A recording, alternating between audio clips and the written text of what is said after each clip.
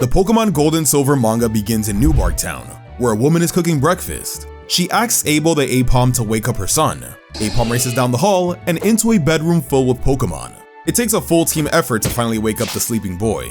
He's clearly not a morning person, but between the Pokemon, especially Lickitung, he eventually wakes up. The boy heads downstairs, greets his mom, and immediately gets teased about his spiky hair. He defends it by saying he likes it that way, grabs a skateboard, tells his Pokemon to get ready, and heads out, already showing off his fast, energetic lifestyle. We then cut to Professor Elm's lab. Elm is busy with his research, briefly reflecting on the recent events in Kanto, stating it's been 1 year already. The attention then shifts to the 3 Pokeballs on his desk, containing Chikorita, Cyndaquil, and Totodile. Back at the house, it's now nighttime. The boy is relaxing in his game room, playing pool while listening to DJ Mary's Pokemon Song Hour on the radio. He's completely locked into the game and music, syncing every shot perfectly until the radio suddenly cuts out. The boy is furious. Looking outside, he spots a suspicious person sneaking around the backyard, and he immediately jumps out the window to confront him. The person turns out to be a kid named Joey with a Rattata, who explains that he's chasing a Murkrow that stole his backpack and interfered with the antenna. Using his cue stick, the boy launches Apom's Pokeball into the tree. Abo kicks the Murkrow, ties a rope to the stolen items, and tosses them off. The other end of the rope, tied to the boy, lifts him up because I guess the bag and antenna were that heavy. Still, it was a pretty cool moment as the boy uses the cue stick to catch Murkrow in a Pokeball. As the boy begins to fall, Abo grabs him and safely brings him down, just as his swarm of Pokemon rushes out of the house to make sure that he's okay. Joey's stunned by how many Pokemon he has, and the boy mentions that people around town call this place the Pokemon House. He returns the backpack, then finally introduces himself as Gold. Joey's relieved to have Professor Elm's bag, but then Gold is upset again, realizing he missed the rest of DJ Mary's Song Hour.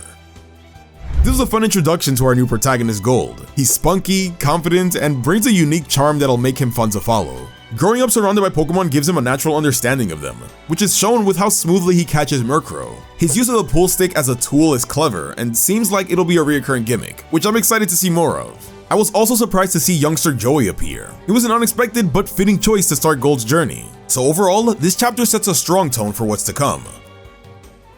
The next morning, Joey thanks Gold's mom for her hospitality, and then he and Gold begin their journey. We flash back to the night before, where Joey explains the importance of the stolen bag. He reveals that Professor Oak asked him to deliver the bag of Pokemon to Professor Elm. Hearing Oak's name immediately catches Gold's attention, because he's part of DJ Mary's radio show. He insists on tagging along, claiming that meeting Professor Oak is something that every great trainer has to do, though Joey thinks that he just wants a DJ Mary autograph. As they head through downtown New Bark Town, people recognize Gold as the kid from the Pokemon House, which only surprises Joey more. That's when a bird keeper nearby starts advertising a challenge. For a small fee, trainers can win prizes if they catch all of his Pokemon within a minute, with his Hoot acting as the timekeeper. Gold notices almost immediately that something's wrong. Every time a challenger gets close to winning, Hoot cries and the challenge ends early. Knowing it's a scam, Gold decides to take part anyways, pretending that he's bad at catching Pokemon. Just before the challenge starts, Abel quietly whispers something to Hoot. Once the challenge starts, Gold does better than expected. When the bird keeper tries to cheat again by ordering Hoot to end the game early, it backfires. Confused and affected by Abel's earlier move, Hoot attacks its own trainer. Gold calls out the fraud, and the gathering crowd immediately turns against the bird keeper, applauding Gold for exposing the scam. Gold is too hyped from the crowd to realize his bag gets stolen. Joey quickly pieces it together. Since both backpacks are filled with Pokeballs, whoever took it must have mistaken Gold's bag for the one meant for Professor Elm. Angry and worried, Gold jumps on his skateboard and takes off towards Professor Elm's lab, determined to get his Pokemon back. Inside the lab, Elm hears a sound and assumes that Joey has returned. When he checks, nobody's there. But right above him, however, a mysterious boy and his Sneasel cling to the ceiling, silently watching and waiting to make their move. This chapter does a great job highlighting how well Gold understands Pokemon. Since he's lived with them his whole life, it makes sense that he knows their abilities so well, which we see during his encounter with the scammer. I enjoyed watching him in action, and the way the people of New Bark Town acknowledges him just shows how respected and accepted he is. Now that we've gotten a solid look at his skills and personality, I feel like the story is setting up his first major challenge. While Elm is distracted, the mysterious boy drops down from the ceiling and quickly snatches Totodile's Pokeball. Elm notices the missing Pokeball and begins to panic. At the same time, Gold and Joey rush in to report the stolen backpack. Gold decides to sneak in from the second floor to catch the bag thief off guard, and comes face to face with the mysterious boy. He tries to escape, and the timing could not be worse, as Professor Elm immediately assumes that Gold is the thief. Gold tries to explain, but Sneasel strikes from behind, blasting the floor with Icy Wind and covering it in ice. Elm and Joey slide across the room and get knocked out, leaving just Gold. Abo jumps in with Scratch, but Sneasel blocks the attack with Protect. Gold quickly returns Abo back and uses his Q-stick to launch the Pokeball behind Sneasel, catching the thief off guard.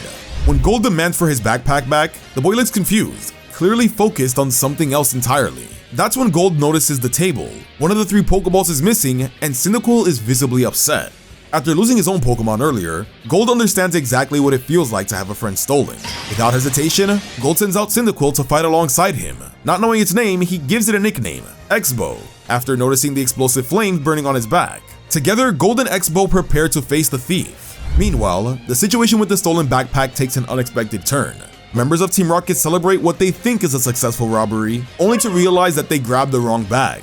Instead of Professor Oak's Pokemon, it's filled with gold Pokeballs. Annoyed, they toss the bag aside. As it hits the ground, one Pokeball holding a Poliwag bounces into a nearby river and slowly drifts away. It's pretty ironic that Team Rocket, the obvious villains, were still a surprise in this chapter. That's because this story does a great job at convincing both us and Gold that this mysterious boy is the thief. After all, he's literally introduced in this story stealing a Pokemon. What's really interesting though is how this boy mirrors Green from the Red, Blue, and Green arc.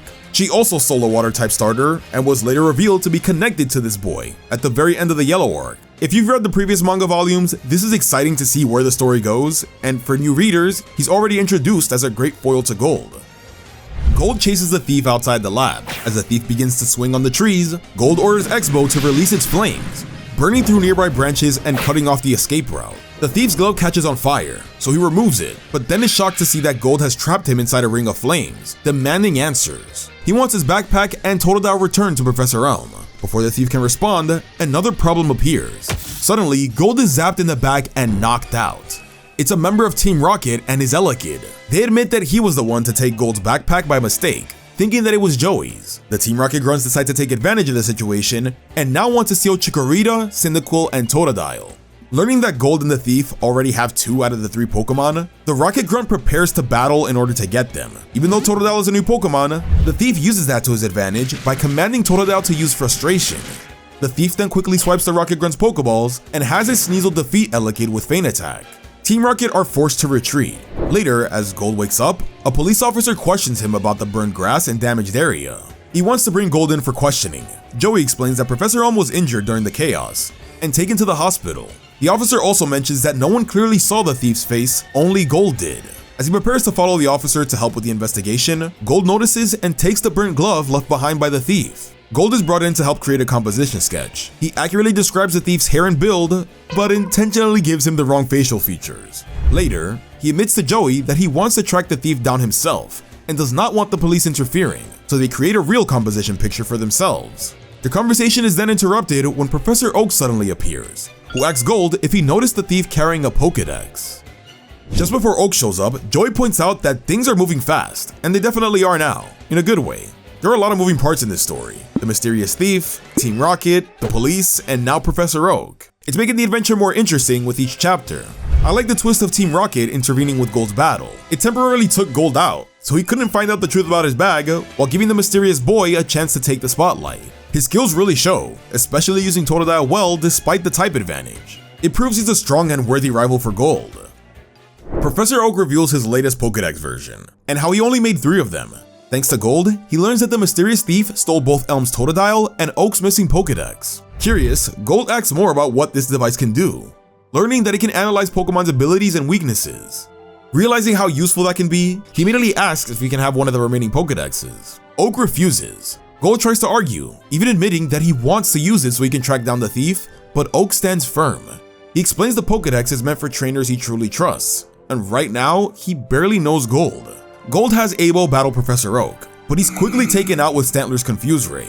He tells Gold that being strong isn't enough if he doesn't understand what truly matters, and that right now he just sees the Pokédex as a tool. Frustrated and determined to prove himself, Gold throws himself into intense training. He pushes Abo and X-Bow through exhausting drills without rest. Even when Joey worries that it's too much, Gold refuses to slow down. During the session, heavy rain begins to fall. Professor Oak later finds Joey and Abo hanging off a cliff. Joey explains that his Rattata slipped from a ledge, and without hesitation, Gold dove into the river after it. He manages to save Rattata, and then uses his Q-stick to send X-Bow to safety as well. Gold, however, slips from the log he was holding as he approaches a waterfall. Professor Oak's ladybug rescues him just in time, however. Afterward, Oak scolds Gold for being reckless and overworking his partners. Once again, Gold begs for the Pokédex, but this time, Oak asks him a simple question. What do Pokémon mean to him? He references trainers who describe them as comrades and friends, and asks if Gold can say the same. Gold answers honestly, saying they are his partners. They fight alongside him towards the same goal. Hearing that, Oak finally understands. Impressed by Gold's sincerity, he hands over the Pokédex. Oak also reveals that he found Gold's missing backpack by the river, with all of his Pokémon intact. Well, that's convenient. Filled with determination, Gold examines the glove he recovered earlier and notices the name stitched inside, Silver. With a name to his face now, Gold prepares to continue his pursuit. Like past manga arcs, this one has Oak giving out a Pokédex, but the way Gold earns it is refreshing. Instead of proving himself in battle, Gold shows his worth by being honest and true to himself. Even though Oak sees him as impulsive and reckless, those very traits became strengths when Gold jumps off a cliff to save Joey's Rattata. His drive to stop Silver isn't just about getting his stuff back, but it's also for Cyndaquil's sake too. And if you notice, even after getting back his backpack, he still continues the mission. It's no longer personal, but he keeps going because it's the right thing to do. At the hospital, Professor Elm is frustrated by his injuries and shaken by what happened at his lab. His assistant tries to reassure him, pointing out that at least the mysterious egg wasn't stolen. Before they can say much more, Gold subtly calls him using his Pokégear. He introduces himself and reports the Totodile that was taken, but confidently claims that he will catch the thief using Cyndaquil. Elm and his assistant are stunned, only now just realizing that Cyndaquil was taken too. Meanwhile, Joey returns Gold's Pokémon to his mother. She's calm at first, assuming Gold will come back whenever he feels like it, but quickly notices that Polyball the Poliwag is missing. Joey lets Gold know, who immediately regrets not checking his bag more carefully. Believing Polyball may have fallen to the river, Gold searches desperately, even diving in, but only finding wild Chinchou. Though disappointed, he promises not to give up. Meanwhile, Silver walks through town and notices a wanted poster of himself. He does a double take, realizing the image is extremely inaccurate. Back to Gold, he reaches Violet City, just as a thief makes his escape on a Donphan. Gold stops to buy a rice cake, but his moment of peace is cut short when the Donphan races by and gets dirt all over his food. Furious, Gold immediately starts chasing. The victim asks him to recover his stolen bag, but Gold just wants payback. Gold reaches the thief and demands a new rice cake. When the thief refuses, a battle breaks out. Gold struggles against Donphan's horn attack, but using his new Pokédex, he's able to understand it better. Abo uses Double Team, confusing Donphan and sending it crashing into a wall, ending the fight. Grateful, Earl treats Gold to a massive stack of rice cakes and explains that Professor Elm's assistant is on the way to Violet City, causing Gold to freak out. Meanwhile, we cut to Professor Elm and Oak, comparing Gold's recklessness to Red, worrying that Gold might be even more dangerous if someone doesn't keep an eye on him. Realizing he needs results quickly if he wants to avoid trouble, Gold asks the thief for any signs of Silver. As Oak points out, Gold is on a completely different level than Red, mainly in how rash he is. We've seen this before, but it really stands out in this chapter. It's hilarious how Gold confidently tells Professor Elm that he's borrowing Cyndaquil without permission, and what's also interesting is the setup of his missing Polyball. While it seems like a big deal at first, Gold quickly shifts his focus back to chasing Silver. It's a strange change, but it also highlights how impulsive he is. The same goes for his reaction to the Donphan trainer.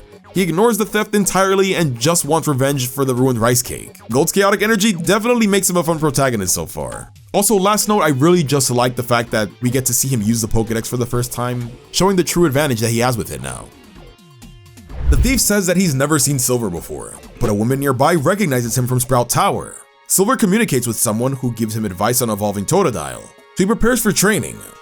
Gold heads to the tower, ignoring the legend surrounding it as he only cares about catching Silver. In order to catch up to Silver, Gold decides to think like him and sneaks in, finding strange machinery and monks who believe he's here for training and want to shave his head. Gold refuses and says that he's here to catch a thief, but the monks insist that he must train to pass. Their Bellsprout use Swords Dance, circle him, and even cut a part of his hair. Gold fights back with Abo, but the Bellsprout uses Reflect to defend themselves. Impressed by their teamwork, Gold challenges them to form silly poses, standing on their heads, making fan shapes, and stacking on top of each other. As they do, X-Bow sneaks under them and burns them all with its flames. Gold threatens the monks by saying the whole tower will burn if they don't help him put out the flames. So they do. Reaching the top, Gold asks if there's treasure, but the sages say that it's a place dedicated to honing oneself. Suddenly, as Gold begins to describe Silver, he appears. Gold chases him, but Silver has Totodile use Slash on the stairs. Gold falls until Abo grabs him just in time.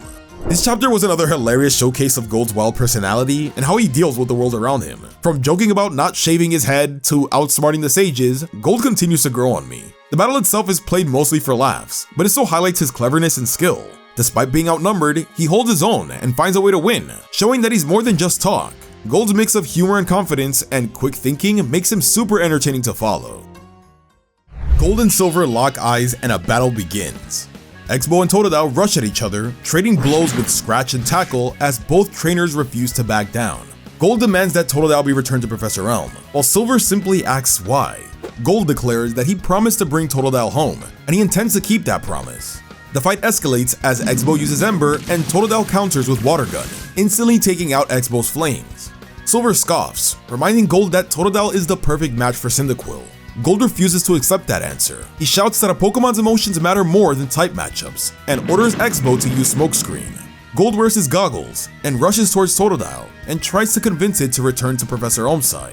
Instead, Totodile bites him without hesitation. Shocked, Gold demands to know what he's thinking. Silver calmly explains that Totodile wants to stay with him because he believes it'll grow stronger that way.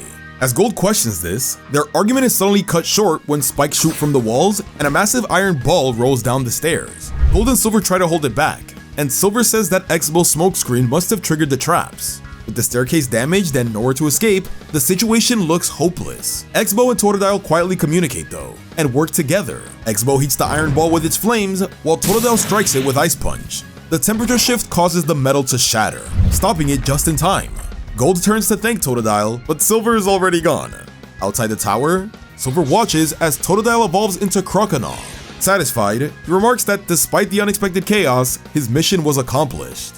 This was an interesting follow-up to the last chapter. While the previous one shows how skilled Gold is, this time he's clearly outmatched by Silver. It's likely a hit to Gold's ego, especially since Totodile chose to stay with Silver. That moment really changes how we see Silver, not as a clear villain, but as someone with depth. It shows that Totodile trusts him, and when Silver helps Gold remove the giant ball, it shows that he can put his differences aside when needed. Maybe he's not totally bad after all, and there's more to his story than we thought.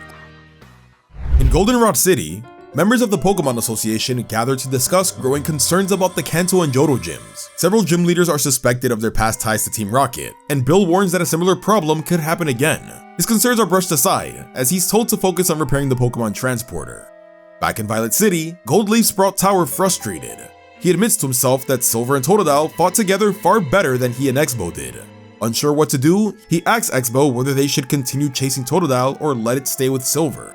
Knowing it means fighting a former partner, Gold decides not to force the answer and gives X-Bow time to think. He lies down to rest, only to be disrupted by a massive group of Sunkern passing above him. After checking them in his Pokedex, he complains about his nap being ruined. Moments later, more Pokemon fly overhead. They belong to Faulkner, the police officer who helped with Silver's sketch. Gold only remembers him after being reminded. As they talk, Faulkner opens up about his dream of taking on his father's gym by passing the qualification exam. Hearing this makes Gold reflect on his encounter with Silver, and how he's acting with a goal in mind, not just petty theft. Their conversation is suddenly interrupted when Faulkner shoves Gold aside to avoid a powerful gust of wind. A wild Skarmory appears, terrorizing the nearby Sunkern. Faulkner sends out his Pokemon, but admits that Steel types are tough. He's just using Heat. Gold and X-Bow are ready to help, but he wonders how he can get up there. He gets an idea after seeing a Sunkern. He catches one and asks for its help. Using his powerful jump, Sunkern lifts X-Bow to the sky, allowing it to strike Skarmory with its flames. The plan works, and Faulkner successfully captures it. Seeing as how they have the same goals, X-Bow decides to stay by Gold's side. Grateful, Faulkner thanks Gold and offers to train with him. Gold declines for now, saying he still has some unfinished business. As the two part ways, Gold passes through, briefly noticing Gold's Pokedex, before continuing on to deliver Faulkner's exam notice. Later, Professor Elm's assistant reports that he can't find Gold. We learned that Elm decided the best way to hatch the mysterious egg is to entrust it to Gold and his unusually energetic Pokemon. This chapter shines through its world building. Bill's return and his role at the Pokemon Society added depth beyond the games, while the fallout of the gym leaders tied to Team Rocket feels meaningful, especially with the search of new gym leaders for Viridian and Fuchsia. This connects nicely to Faulkner's storyline, showing his desire to inherit the Violet City gym and pass the Pokemon League qualification exam, a process the game rarely explores. More importantly, this chapter forces Gold to confront a key flaw, his lack of unity with his Pokemon. By contrasting him with Silver, who clearly has a driven goal, this chapter pushes Gold and X-Bow to realign. It's a necessary reset that refocuses Gold's journey moving forward. Also, this sets him apart from Red, as his goal isn't about collecting gym badges, it is strictly about going after Silver, which I think is an interesting change. Gold tries to cook himself a simple lunch. After tasting it, he decides it needs more heat and asks Exbo for help, but Exbo takes things too far and completely burns the meal. Disappointed, Gold thinks about how he still has no sign of Silver or Polybo. Checking his Pokegear, he realizes he's wandered into the ruins of Alph. Nearby, he notices an attractive girl and eagerly rushes over to offer her company and tea. The person introduces himself as Bugsy. He's a boy, leaving Gold embarrassed. Bugsy explains that he is part of a ruins exploration club, and that his friends have disappeared while investigating. Gold shares that he's also searching for a missing Pokemon. Hearing this, Bugsy worries that there might be a connection, but Gold doubts it. Abo suddenly reacts to strange noises being heard behind the wall. Without hesitation, Gold has Exbo blast through it, ignoring Bugsy's protest about damaging a historical site. Believing Bugsy's friends may be trapped inside, Gold jumps in. Inside, they discover ancient symbols carved onto the walls. Bugsy excitedly explains that they may be records from over 1,500 years ago, sharing his theories about the mysterious symbol Pokemon. Gold reminds him that finding his friends matters more than history. Before they can continue though, they're suddenly tied up. Team Rocket reveal themselves, planning to capture the mysterious symbol Pokemon for profit. Exbo struggles to break free, while Elekid threatens Gold. Pretending to surrender, Gold secretly signals Abo, who releases Sunbow the Sunkern. Sunbow uses Flash, blinding the trio. Gold frees Bugsy, and they try to escape, only to see the symbols peeling off the walls and revealing themselves as living unknown, awakened by the light. They run deeper inside the ruins, but soon find themselves trapped by sticky spiderwebs from all sides, with the unknown closing in.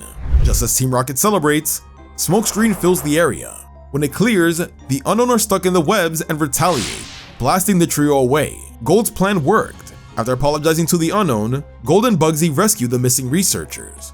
Bugsy thanks Gold, excited about the discovery. The two part ways, while Team Rocket, still trapped in the ruins, are scolded by their mysterious new leader. That was a strong hook, with the reveal of a new Team Rocket boss slowly rebuilding the organization. It's a solid cliffhanger and a clear signal that Team Rocket's rise isn't over. What really stood out though was the exploration of the ruins of Alph. In the games, they're mostly empty aside from the unknown, but the manga finally gives the ruins a bit more atmosphere by using it as the setting for this confrontation. Bugsy's inclusion was also great, giving him a research-driven role that makes him feel way more important beyond just being a gym leader stuck in his gym. Gold reaches Route 32, still determined to find Polybo. There he meets a fisherman, who explains that a mysterious thief has been stealing Pokeballs right after Pokemon are caught. Before he can finish, a shadow darts past him and snatches another Pokeball. Without thinking, Gold uses his Q-stick to launch a Pokeball. The thief turns out to be a wild Granbull with a dislocated jaw. Gold's hit accidentally fixes it. Calm now, Granbull spits out the Pokeballs he had taken.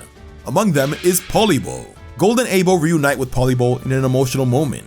Impressed, the fisherman wants to exchange phone numbers with Gold, but he's in a hurry. As he leaves, the fisherman notes how Gold handles Pokeballs just as well as Yellow. Overjoyed, Gold introduces Polybo to Exbo and Sunbow, and then contacts Joey with the good news. Since the transporter system is still down, he decides to keep Polybo with him for now. Soon after, one of Elm's assistants appears and delivers the mysterious Pokemon egg. Gold is reluctant, but Elm explains that it couldn't hatch at the lab, and believes that being around energetic Pokemon might help. Meanwhile, at Azalea Town, Silver visits Kurt, the master Pokeball craftsman, who made him a heavy ball. Not long after, Gold arrives in Azalea too, and accidentally tries to eat an apricorn. They're terrible for eating, causing him to get laughed at by Kurt's granddaughter. When Gold learns about the handcrafted Pokeballs, he mocks them, only for Kurt to overhear and angrily explain his family's legacy. He insults Gold's discipline, stating that only great trainers are good enough to use his Pokeballs. Offended, Gold vows to prove himself. Kurt challenges him to use a friend ball made by the apricorn to catch a Pokemon for his granddaughter, who asks for a Teddiursa. While searching in the nearby mountains, they are suddenly attacked by a wild Ursaring. As they flee, they run into Silver. Gold wrongly assumes that he stole the heavy ball and grows jealous when he learns that Kurt actually made it for him. Both boys then turn their attention to Ursaring. Their Pokemon attack, but the fight gets chaotic. When Ursaring charges towards the girl, Gold dives in to save her. Teddiursa suddenly intervenes however, and Gold twists his ankle. This section feels a bit uneven at first, almost like two completely different ideas stitched together.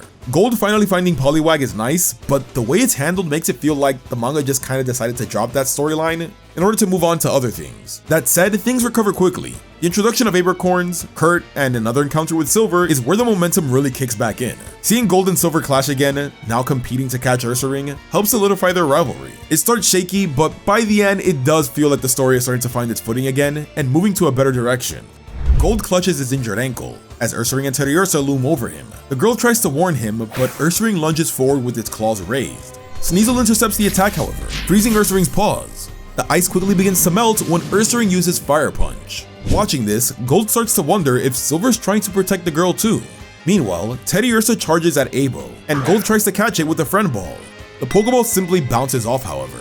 He tries again, but it still doesn't work. Frustrated, Gold accuses Kurt of giving him a faulty ball. Silver shuts him down however, saying the failure is due to Gold's inexperience. He prepares to throw his own heavy ball, but Abo accidentally knocks him off balance, sending the ball flying. With Ursaring continuing to attack, the group retreats to the edge of a cliff. The girl begins to cry, admitting she disobeyed her grandfather by coming here. Gold comforts her, and promises to get her home safely. He then asks Silver to teach him how to properly use the special Pokeballs. Silver explains that successful captures depend on timing and hitting a Pokemon's energy point. For Ursaring, it's the circle on its chest, and Teddiursa the crescent on its forehead. When Silver asks which Pokemon Gold will target, he says neither. Instead, he uses his cue to rebound the friend ball and knock Silver's heavy ball back to him. Both trainers throw at the same time and successfully capture the Pokemon. Silver takes Ursaring and leaves, while Gold gives the girl Teddiursa. Elsewhere, at Slowpoke Well, Team Rocket grunts are stealing Slowpoke tails, only to be caught by Silver. Back in Azalea Town, Kurt is surprised to find that the grunts are already defeated.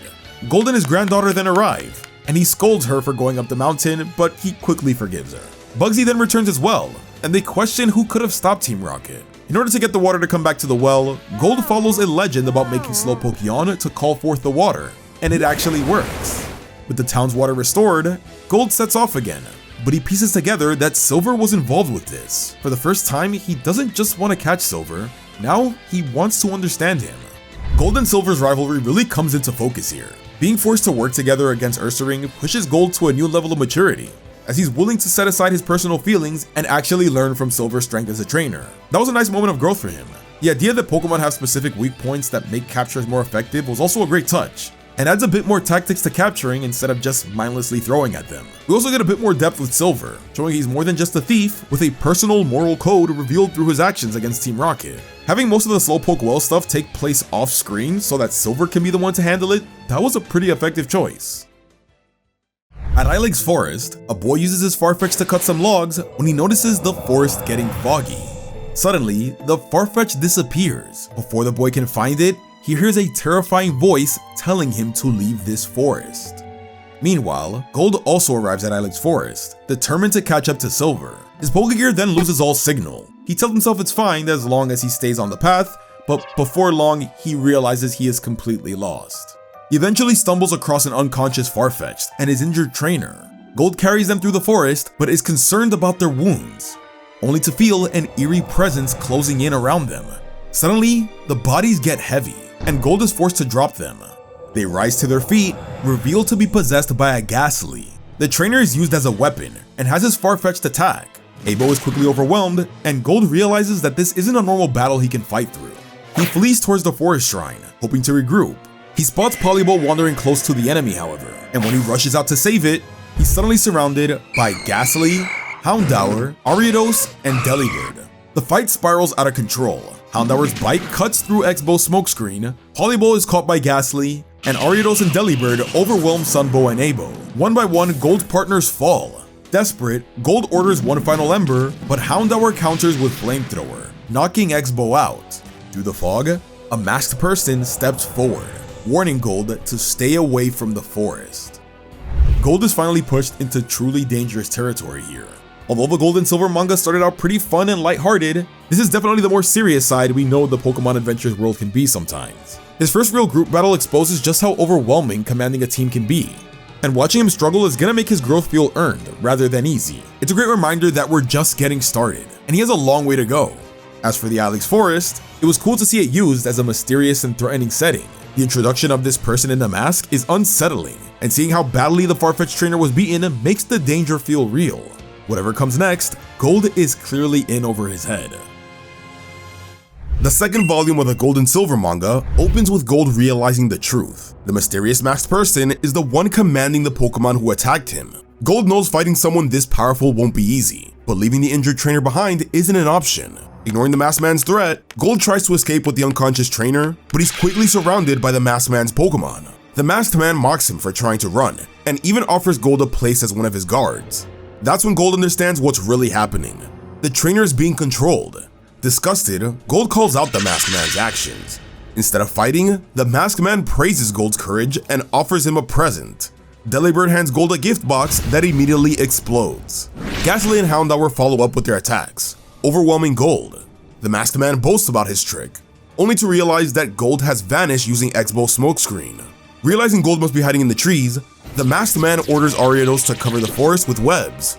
As Gold tries to think of his next move, the trees begin to shake as Delibird and Houndour try to knock him down with Headbutt. Gold starts to slip, but suddenly the masked man's attention is drawn to the strange glow of the Ilex Forest Shrine. The masked man immediately calls off the search, but believing Gold fell, he orders Ariados to hold him, only to realize it was a decoy. The real Gold attacks from behind, but Ariados counters instantly, binding him in webs. The shrine light fades, costing the masked man's chance. As he prepares to leave, Gold demands he continue the fight. The masked man dismisses him, claiming Gold is nothing compared to the Croconaut trainer he fought before. Later, Abel frees Gold from the webs. Seeing his Pokemon shaken, Gold reassures them, promising to defeat the masked man next time. At the Pokemon Center, Professor Elm reveals that gold powder from the masked man was found on Abel, and it might be an important clue. Gold, however, is more focused on the mention of the Croconaut trainer, realizing it might have been Silver. Meanwhile, Silver is informed by a mysterious contact that Gold has encountered the masked man and is instructed to continue monitoring him. The masked man is no joke and gives Gold serious trouble. What I really like is that Gold is still fighting back, even after admitting how much stronger this guy is. That alone shows he doesn't back down from a challenge. The reveal that Silver also ran into the masked man and is now keeping an eye on him was really interesting and adds more insight into what Silver might actually be up to. It makes his role feel way more intentional instead of chaotic. This definitely won't be the last time we see that mysterious masked man. At the Violet Gym, Faulkner is officially made the new gym leader. Faulkner is honored, but is also worrying that his appointment might have caused them trouble. Bill reassures him, telling Faulkner to focus on being a good gym leader, while also mentioning a friend of his who's also aiming to become one as well. As the ceremony ends, Faulkner can't help but wonder where Gold is now. Meanwhile, Gold arrives outside of Goldenrod City, impressed by how bright it is even at night. Unfortunately, he's too broke to do anything, so he prepares to rest. A Smeargle suddenly appears, however, and smears paint across Gold's face, waking him up. Furious at having his face ruined, Gold chases it, using Abel's tail to trip it up, and X-Bow's flames to stop it. Just as he's about to finish it, Smeargle splashes paint on Gold's face and escapes. A man who saw the whole thing approaches Gold, impressed by his teamwork. He introduces himself as a producer at the Goldenrod Radio, and offers Gold a chance to appear on his show. The next day, Gold is excited at the chance to make money and potentially meet DJ Mary. He enters the studio, only to spot the same Smeargle from the night before. Without thinking, he charges in and interrupts the live broadcast between DJ Mary and gym leader Whitney. Gold is in utter shock when he learns that the mischievous Smeargle belongs to his beloved DJ Mary. Back in New Bark Town, Joey tunes into the radio and hears Gold and Whitney arguing, while Professor Elm wonders how Gold keeps causing trouble everywhere he goes. The show is taken off the air, as the producer scolds both trainers for causing a scene. Just when it seems like Gold blew his opportunity, the station gets flooded with calls. Listeners love the chaos and are demanding a battle between Gold and Whitney. Seeing an opportunity, the director announces a special broadcast. They will have a Pokemon battle race, stretching from Goldenrod City to the Route 37 road sign, with Pokemon battling along the way. Because the event's sponsored by the bike shop, both trainers are required to use bicycles. Gold protests, preferring his skateboard, but quickly modifies the bike to turn it into a scooter. As the race begins, Whitney immediately has her Miltank, Mil, use Rollout, giving her the advantage. The broadcast vans rush to keep up, but one of them is forced to stop when a massive, strange tree blocks the road ahead. After how heavy the previous chapter was, this section leans into lighthearted comedy and chaos, which I think works well. Gold's obsession with DJ Mary pays off perfectly with the reveal that the Smeargle actually belongs to her, which is a hilarious twist. His impulsiveness is on full display too, with him barging in the studio and immediately getting into a fight with Whitney, completely sidelining his dream of meeting Mary, like he just straight up did not pay attention to that. That reckless energy feels very Gold. By the way, don't think I missed some more of that world building, with the subtleties at the beginning hinting at Red's eventual return. It keeps things light while slowly setting up bigger moments ahead. As the battle race continues, Whitney takes the lead after attacking Gold. Gold refuses to fall behind and quickly starts closing in. Just as the race heats up, both trainers are forced to stop when a massive tree blocks the road. Frustrated, Whitney orders Mil to use rollout on the tree, but it won't budge. Determined to one-up her, Gold has X-Bow use Ember, only for the flames to have no effect. Running out of patience, Gold sends out A-Bow, Sunbow, and Polybow to attack together. That's when he notices something strange. The tree only reacts when Polybow uses Water Gun. Before Gold can think it though, the ground begins to shake. A Rhydon suddenly appears. Whitney orders Mil to attack it, but the blows barely slow it down. Rhydon then grabs Whitney and takes off with her. Mary urgently calls for help over the broadcast, and the race is immediately called off as the vans rush after Rhydon. Gold prepares to chase after them, but notices the tree is trembling again. Realizing the connection, he orders Polybow to use Water Gun once again. The tree shrinks, revealing itself to be a Sudowoodo. Gold quickly understands what's going on. Sudowoodo has been pretending to be a tree to hide from Rhydon. Gold scolds Sudowoodo for running and tells him that hiding won't solve anything. Though frightened, Sudowoodo listens as Gold encourages it to stand up for himself. Seeing its potential, Gold decides to help it fight back. Gold catches Sudowoodo and rushes after Rhydon. Using his Q-stick, he sends Sudowoodo's Pokeball towards Rhydon. Sudowoodo bursts out and lands a powerful punch, instantly knocking Rhydon out and freeing Whitney. Despite the race being cancelled, Gold proudly declares himself the winner, arguing that he cleared the path and saved his opponent. As Mary gives Gold an ungodly amount of autographs, Whitney declares that they'll have a rematch next time. Now that he got money, Gold prepares to head to the game corner. Sudowoodo approaches him again, clearly wanting to stay with him.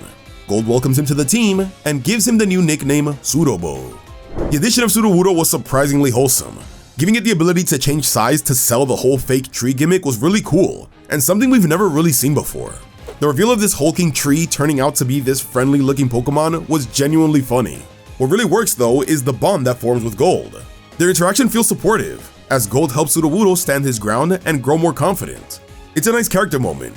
Whitney also stands out here, feeling much more feistier than her game counterpart. And overall, this was just a fun way to have a gym challenge, while also introducing a new capture for Gold.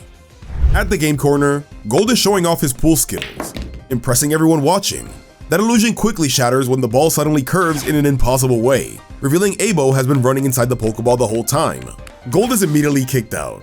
Outside, Professor Elm calls Gold to check on him. Gold proudly lists his current team: X-Bow, A-Bow, Polybow, Sunbow, Sudobo, and the mysterious egg. Elm reminds him to keep a close eye on that egg.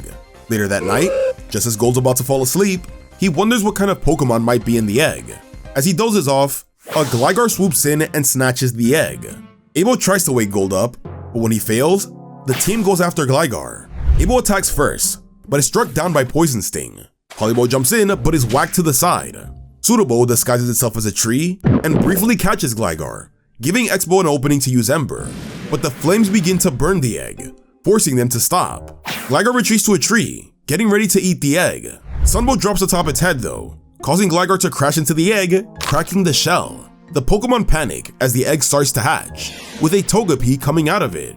Even now, Gligar refuses to back down. Togepi lunges at Gligar however, then uses Metronome to shoot a powerful beam to defeat it. Only then does Gold finally wake up. At the Pokemon Center, Professor Elm congratulates Gold on the egg hatching successfully. But as they talk, Togepi begins copying Gold's mischievous behavior, using his Q-stick, playing with cards, and even rolling dice. Elm quickly notices the resemblance and calls out Gold for turning the Pokemon into a delinquent. Later, following Elm's advice, Gold decides to take Togepi to the Pokemon daycare. On the way, he runs into a group of baby Pokemon that have wandered off. Gold meets the old lady from the daycare, and he helps return their Pokemon. Afterwards, the daycare couple explain the origins of the egg that mysteriously appeared after two unknown Pokemon had left. Impressed with Gold's Pokemon, the old lady invites him to train for a while, with her own mischievous motive in mind. Gold accepts. As things settle down, the daycare man makes a call to Jasmine, inviting her to see the Pokemon that hatched from the mysterious egg. Before the training begins, Gold browses through the library and spots a photo of Red. Seeing Red's Poly, Gold confidently tells Polybow that one day it'll grow just as strong. There's a lot to unpack in this section. Another tease of Red is of course hype, but the real focus is Gold's egg finally hatching into Togepi.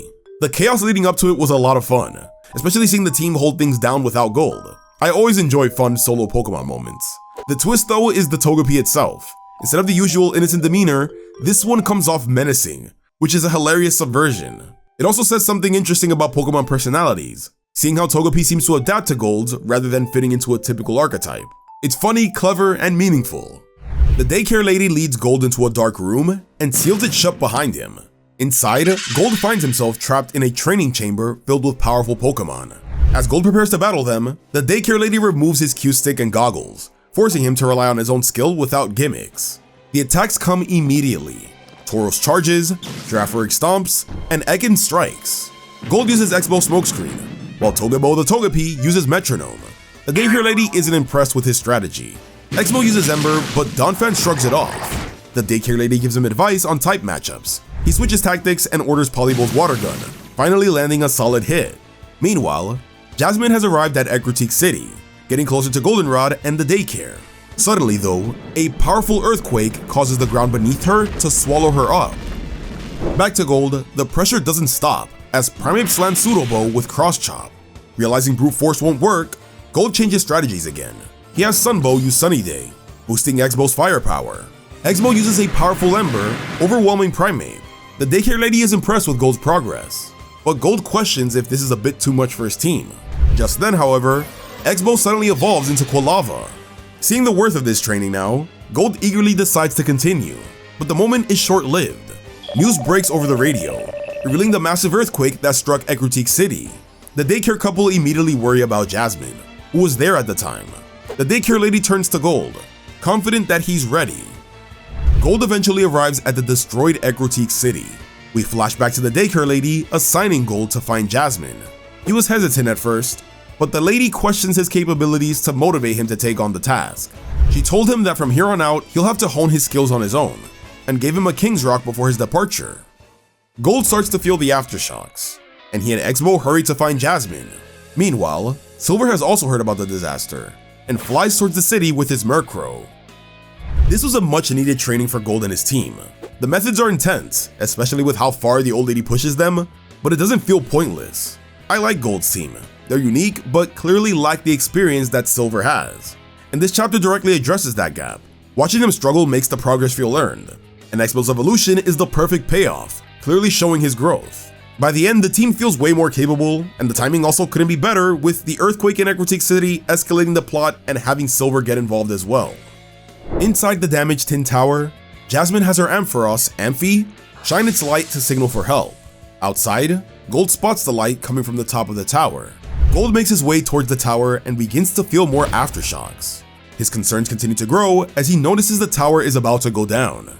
Inside, Silver has already found Jasmine, unconscious among the rubble.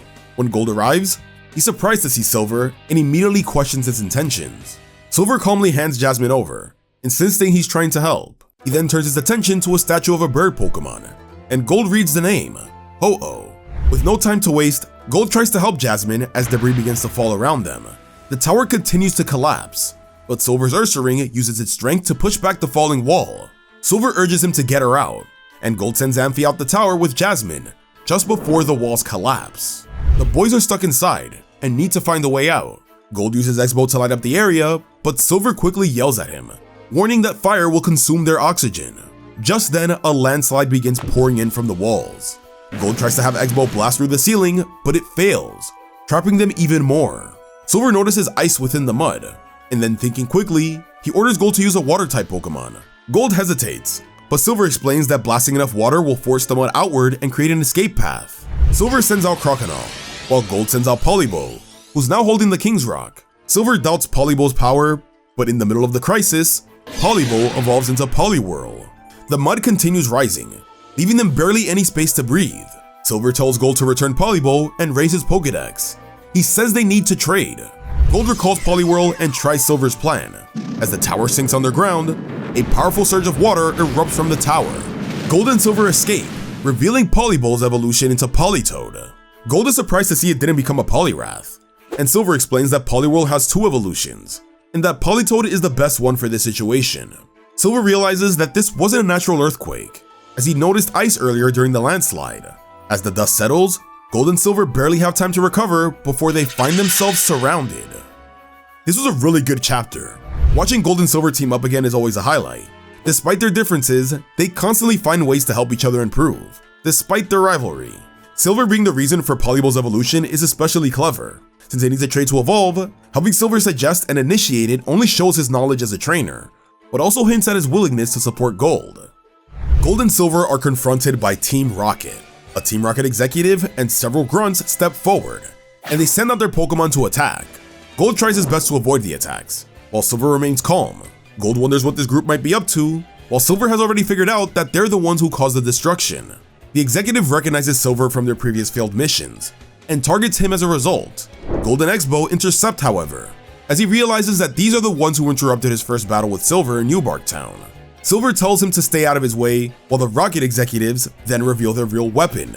Another earthquake strikes as a massive Piloswine emerges from the ground. Silver immediately understands that the Piloswine was responsible for the destruction of the tower. Gold orders Polyball to use Water Gun, but Polyball ignores him and starts dancing. Team Rocket mocks him, thinking he's weak compared to Silver. Meanwhile, Silver takes to the air with Murkrow, dodging Piloswine's charge. Silver has Polyball use Whirlpool, soaking the ground and trapping Piloswine in the liquefied ground. As the executive prepares to give new orders, he's surprised to see that Gold has already defeated the grunts. The executive calls for reinforcements, but the other executive interrupts. Their mission is already complete. They've gathered information about Ho-Oh from the tower. With that, Team Rocket retreats. After they leave, Gold and Silver trade Pokemon again, returning Polyball to Gold. Silver admits that Gold has gotten better. Gold presses him about Ho-Oh, noticing a reaction from him when it was mentioned, but Silver stays silent. Gold says he notices Silver only battles to accomplish a mission, but asks if he's ever even enjoyed battling. He uses this chance to properly challenge him to a battle. At the evacuation shelter, Jasmine regains consciousness. She tries to tell the doctors about the two boys who saved her, but they dismiss her, believing the area is too dangerous for anyone to still be inside. Back in the ruins of Ekrotique, Gold and Silver agree to use 6 Pokemon. However, Silver only plans to use 5 as a handicap. With their Pokemon healed, they begin their battle. This is a really strong continuation, and again, it just continues to build on the rivalry between Gold and Silver. This feels like the point where mutual respect finally starts to form. Silver gets most of the spotlight, showcasing his skill and even using Polyball impressively, and at the same time, Gold proves his growth in quieter ways, taking down the grunts and showing that his training paid off. That progress earns Silver's acknowledgement, even if it's subtle. What also makes this really exciting is the setup of a true rival battle. This time, they won't be battling out of anger or circumstance, but on equal footing. Gold and Silver begin their battle. Croconaw counters X-Bow's Ember with Water Gun. Gold starts off at a disadvantage, but he doesn't let that stop him, as X-Bow dodges Bite with Double Team. Croconaw's teeth shatter as a result, but it quickly grows a new pair and eventually tosses X-Bow. Gold sends out Sunbow to use Sunny Day, but Sneasel disrupts it with Blizzard. X-Bow uses Ember, but Sneasel is able to dodge. Gold then sends out Pseudobow, and has him use Low Kick, tripping up Sneasel. Gold then commands Dynamic Punch, but Sneasel dodges. The debris knocks Silver's Pokégear out of his wrist and lands on the ground. Both trainers aren't finished yet, as Ursaring is sent out to use Fury Swipes, countered by Pseudobow's Mimic. Silver then sends out Kingdra to defeat Pseudobow with a final blow. Gold is surprised to see Kingdra, who Silver revealed had just evolved after training his Seadra briefly. That was a neat twist. I was wondering who Silver traded for Polyball. As both trainers prepare to keep going, Silver receives a call on his Pokégear. His next mission is to investigate the Lake of Rage due to strange Pokemon activity. Silver says that he'll end the battle quickly, and sends out his final Pokemon, Tyranitar. Tyranitar completely overwhelms Gold without even receiving commands. Silver reveals that it's so high level that he can't even control it. Tyranitar uses Sandstorm, pushing the entire team back, except for Polyball, who counters with Water Gun. Murkrow interrupts, however, allowing Tyranitar to defeat it. Just when it seems like the match is over, Tyranitar stumbles, revealing that Togepo had used a surprise Double Edge. The Pokemon collapses, shocking Silver. Looking at his exhausted team, Gold accepts defeat. He tosses Silver his Pokégear and declares that he'll win next time. Silver thinks to himself, noticing that if Gold hadn't picked up his Pokégear mid-fight, the battle might have gone the other way. He tells Gold to stop following him, but earning his respect in the battle, he finally explains the truth. Team Rocket destroyed the Tin Tower to get Ho-Oh's attention. Meanwhile, Silver's goal is to crush Team Rocket and follow Ho-Oh by any means necessary. Gold watches him go, realizing Silver shouldn't face Team Rocket alone. Without hesitation, he and X-Bow run after him, shouting that he's coming too. The battle between Gold and Silver absolutely delivered. The intensity was real, and Silver wasted no time proving how ruthless and precise he can be. Still, Gold is holding his own way better than expected, showing just how much he's grown. The surprise reveal of Togebo at the end was genuinely a really clever twist at a perfect moment. I straight up forgot about him, I'm not gonna lie, which made the reveal even more better. What makes this fight great is how close it ends up being, forcing both of them to acknowledge each other's strength. Silver finally opening up about his mission also adds clarity to the larger plot, so it's gonna be exciting to see where this leads. Meanwhile, in Viridian City, the fisherman has returned to Kanto. He arrives at the house of the person he taught to fish and gave his Doduo to. It's Yellow. She explains that most of the Kanto cities have been rebuilt since the previous disaster. Then a Pikachu with a flower comes out, and Yellow introduces her as Choo-Choo, a Pokemon she rescued in Viridian Forest. The fisherman reveals why he's come. He uncovered new leads about the giant bird Yellow once fought and believes it must have resurfaced in Johto. He asks for her help, but Yellow hesitates, insisting she didn't stop it alone. If she's gonna face something like that again, she'll need the help of Red. In the outskirts of town, Red is doing some training with Soar. Yellow is amazed. When Red returns Soar, he drops his Pokeball, revealing he's still recovering from being frozen by Lorelei a year ago. Heck yeah, the return of Red is such a hype moment. What makes it even more interesting is that both Red and Yellow's appearances feel like a direct continuation of the Yellow arc, rather than just a cameo. Red's still dealing with the effects of being frozen, meanwhile Yellow searching for the mysterious bird Pokemon is an interesting parallel, since this same chapter deepens the focus on Ho-Oh. Silver arrives at the Lake of Rage, ready to begin his mission. Gold trails behind, trying to catch up to him. Suddenly, chaos erupts as Gyarados begin bursting from the water, one after another. People flee in panic while Gold searches for Silver, eventually spotting him heading straight towards the lake. When Gold tries to join him, Silver pushes him aside just as a Gyarados crashes down where Gold was standing. Silver explains what's happening. The Magikarp in the lake are being forced to evolve by radio waves, which also causes heavy static on their Pokegear. Silver takes to the air on Murkrow to find the source of the signal, leaving Gold in charge of confining the Gyarados. Gold has Polyball use Double Slap on Gyarados, but there are too many. Magikarp keep evolving every second, and the lake becomes more dangerous by the moment. Meanwhile, Professor Elm and Joey try to contact Gold, but interference blocks the transmission. Elm worries about Gold, hoping he didn't get caught up in something dangerous. At the center of the lake, Gold and Silver encounter a red Gyarados. The radio interference suddenly intensifies. They quickly realize that the red Gyarados itself is the signal source. Silver decides that the only way to stop the broadcast is to capture it. Gold traps it in Whirlpool, but he can't reach Gyarados, so Silver takes the opening and successfully catches the red Gyarados. Immediately, the radio waves stop, and the remaining Gyarados calm down. Gold wonders who's behind this, thinking it may be connected to the attack on Necrotique City.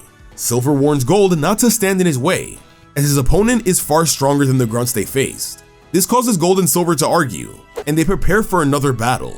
Before it can escalate further though, a thick fog rolls in, as the Masked Man appears once again.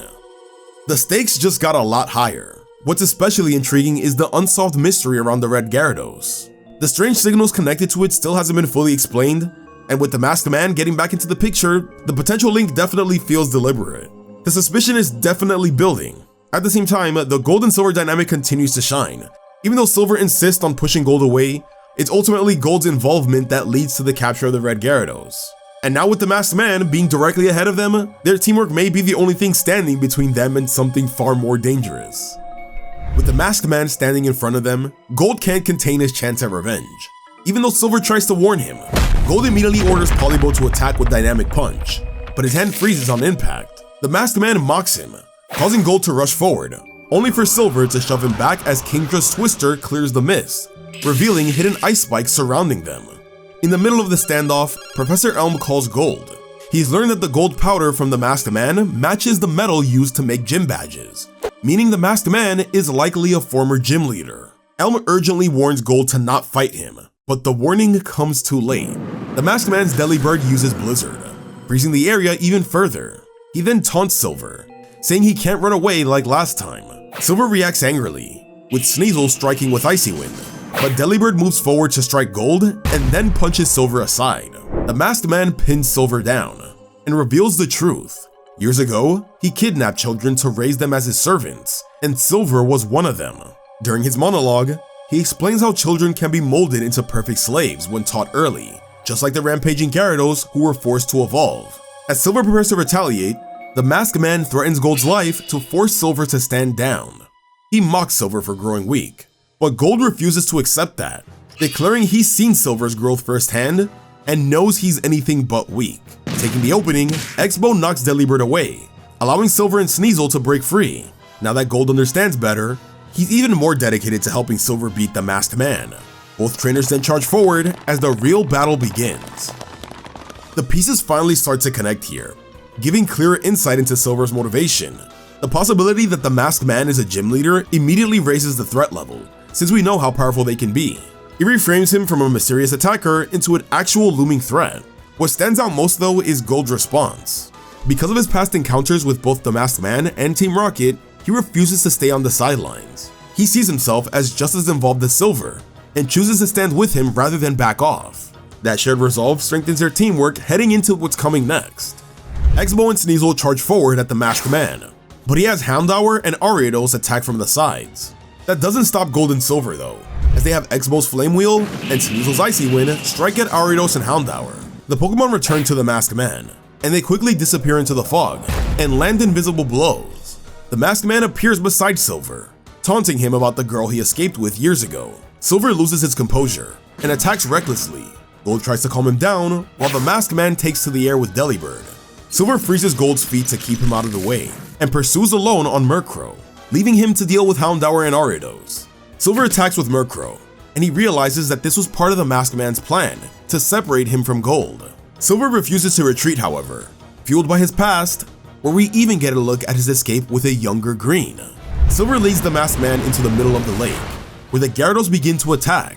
Using his new red Gyarados, Silver is now the one in control, and surrounds the Masked Man before unleashing a massive Hyper Beam.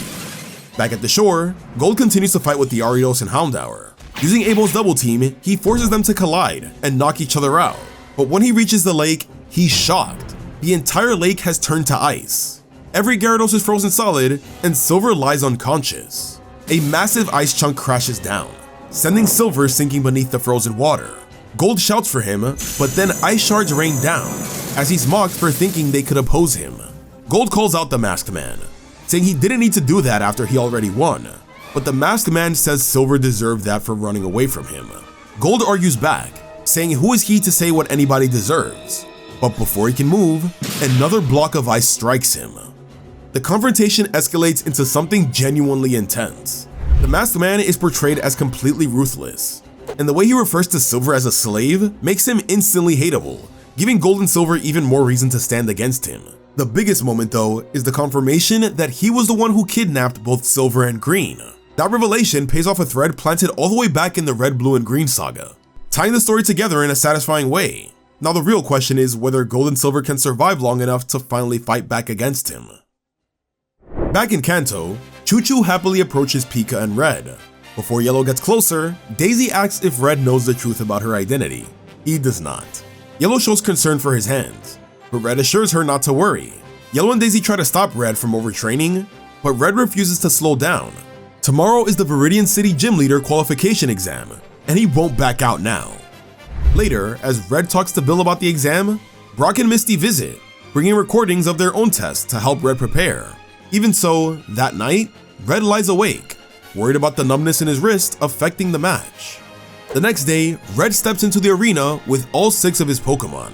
For the test, he must take on 6 Pokemon without losing a single one of his. Red returns his team, and the exam begins. The first rounds move quickly, with Red facing a Pineco, but Sword quickly defeats it. Next is Forretress, who is also defeated. Then it's another Pineco. The fourth opponent is another Forretress, who covers the field in spikes, forcing Red to adjust. Red has Sword use Sweet Scent before switching to Snore. Snore uses Belly Drum, boosting its power, then he pounds the ground to send the spikes flying back. Snore then lands a decisive Mega Punch to defeat Forretress. The crowd erupts as Red clears the round. Next comes Azumarill, trapping Snore in a whirlpool. As cold water closes in, Red's numbness begins to creep back. Yellow and Daisy notice something is wrong, but Red pushes through. When the water subsides, Snore lands a powerful Mega Kick, ending the 5th match. Red then switches to V, his Espeon, to face the final opponent, Porygon 2. Porygon 2 uses Lock On, followed by Zap Cannon. but Red stays calm. V heals himself with Morning Sun and counters with Psychic to defeat Porygon 2. The exam is over. As the crowd cheers, Red feels his hands trembling. The chairman congratulates him and prepares to appoint him as the new Viridian City gym leader, but Red shocks everyone by declining. As the crowd reacts in disbelief, a familiar figure watches from the shadows. It's Blue. Getting to focus on Red once again was a real treat. It's great seeing how much he's progressed, showing new moves and even revealing his evolved Eevee.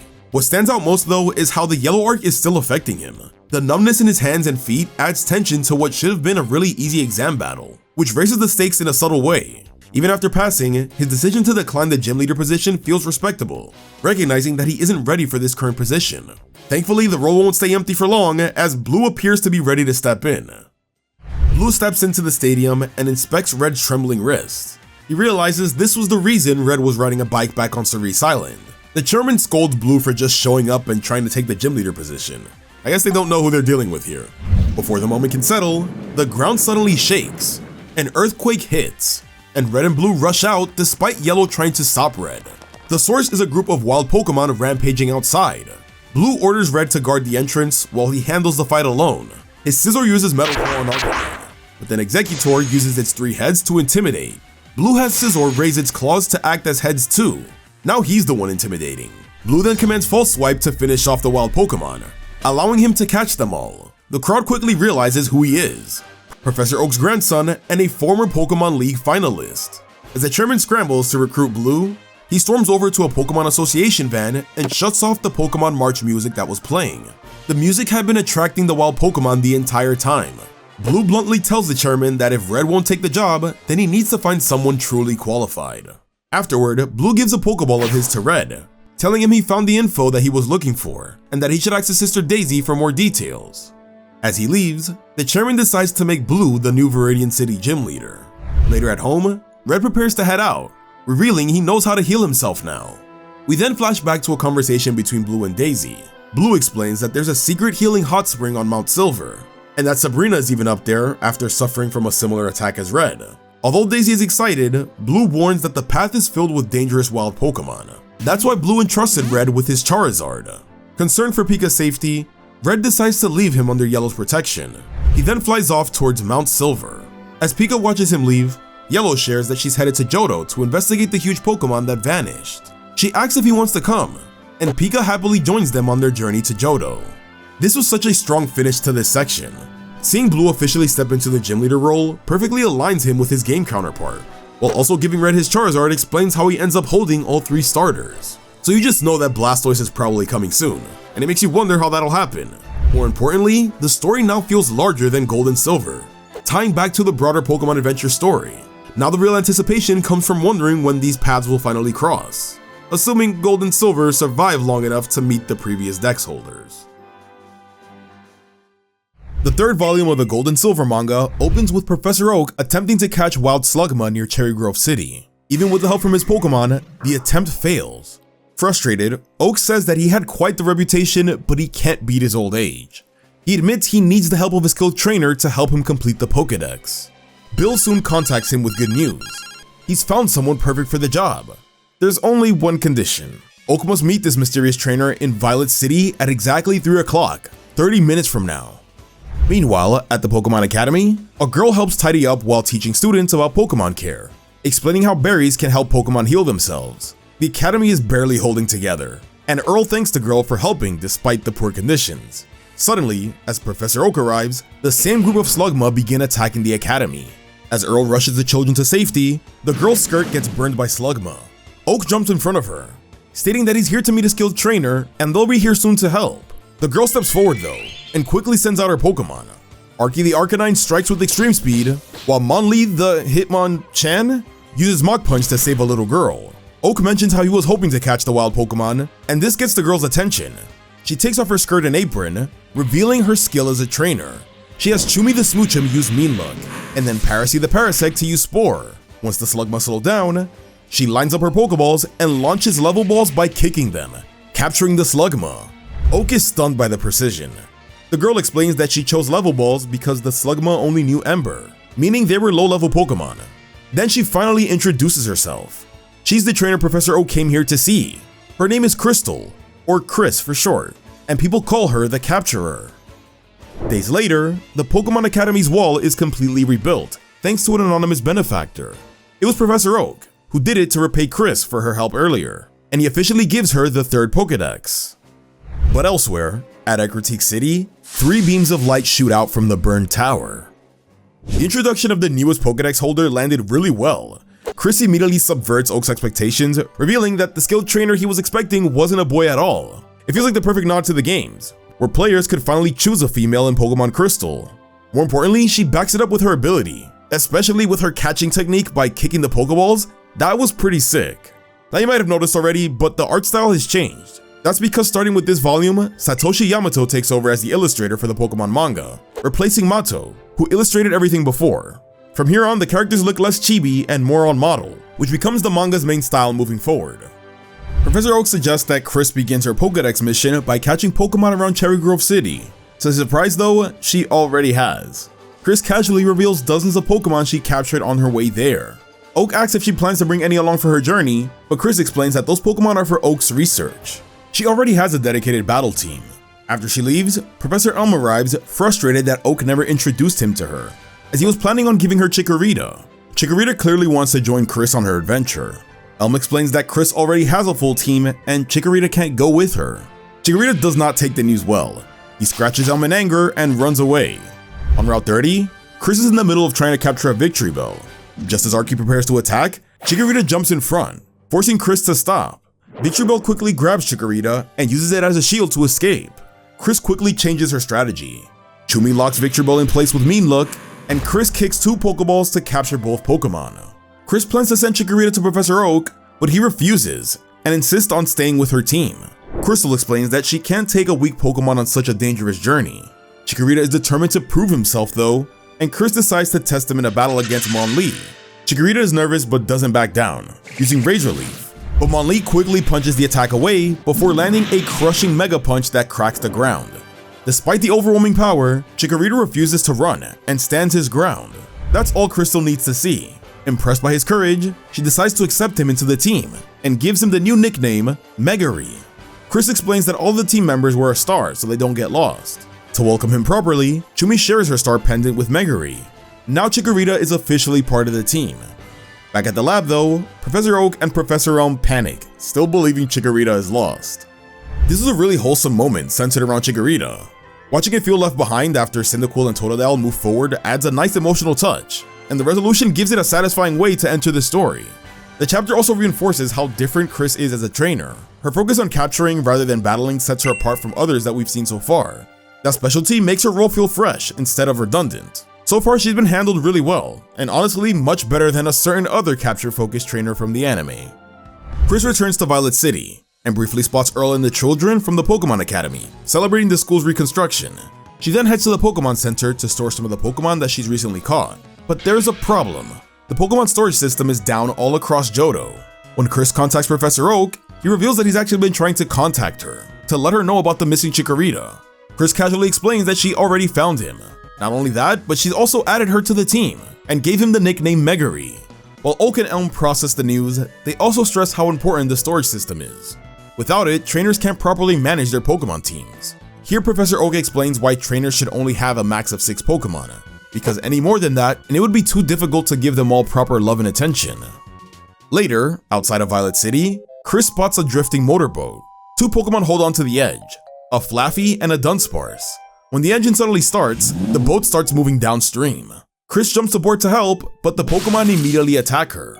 Natty the Natsu uses Psychic, and then Crystal captures Flaffy, then checks her Pokedex to learn more about Dunsparce. Just as she prepares to catch it, Dunsparce drills a hole through the boat. Water rushes in as they begin to sink. As Dunsparce tries to escape, Chris manages to land another Pokeball kick and captures it. The Pokeball keeps skipping forward downstream. From the shore, Megary uses his leaf to try to grab Dunsparce before it can sink, but this sends him into the river. With Natty's help, Chris swoops down and pulls him out. Chris praises Megary for saving the catch. Searching through the wreckage of the boat, Chris discovers a Pokegear. Suddenly, it begins ringing. A voice on the other end asks her to help transport a Pokemon for him. At that moment, a person appears flying above. It's Bill. The early hints about the Pokemon transfer system being down finally pay off here. Since Chris's goal is to catch lots of Pokemon for Professor Oak, the messed up system becomes a direct obstacle, which naturally sets up Bill's return for the solution. It's a clever way to connect the plot threads. The chapter also continues to highlight Chris's skill, especially with her efficient captures of Flaffy and Dunsparce. At the same time, Megary gets a nice moment while trying to prove his worth. The interaction between Crystal and Megary landed really well, as a wholesome moment that strengthened their growing bond. Bill tells Chris to connect the cord on the Pokégear to her Pokédex, explaining that it's part of a new device called the handheld storage system. Chris is still confused. Before he can explain further, Bill admits that he can't land because of a swarm of Staryu that are chasing him. The Staryu begin attacking, forcing Bill to keep moving while he tries to explain that they were responsible for knocking him off his boat earlier. His transmission suddenly cuts off, so Chris heads towards Violet City's amusement park to find him. There she discovers that Bill has been trapped in a cage formed by the surrounding Staryu atop a Ferris wheel. When Chris tries attacking from the outside with Boney the Cubone, the Staryu's defenses make it impossible to break through. Soon the Staryu scatter onto a moving roller coaster, making the situation even more insane. Crystal asks Bill how the storage system works. Bill explains that by aiming the Pokédex at a Pokéball, she can transfer the Pokemon inside directly to the person on the other end of the connection. Using the device, Crystal sends Nati to Bill into the Staryu cage. From there, Nati immediately uses Drill Peck, breaking apart the formation and freeing Bill. With the group scattered, Chris kicks a bunch of fastballs and catches all the Staryu. Afterward, Bill says that he'll send the receiver for the transport system to Professor Oak, so Chris can begin sending Pokemon to him. Just as things calm down, Crystal spots a wild Alligator nearby and immediately runs after to capture it. Just like Bill points out, Crystal's personality changes instantly depending on the situation. When things are calm, she's warm and friendly, but the moment pressure hits, she locks in completely. That contrast makes her fun to watch. Her clever use of the storage system against the Staryu is easily the standout moment, as she uses the transporter to her advantage. Also, the fact that she was able to mass catch all that Staryu by kicking those Pokeballs was insane. It's both ridiculous and impressive at the same time. At Cherry Grove City, Professor Oak is kept up late receiving all the Pokemon that Chris has been recently catching. It's revealed that she sent Chumi, but she keeps her spirits up as she goes to Union Cave the next day. Megary is scared, but Chris reassures her. She explains how this cave used to be the only route to the southern cities, but now roads were built above so nobody comes through here anymore. As she moves through the cave, she recalls Bill explaining that Pokemon from Johto and Kanto may sometimes appear slightly different, which is why Professor Oak wants them documented separately. While exploring the cave, Chris sees a strange light that freaks her out. Turns out it's a Magneton, which shouldn't normally appear here. Before she can react, more Magneton appear and surround her and Megary. The group shock them with electricity and then carry them away in an electric cage, dropping them inside a submarine. It's revealed to be Lieutenant Surge's Pokemon, as he's here exploring the cave. He boards the submarine, disappointed that the Magneton didn't capture any wild Pokemon. He goes underwater and begins traveling through a secret tunnel. He's in contact with the SS Aqua and prepares to make a return to the ship, but the journey quickly goes off course. The submarine becomes stuck on a massive reef of Corsola, preventing it from moving forward. As Chris regains consciousness, Lieutenant Surge is shocked to realize that she was on board. Seeing the Corsola blocking their path, Chris quickly forms a plan. She decides the best solution is to capture the leader of the group. Nati manipulates the surrounding water current to lift the submarine upward, helping them escape the reef. Once they surface, the Corsola leader approaches. Nati strikes it with Psychic, allowing Chris to catch it with a lure ball. With their leader gone, the rest of the Corsola scatter and the obstacles are cleared. Surge and Crystal will eventually reach the SS Aqua, where Chris learns the ship's transport service to and from Olivine City. She also learns that Lieutenant Surge is the Vermilion City gym leader, and it's even rumored that he's the boss of a criminal gang or something. As thanks for helping him out, Lieutenant Surge gives Chris a ride towards Olivine City, and as Chris disembarks, Surge tells the sailor to shut up and get back to work. Exploring Johto with Chris gives us such a really refreshing perspective. Since Gold skipped Union Cave earlier, actually seeing it here feels rewarding and fills a small gap in the journey. The surprise appearance of Lieutenant Surge is especially interesting, adding world building by showing what he's been up to since the last appearance.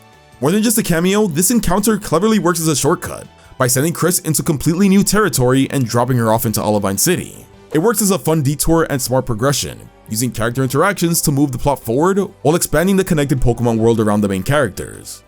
As she goes through Olivine City, Chris hears a radio report about the mysterious Pokemon. The broadcast says that 3 legendary Pokemon were seen leaving the burnt tower in Ecruteak and are now roaming Johto, drawing the attentions of trainers and researchers everywhere.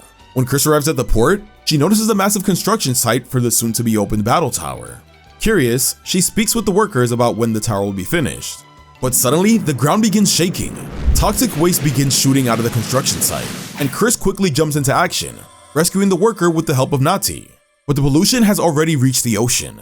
Moments later, a group of angry quillfish come out of the water, puffed up with seawater.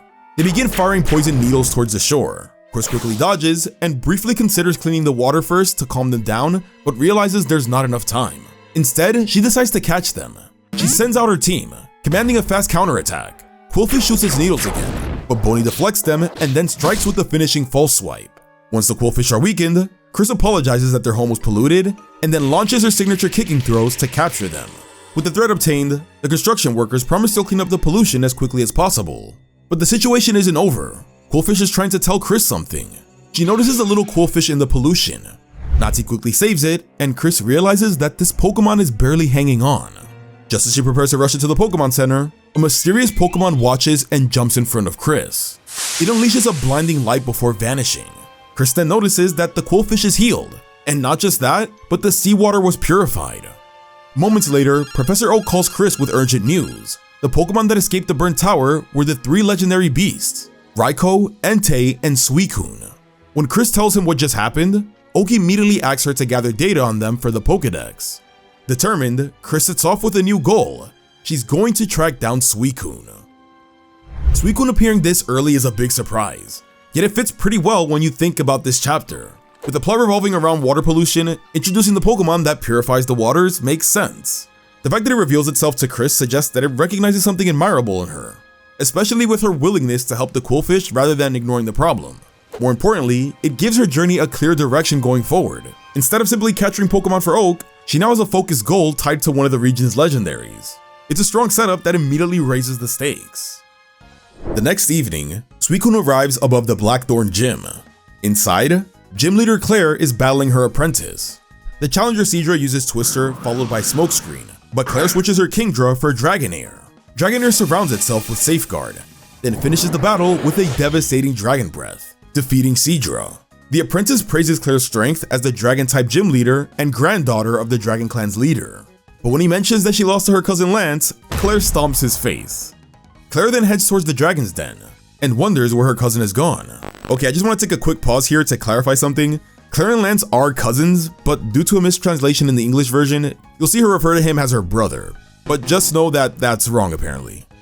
When she enters the Dragon's Den, Claire looks for a worthy challenge, calling out the dragon Pokemon that live in the sacred waters. Several Dragonite and Gyarados rise from the water, but instead of attacking like usual, they quietly move aside. Something else is there. It's Suicune. Without warning, the legendary Pokemon attacks. Claire leaps on the Dragonair's head as the two clash. Dragonair blocks the attack with its tail, but the impact shatters one of its orbs. Suicune then vanishes into the mist. Seeing a silhouette, Claire orders Dragonair to fire Dragon Breath. Suicune is pushed back, and then Claire prepares to make the capture. She releases her Great Ball, but it bounces right off. Suicune wasn't in front of her, it was a reflection of Suicune on a block of ice. The real Suicune appears behind her. Claire doesn't have enough time to react, and she's then blasted by a powerful Bubble Beam. Claire has been defeated. Before she can send out more Pokemon, Suicune calmly disappears back into the mist.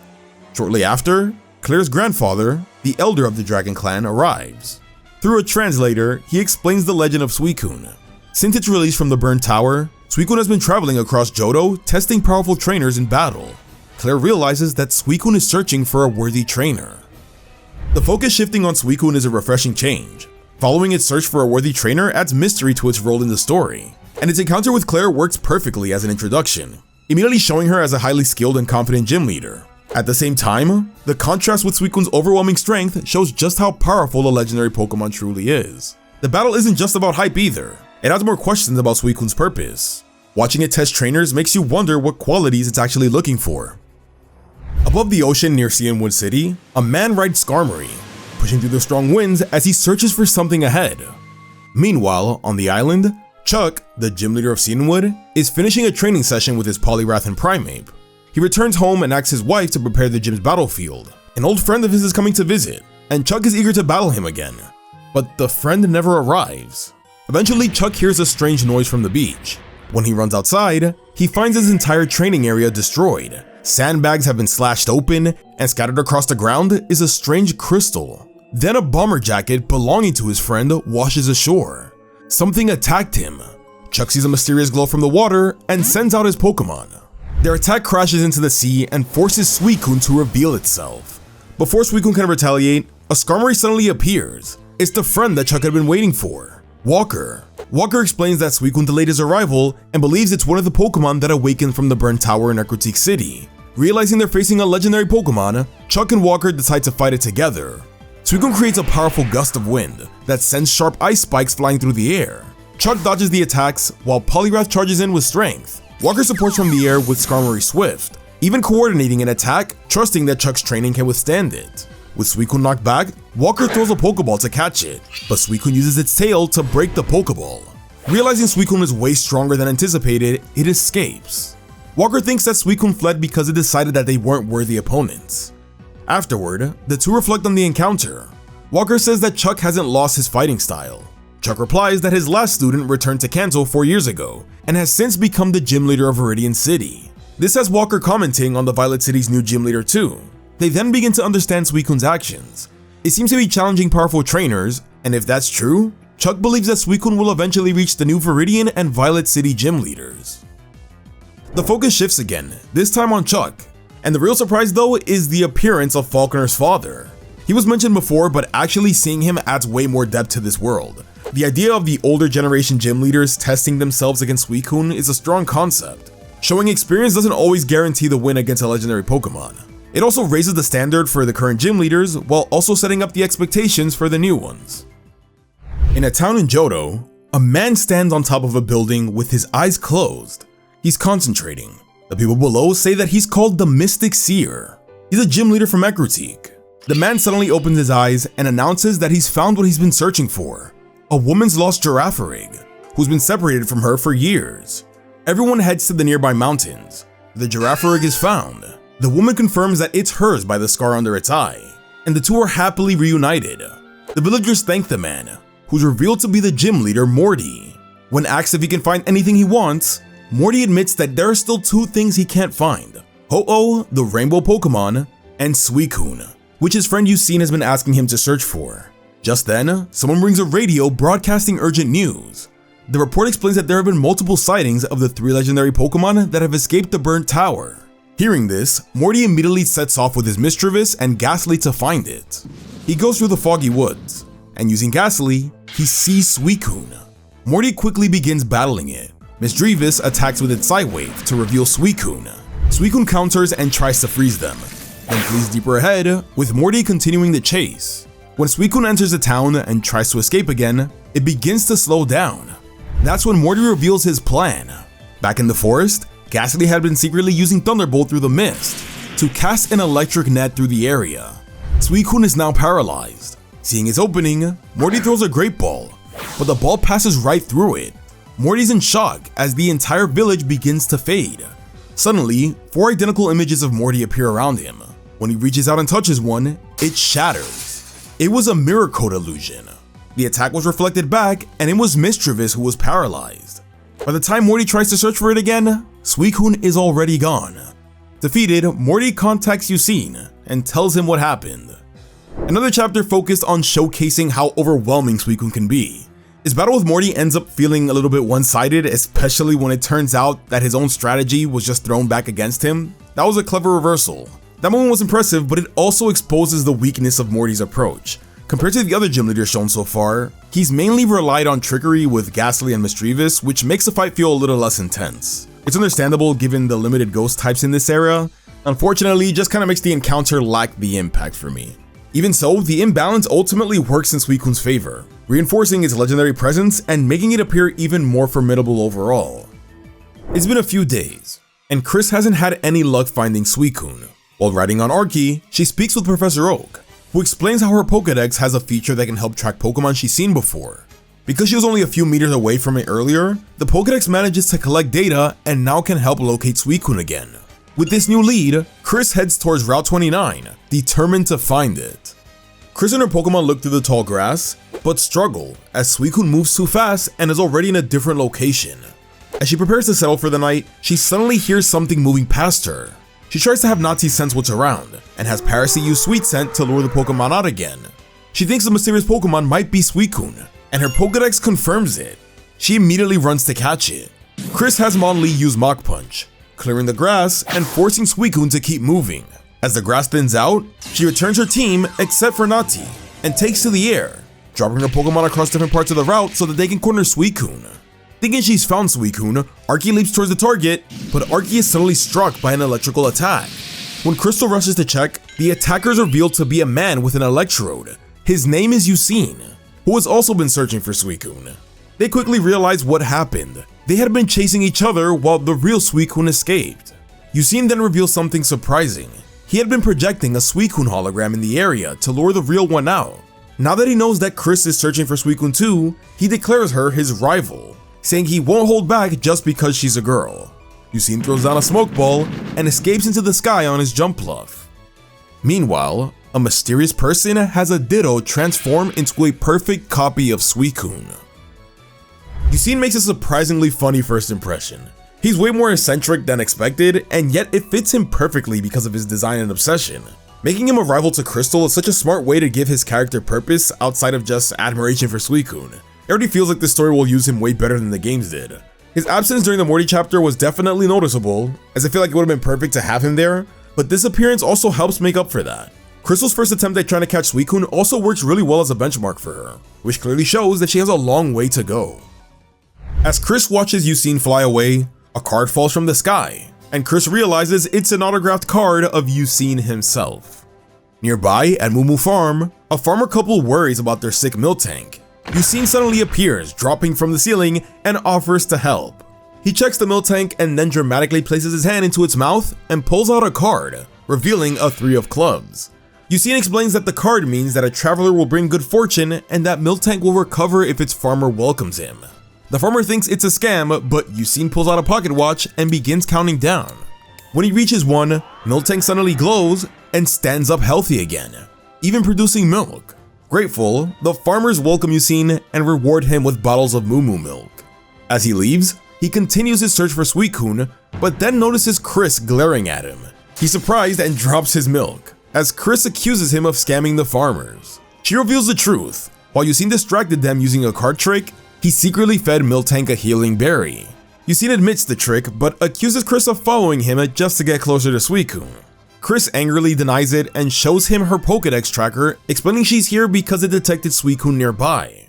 Suddenly, an ice beam attacks them from a distance. Yusin looks around, and there it is, Suicune. Yusin rides his Electrode to catch up to it, while Chris rides on Archie. Yusin is thrilled, thinking he's finally found Suicune. But Chris quickly notices something is wrong. She calls out the Pokemon to show its true form. The Suicune then transforms back into a Ditto. Chris explains that based on Suicune's location and the direction of the ice beam, something didn't add up.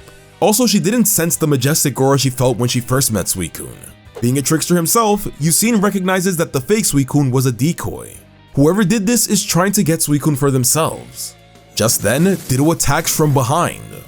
Meanwhile, the true mastermind behind the trick is revealed. The masked man orders others to track the real Suicune, and to eliminate anyone who stands in their way. This marks the moment the volume finally connects to the larger arc. Until now, Crystal's chase for Suicune felt self-contained, but learning that the masked man is after it instantly raises the stakes. Yusin appearing again so soon is also unexpected, and the possibility of him and Chris working together adds a new dynamic. And with the masked man now involved, it just makes you have even more questions. Considering Gold and Silver were last seen confronting him, it makes you wonder when their paths will soon cross. On Route 38, the real Suicune is found by Team Rocket. As they begin their plan to catch it, we focus back on Chris and Yusin, who are attacked by Ditto. The Ditto stretched part of its body underground and wraps around them, preventing Chris from reaching her Pokeballs. Yusin orders Electro to electrocute Ditto, but Chris points out that doing so would shock them as well. Before she can come up with another plan, Ditto pulls Chris completely into its body. Thinking it won, Ditto gloats for a moment until it's suddenly knocked back by a powerful punch. As Ditto releases them, it's revealed that Monli had come out. Chris had opened the Pokeball inside of Ditto to confuse it with the humanoid shape. Yusin is impressed. With Ditto defeated, Chris and Yusin decide to track down who sent it. Using the Pokédex, they locate Suicune again and begin pursuing it. Realizing they may not catch up if Suicune keeps moving, Chris sends out Parasy, ordering it to release a big spore across the area to slow down whoever's chasing Suicune. Back on Route 38, the Team Rocket trio suddenly collapse as the spore reaches them, putting both them and their Pokemon to sleep while they were chasing after Suicune. Riding on Yusine's Electrode, the two move closer to Suicune's location. Chris explains that she normally doesn't do this, but she's breaking her own code to protect Suicune from the bad people who are after it. Yusine respects this, and as a result, he gives Chris a small doll that looks like him before jumping off. He speaks through the doll, and he suggests they split up. Chris should continue chasing Suicune, while Yusine deals with Team Rocket. Chris sees from the tracker that Suicune is heading towards Ecruteak City, the site of the burnt tower, and immediately sets off after it.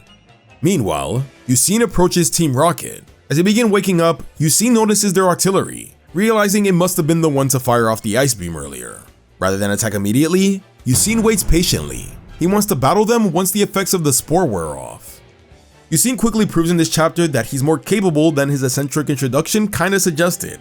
Choosing to confront Team Rocket on his own is such a Chad move, changing him from comedic relief into a respectable ally. The unexpected team up between him and Chris already feels effective. What stands out the most is his willingness to set aside his personal desire to catch Suicune. Instead, he focuses on protecting it from Team Rocket, allowing Chris the better chance to pursue it properly. That decision adds a bit more depth to his character, and shows his admiration isn't just about selfish obsession, but respect for Suicune's well-being.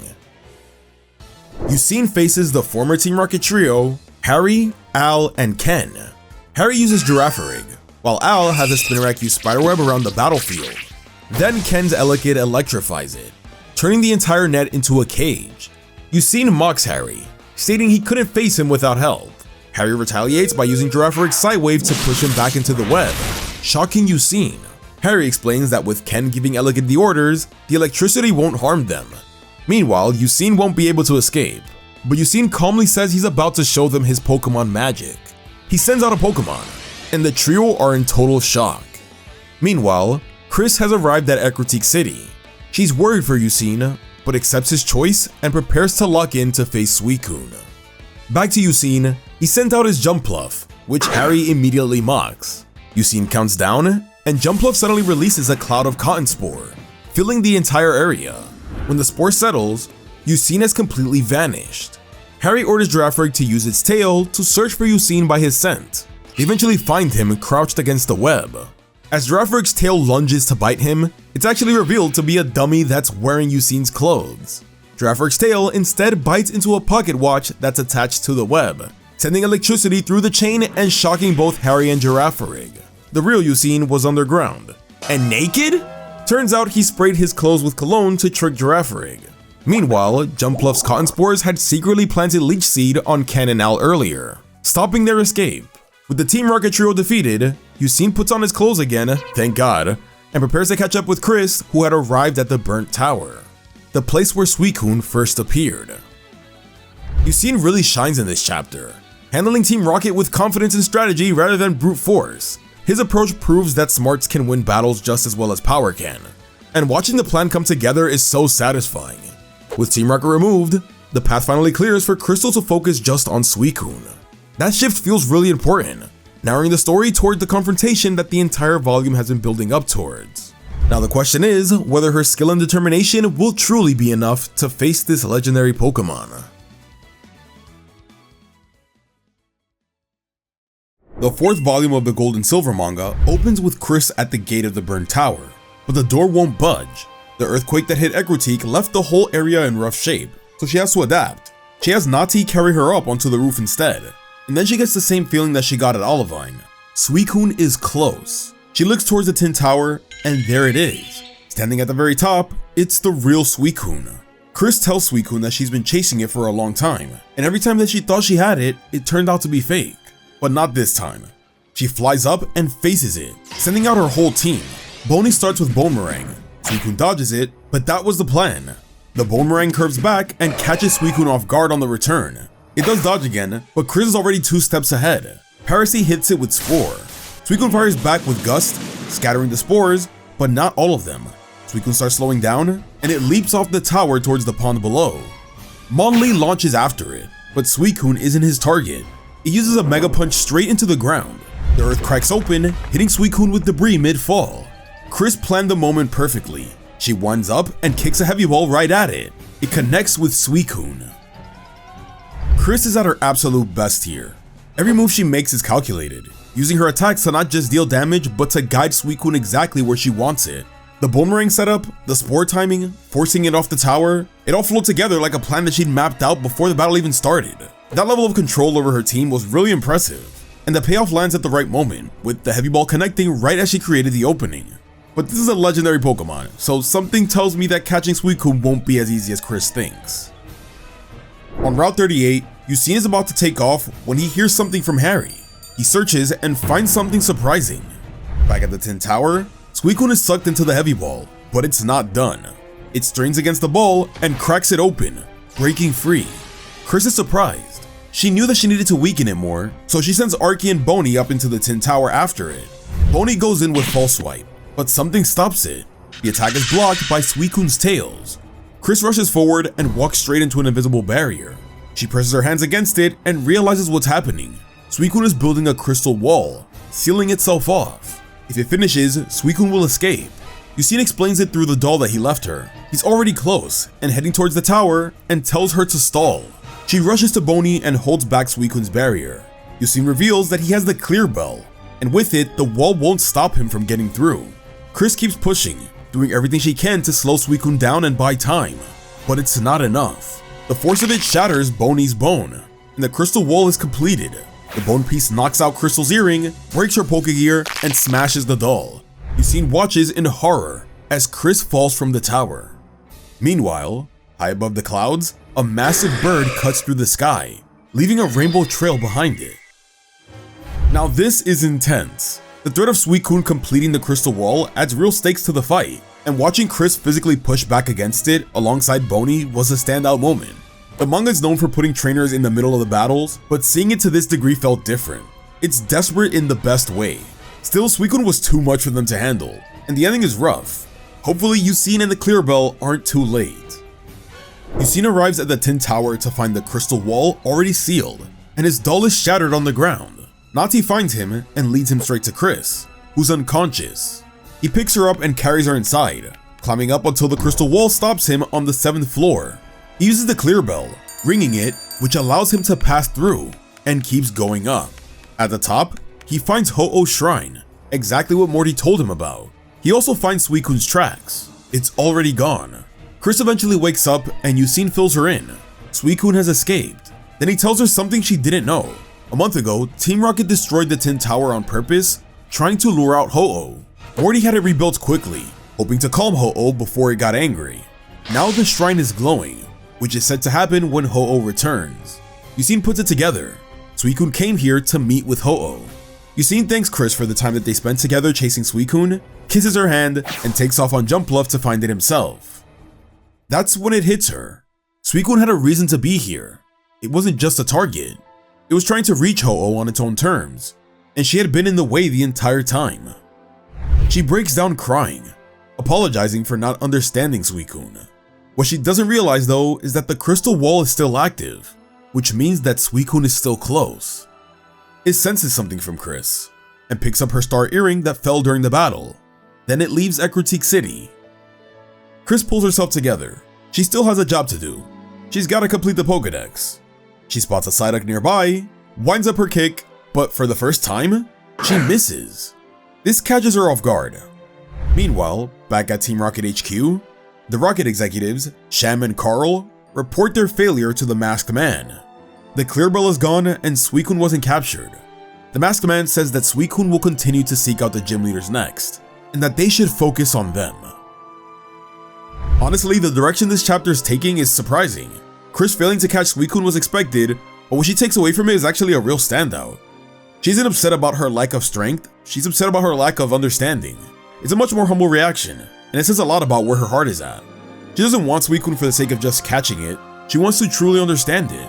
And speaking of which, we finally got some more clarity on what Suicune is actually after, with its goal tied directly to Ho-Oh somehow. That connection raises a lot of new questions. Chris is still on Route 42, trying to catch Psyduck, but she keeps failing. The Psyduck slips into the river and gets away. She falls to her knees and wonders what's wrong with her. So she tries for a Weedle, a Caterpie, a Hoppip, all of them get away. Something is wrong.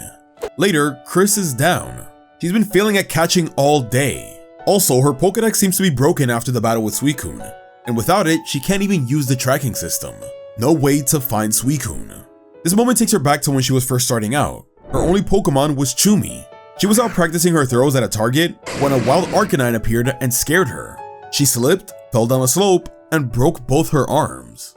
Back in the present, Chris wonders how she lost everything she learned. Her Pokegear is also broken, so she can't even contact Professor Oak. An Azumarill runs past her, and then right behind it, Chris hears a familiar voice. It's her mom. Her mom is happy to see her, and then greets Chris's team one by one, noticing the newest member, Megary. Chris introduces him, and her mom reveals that she's the one who started the nicknaming tradition in the first place.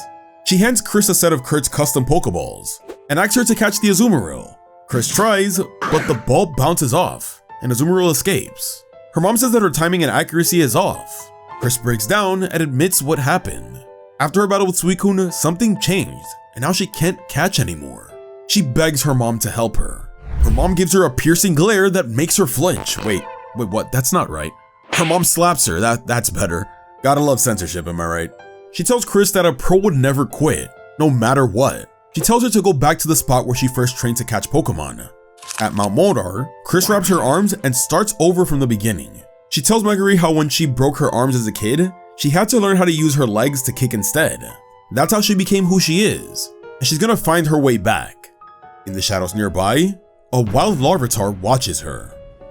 The aftermath of Chris's encounter with Suicune leads to a surprising introspective chapter. Seeing how the battle shook her confidence adds a new layer to her character, especially as it hints to a training arc where she has to relearn how to catch Pokemon again. The most interesting part is learning how her catching method was developed. The backstory adds great context to what we've already seen throughout the story. Her mom also leaves a really strong impression, combining an energetic, bubbly personality with an unexpectedly cold side as well. That contrast makes her both entertaining and kind of intimidating, and definitely makes me curious about what her role will be moving forward. While Chris trains at Mount Moldar, Suicune's already moved on. It slips into the ruins of Alph, where Bugsy's leading a team of archaeologists through the ruins. He warns them about the walls, explaining that they're unknown, living symbol Pokemon that can wake up at any moment. One does, but Heracross knocks it out, and Bugsy catches it with the Pokeball on his net. He hands it off to one of the researchers and explains the various different forms that they have. Then he spots something moving deeper in the ruins. It's a big four-legged Pokemon, and he follows it. It leads him to a dead end where the wall is covered by unknown glyphs. Bugsy studies them and translates the inscription, Escape Rope. He pulls one out, not sure what to expect, and the wall reacts and falls apart. Heracross throws itself in front of Bugsy to protect him. Behind the rubble is Suicune. Bugsy sends out his team, 2 Metapod and 2 Kakuna? Seriously, dude? Heracross charges at Suicune, but Suicune tosses it straight into the ceiling. Then, with the help of Kakuna and Metapod, Bugsy throws his capture net, which is made from the same capture threads inside of Pokeballs, which is a thing apparently, I guess, I don't know. It wraps around Suicune and starts pulling it in. Just before it goes in though, Suicune glows and fires Aurora Beam, slicing through the net and breaking free. As Bugsy processes what just happened, he notices another chamber behind the wall. He studies the glyphs, and this time, the inscription reads, Ho-Oh. The next day, Bugsy presents his findings to the Alph Exploration Conference. The ruins aren't just ancient history, something is connected to what's happening right now. Suicune had a reason for leading him here. Bugsy just isn't sure what it is yet. This was a solid return for Bugsy. Wasn't expecting him back so soon, but this was a nice use of him and the ruins of Alph setting. Not gonna lie, Bugsy probably wasn't the strongest opponent Suicune could have faced, but he did great work with what he got. The net tactic was really cool, and he's now the second person who's come the closest to actually catching Suicune. That deserves some credit. Crystal's training at Mount Moldar continues, with her mom watching from the distance and noting how Chris developed a fear of failure. That mindset is what's got her in a slump right now. We flash back to how it all started. After the Arcanine knocked down and broke her arms, she woke up to find Chumi beside her. Her arms had been splinted with bones and numbed with spores. 4 wild Pokemon had found her. A Cubone, a Parasect, a Hitmonchan, and a Natu. All of them were hurt too. She realizes the Arcanine had gotten to them as well. Then Natu senses it coming back. The Arcanine glares at them, but Chris notices something before they can move. The Arcanine had an injury under its eye. It wasn't being vicious, it was just scared and in pain. She had Parasect use Spore to numb the wound, and just like that, the aggression faded. Over the next month, those 4 Pokemon became her team.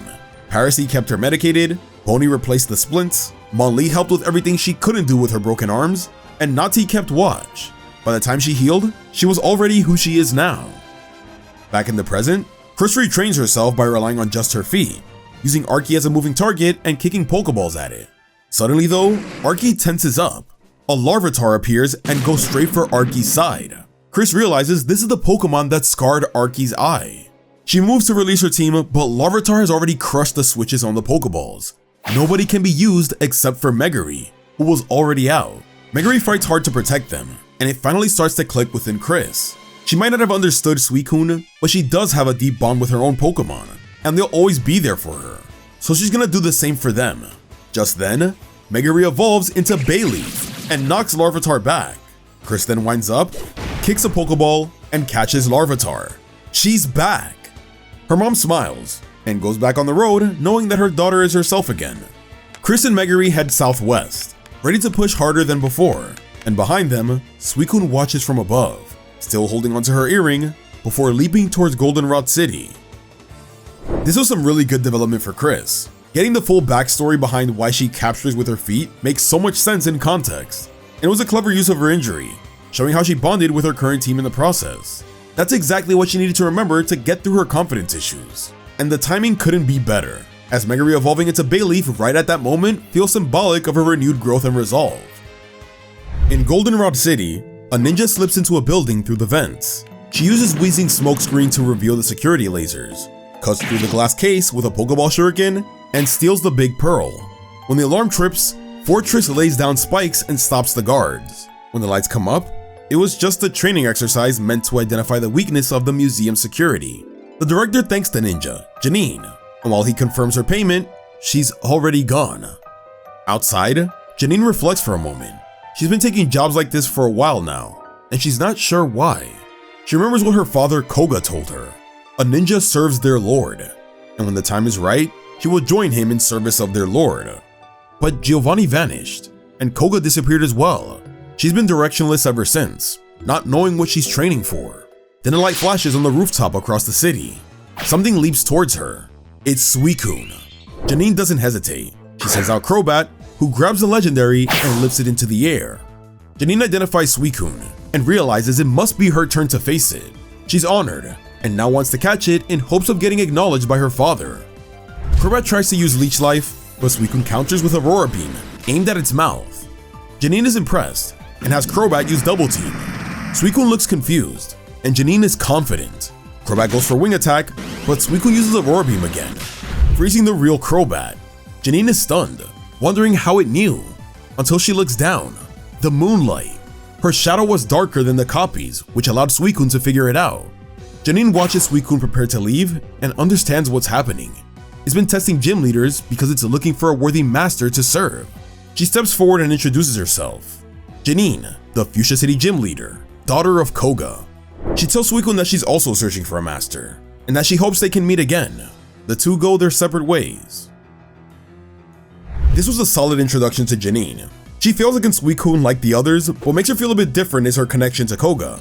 Her feeling lost and without purpose is a big part of how the battle plays out, and that moment where she steps forward and introduces herself to Suicune almost like an equal was touching. Out of all the gym leaders Suicune faced so far, she's definitely one of the more interesting ones, and that ending makes you want to know even more about her.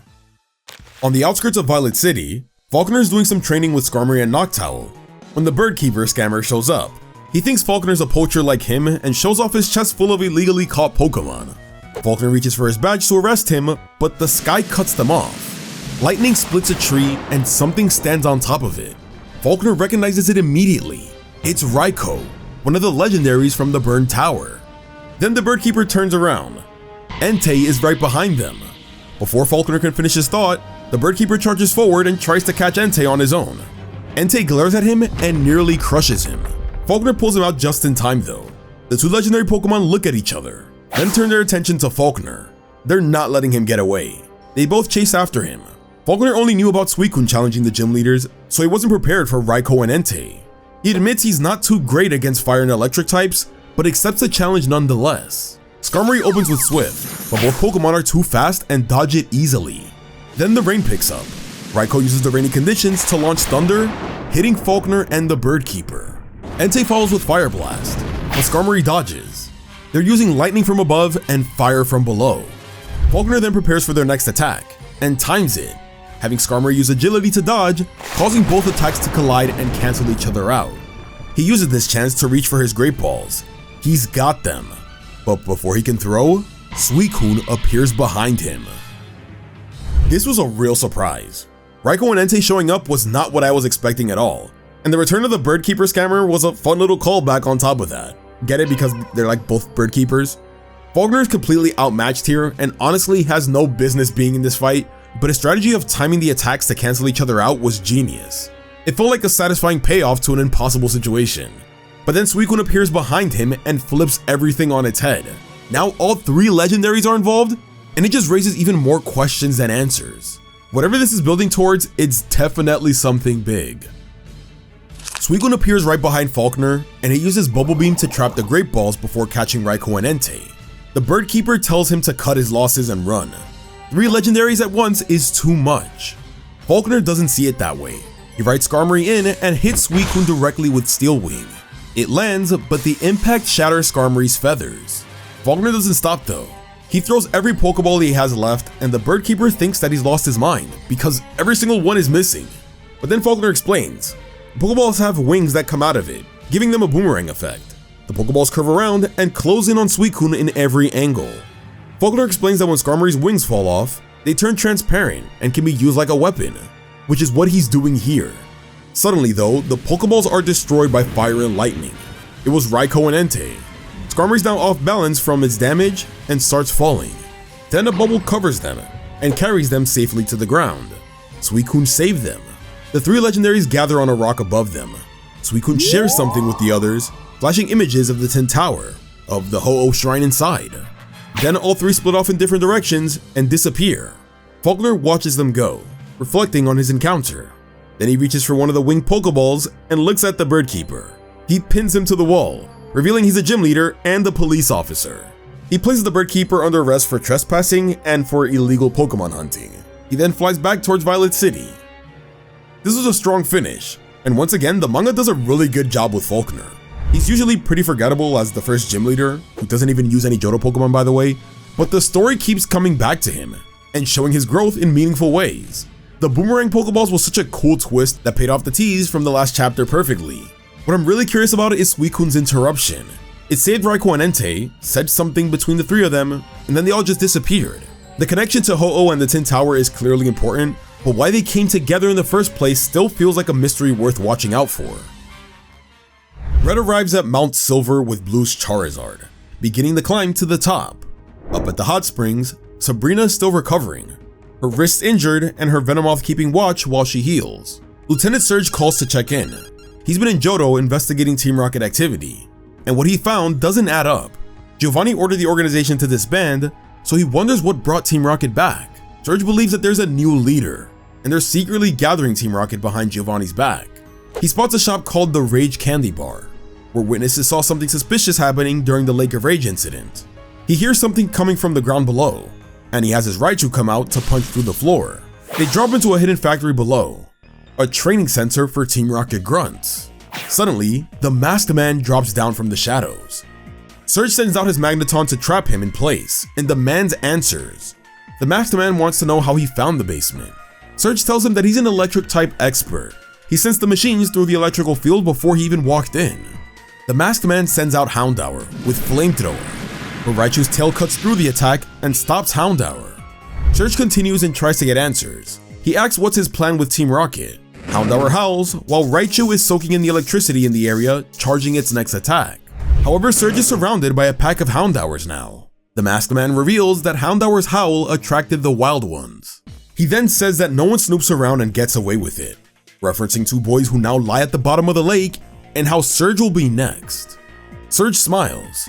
He set a 5-minute timer before he came down, and time is up. His electrodes come out and detonate, with the blast blowing back all the Houndour. He got away. The Masked Man lets him go, knowing a former Rocket member can't go to the police. Surge drags himself back into the Lake of Rage. The masked man underestimated him. He says to defeat him, he'll need more power. Just then, he notices bubbles rising to the surface of the lake. There's something frozen at the bottom. Now things are really picking up. Seeing the original Team Rocket members get involved with the new ones adds a whole new layer to the conflict. It was cool to see the Mahogany hideout, and having Lieutenant Surge be the one to find it was actually a really cool surprise that makes sense with his military background. The Masked Man also continues to be terrifying and equally mysterious though. We still have no idea what his endgame is. The confrontation may not have gone perfectly for Surge, but it might have been exactly what was needed to find out what happened to Gold and Silver. Lieutenant Surge takes his submarine underwater to investigate. What he finds is the red Gyarados frozen at the bottom of the lake. He sees the bubbles coming out and realizes it's still breathing. He wonders if it's connected to the Gyarados incident from 3 weeks ago. Then it wakes up and comes straight at him. Surge doesn't have any Pokemon that can fight underwater, but he sends out Raichu, using it to run electricity through the submarine and shock the Gyarados. But before he can attack, Gyarados swims past the submarine and starts ramming into another block of ice nearby, trying to break something out. Then it collapses from exhaustion.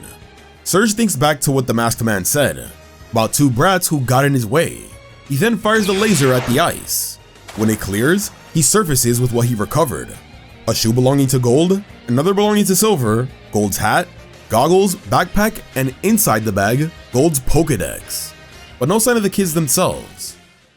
Meanwhile, in Olivine City, Chris is back with her Pokédex repaired and Pokeballs fixed. She's planning to head to Cianwood City, but none of her Pokemon can use Surf, so she's stuck waiting for a boat. She reassures her team and keeps moving. Then she spots 2 Pikachu surfing along the shore. She's immediately interested in catching the rare surfing Pikachu, but one suddenly gets launched into the air. A trainer on a Dodrio swoops in and catches it before it hits the ground. The trainer apologizes, then pulls out a drawing. It's a sketch of Chris. She's been looking for her. The trainer introduces herself. It's Yellow, and she's glad she finally found her. Now this is really exciting. Finally getting the crossover between the Gen 1 and Gen 2 protagonists feels like the moment this story has been finally building towards. And the fact that it's Yellow and Chris of all characters is a fun choice. This is where everything starts to come together, and I'm genuinely excited to see where it goes from here. And while Gold and Silver still aren't back yet, this chapter does set up their return. The fact that their belongings were found but no sign of them means that they survived somehow, and they're out there somewhere. Chris stares at Yellow's notebook and is confused. She asks what's this about, but Yellow's too excited about finally finding her to slow down and explain.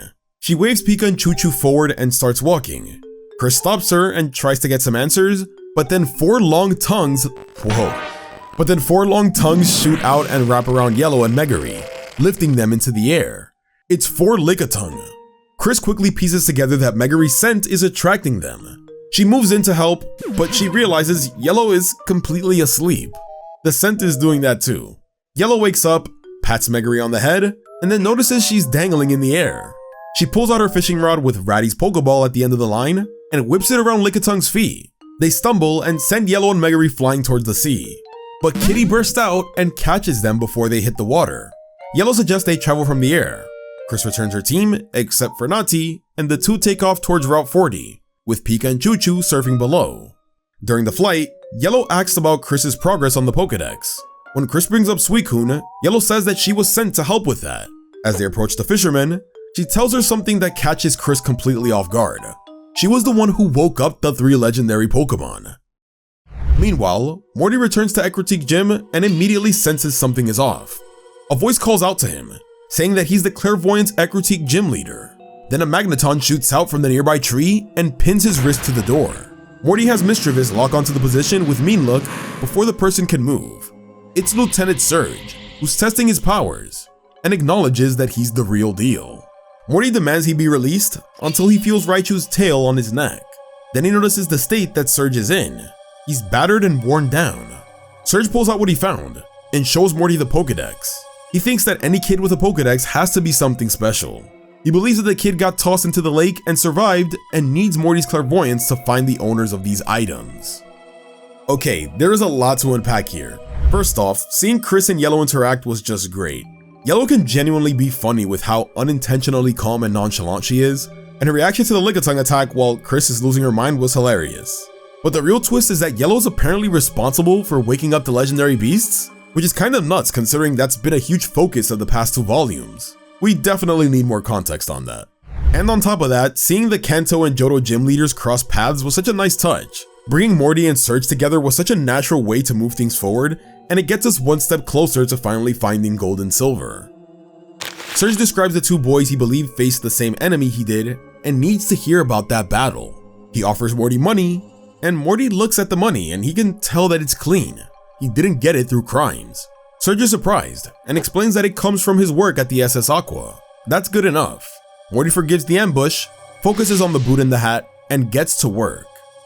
Offshore Arlewine City, Wilton the fisherman is sailing Chris and Yellow towards the Whirl Islands. Wilton explains that Yellow is the one who helped take down the Elite Four back in Kanto, but Chris is suspicious and has her doubts.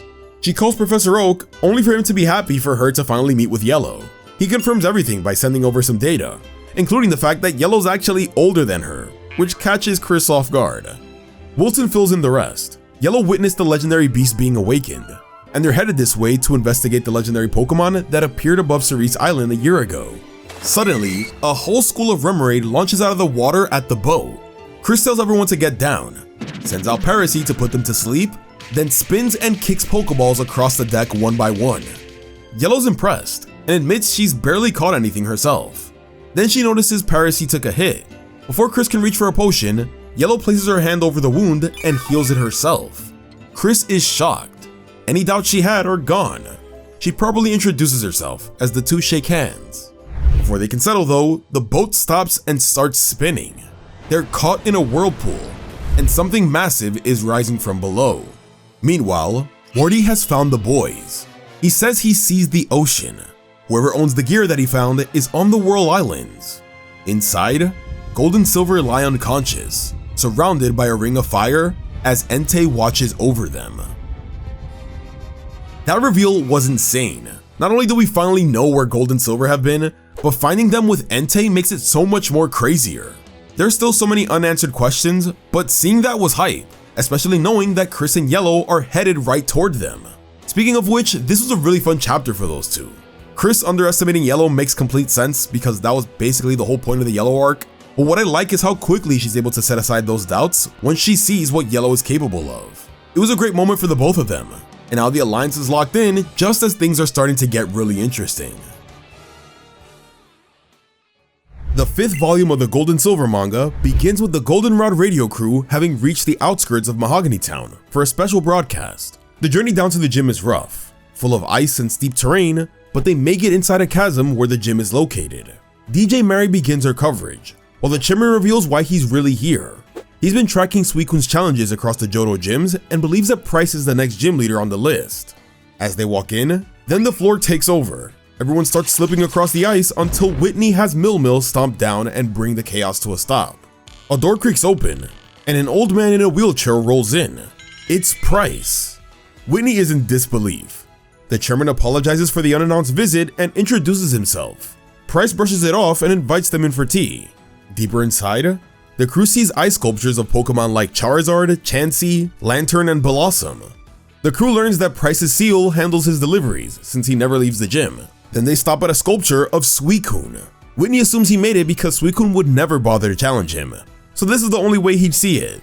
Then it starts to move. The statue has come alive. The chairman thinks that they got it backwards, that maybe Price did fight Suicune and it was frozen. They can't believe the real Suicune is in front of them. Whitney sees her opening and sends out Clef the Cleffa and Buff the Igglybuff, hitting it with a double sweet kiss. Then she follows with Mil's rollout, which picks up extra speed because of the ice. Suicune goes down, and Whitney is already celebrating when Price wheels in with the tea. She tells him she won. Then she turns around. Mil is on the ground. Suicune is back on its feet. Price and Suicune lock eyes. Whitney underestimates him, but the chairman reminds everyone who they're standing next to. Price is the most experienced Johto gym leader, the master of the eternal ice walls. What a fun way to introduce Price. He's the last Johto gym leader we haven't seen yet, and the setup works really well because of how it contrasts with Whitney. She's hot-headed, she jumps at the opportunity, and she genuinely thinks she won. That overconfidence makes Price's entrance hit even harder. Now the oldest and most experienced gym leader in Johto gets his shot, and something tells me that he's about to go crazy.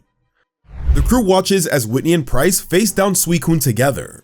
Price has studied every gym leader battle and knows exactly how it fights. He sends out Swinub, and Whitney pushes his wheelchair across the ice as he calls out warnings in real time.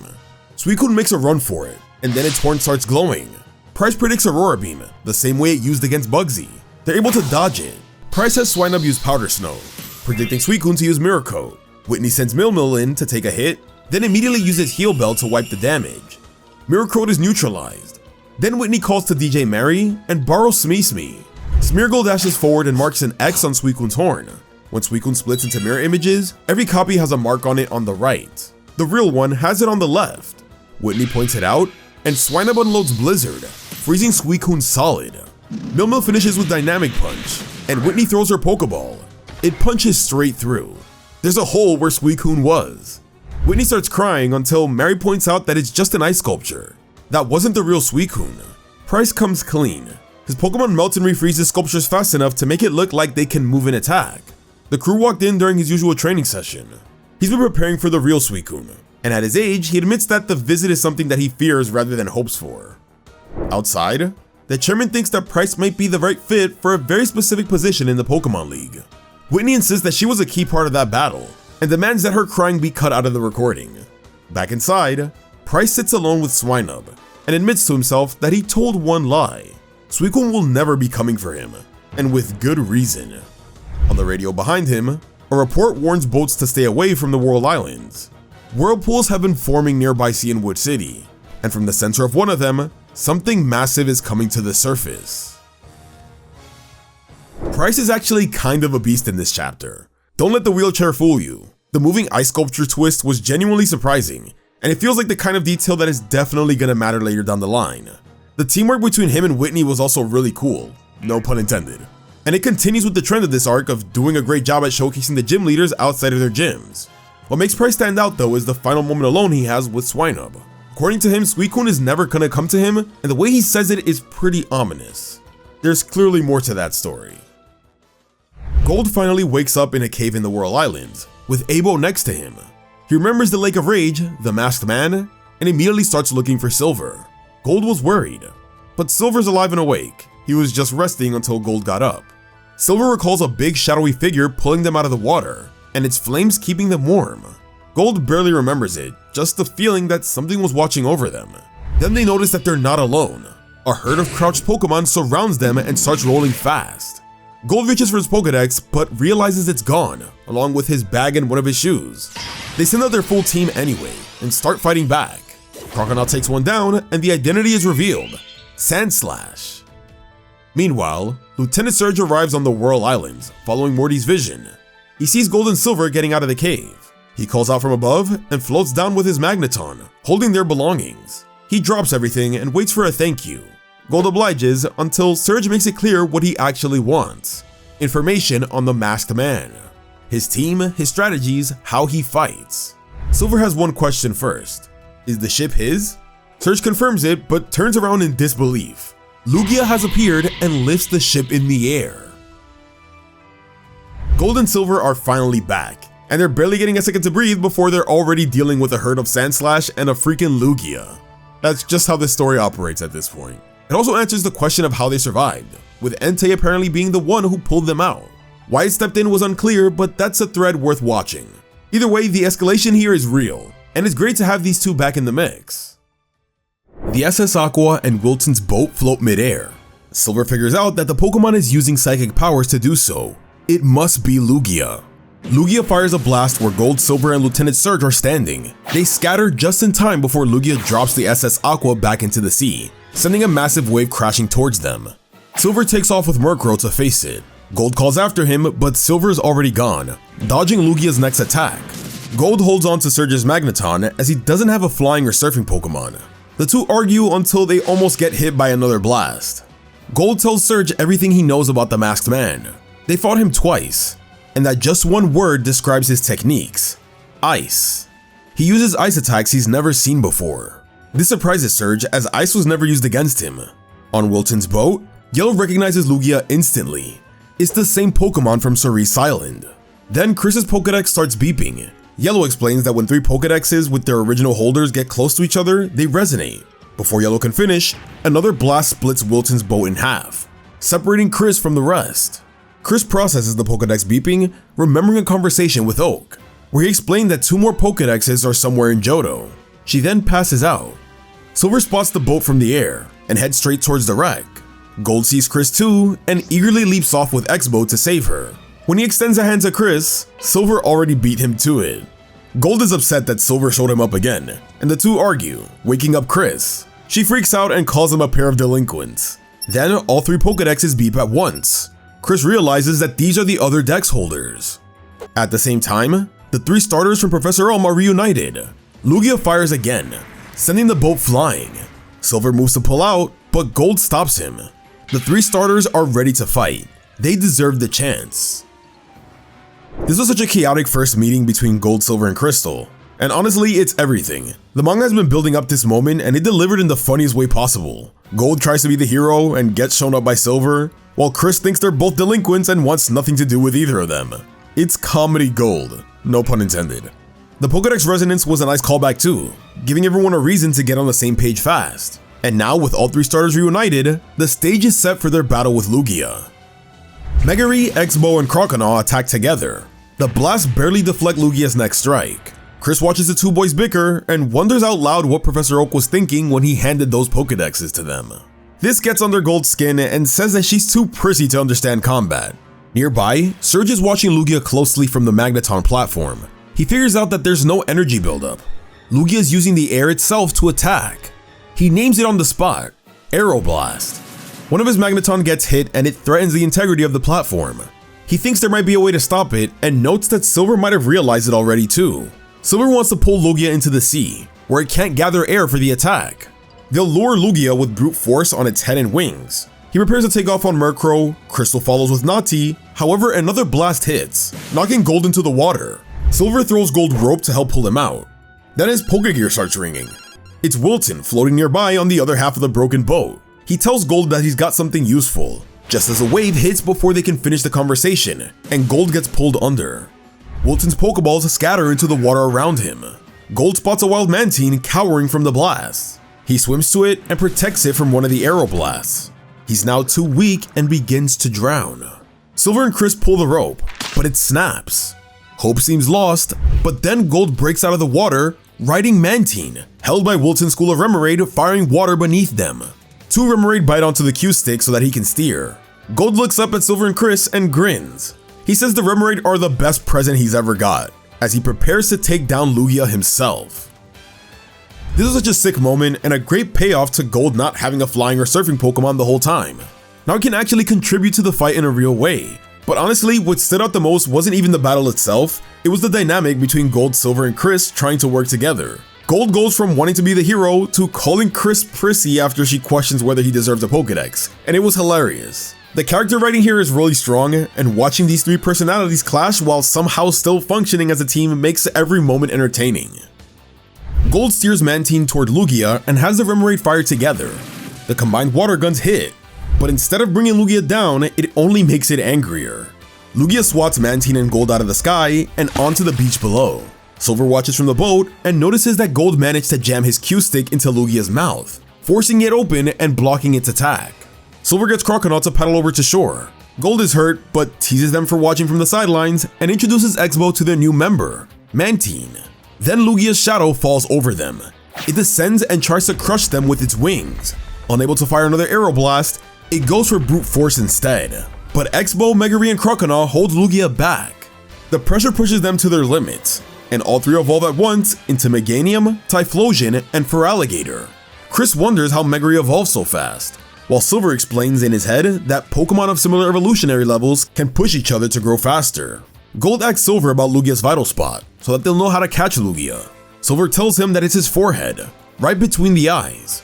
Gold throws a Pokeball, but misses. Without the Q-stick, he can't aim properly. The ball bounces back, but Chris steps in, kicks it, and hits Lugia dead center as a flash of light shines. The Q-stick drops to the sand right next to the Pokeball.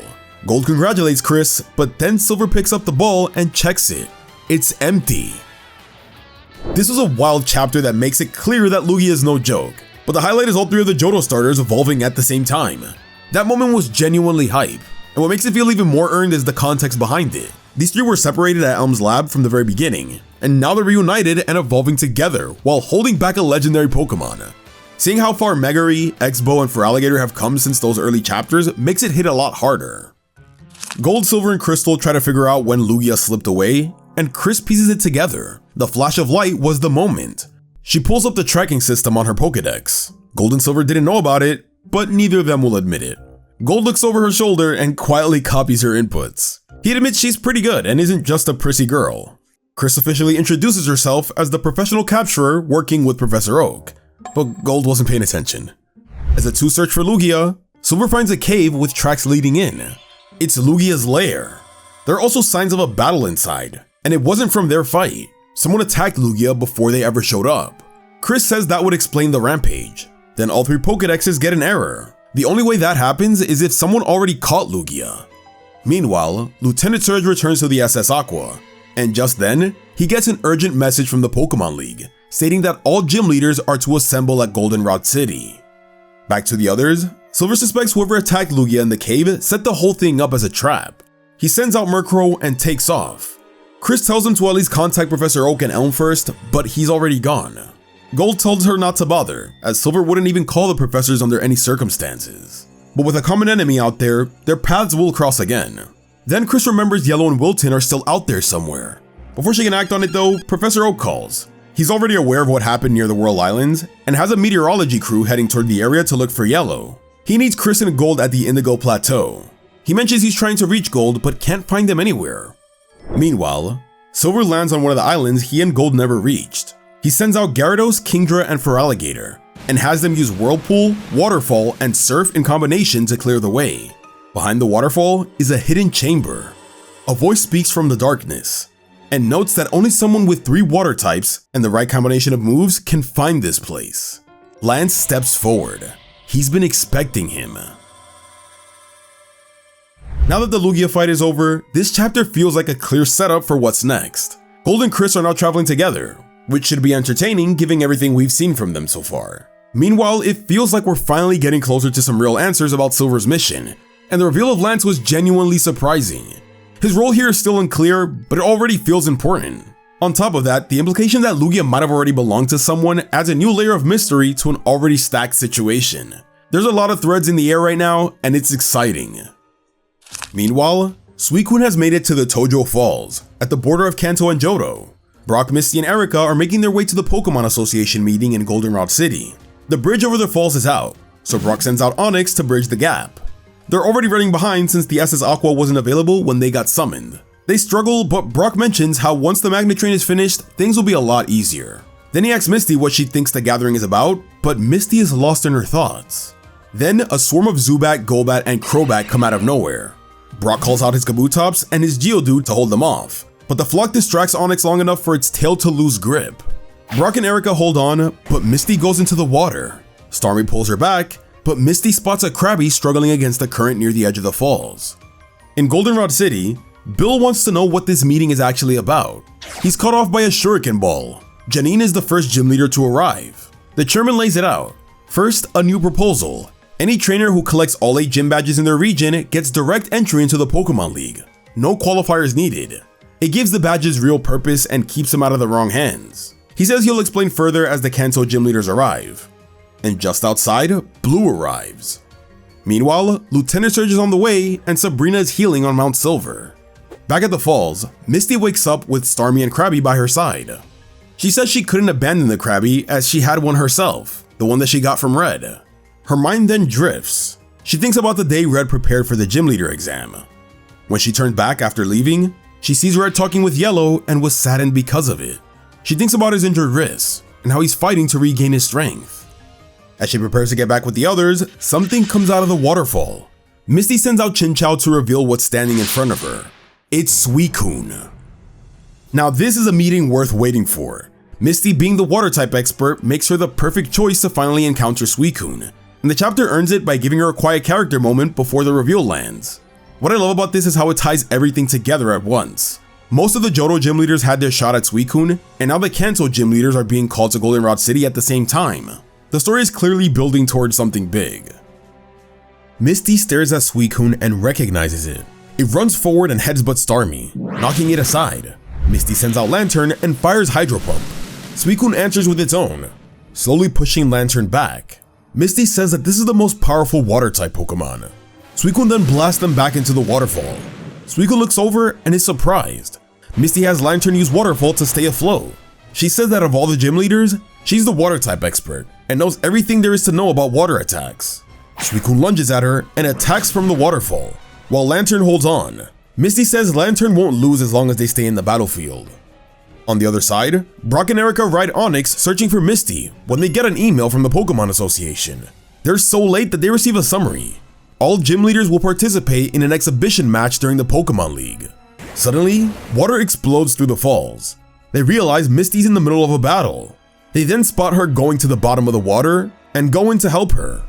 They continue their fight underwater. Suddenly, Suicune lets out a loud screech that causes Misty to clutch her head. Starmie understands what Suicune is telling her and uses its lights to translate what Suicune is saying. It warns of a great evil and it requires a partner to help him. Suicune chooses Misty, as she's a Water-type expert and proved her worthiness by saving Krabby. Misty realizes that Red will fight this great evil, and doesn't want to let him do that alone. And so, she accepts the battle as Suicune's partner. She surfaces and climbs on top of Onix, with Brock and Erica. Brock asks what she was battling down there. Misty doesn't give much away, other than the fact that she knows that she's needed now. Erica pulls up the message from the Pokemon Association, explaining the exhibition tournament, Kanto vs Johto Gym Leaders. Pryce was picked as the captain of the Johto Gym Leaders. Misty lights up, and the three continue their journey to Goldenrod. In one of Misty's Great Balls, Suicune is finally at rest. And there we have it, Suicune has finally chosen its trainer. These were really strong chapters for Misty, giving her a proper spotlight and making her a major player in the story. Using Red as her motivation was a great touch too, since her feelings for him were already established. And with Yellow now in the picture as a potential rival for his attention, it makes complete sense why Misty would step up and lock in the way she did. With Suicune choosing his partner, and Raikou and Entei soon to follow, we look back a few weeks to how the legendary beast first awakened. After the Tin Tower was attacked, the beast knew that Ho-Oh would return. They had to escape and find human allies. Yellow and Wilton arrive on their Butterfree to find the reconstruction already underway. Jasmine is there overseeing the work. She explains that Morty was away when the disaster struck, but she happened to be in the Tin Tower at the time. The reason the Tin Tower is being rebuilt before anything else in the city is Morty's call. Ho-Oh's sacred domain comes first. Fixing it is the only way to calm its anger. Then a worker runs up. The burned tower is on fire again. Jasmine explains the history as they rush over. Long ago, there were two towers standing in Ecruteak City. Fire burned the upper floors of one of them and it never fully recovered. Yellow doesn't wait around to hear the rest of the story. She flies up on Kitty, attaches Omni to her fishing rod, and uses Hydro Pump straight into the fire. The fire's put out, but suddenly Yellow gets yanked. She falls straight towards a rock, but actually phases through it, entering a strange space surrounded by three giant mirrors. They shatter, and the three legendary Pokemon appear before her: Raikou, Entei, and Suicune. The one in the middle speaks through her telepathically. They thank her. She opened their exit to the surface world, somehow. Outside, Jasmine and Wilton watch in shock as the three legendaries shoot out of the burned tower in a flash of light. Yellow comes out after, stating that those Pokemon were beautiful. As they try to figure out how Yellow went through the rock, Jasmine recounts the legend. 150 years ago, those three Pokemon were trapped inside when the tower burned. A great rainbow Pokemon appeared in the sky and brought them back to life with its flames. The three vanished for some time. Then they began their search for someone worthy to stand beside them. Now we've got full context to how the legendary beast arrived. This is a really cool way to reveal it, and I wasn't expecting them to be trapped in a completely different dimension. Seeing Yellow be the one to make contact with them was unexpected but fitting. Honestly though, I'm not totally sure how she was able to phase through the rock without smashing her head open like a melon. That part wasn't entirely clear. Aside from that though, the bigger picture is now obvious. The legendary beasts have been searching for worthy partners, and with that now complete, they're clearly preparing for something coming ahead. At Team Rocket's Johto base, Ken, Al, and Harry are being punished by Shaman Carl for losing the Clear Bell and failing to catch Suicune.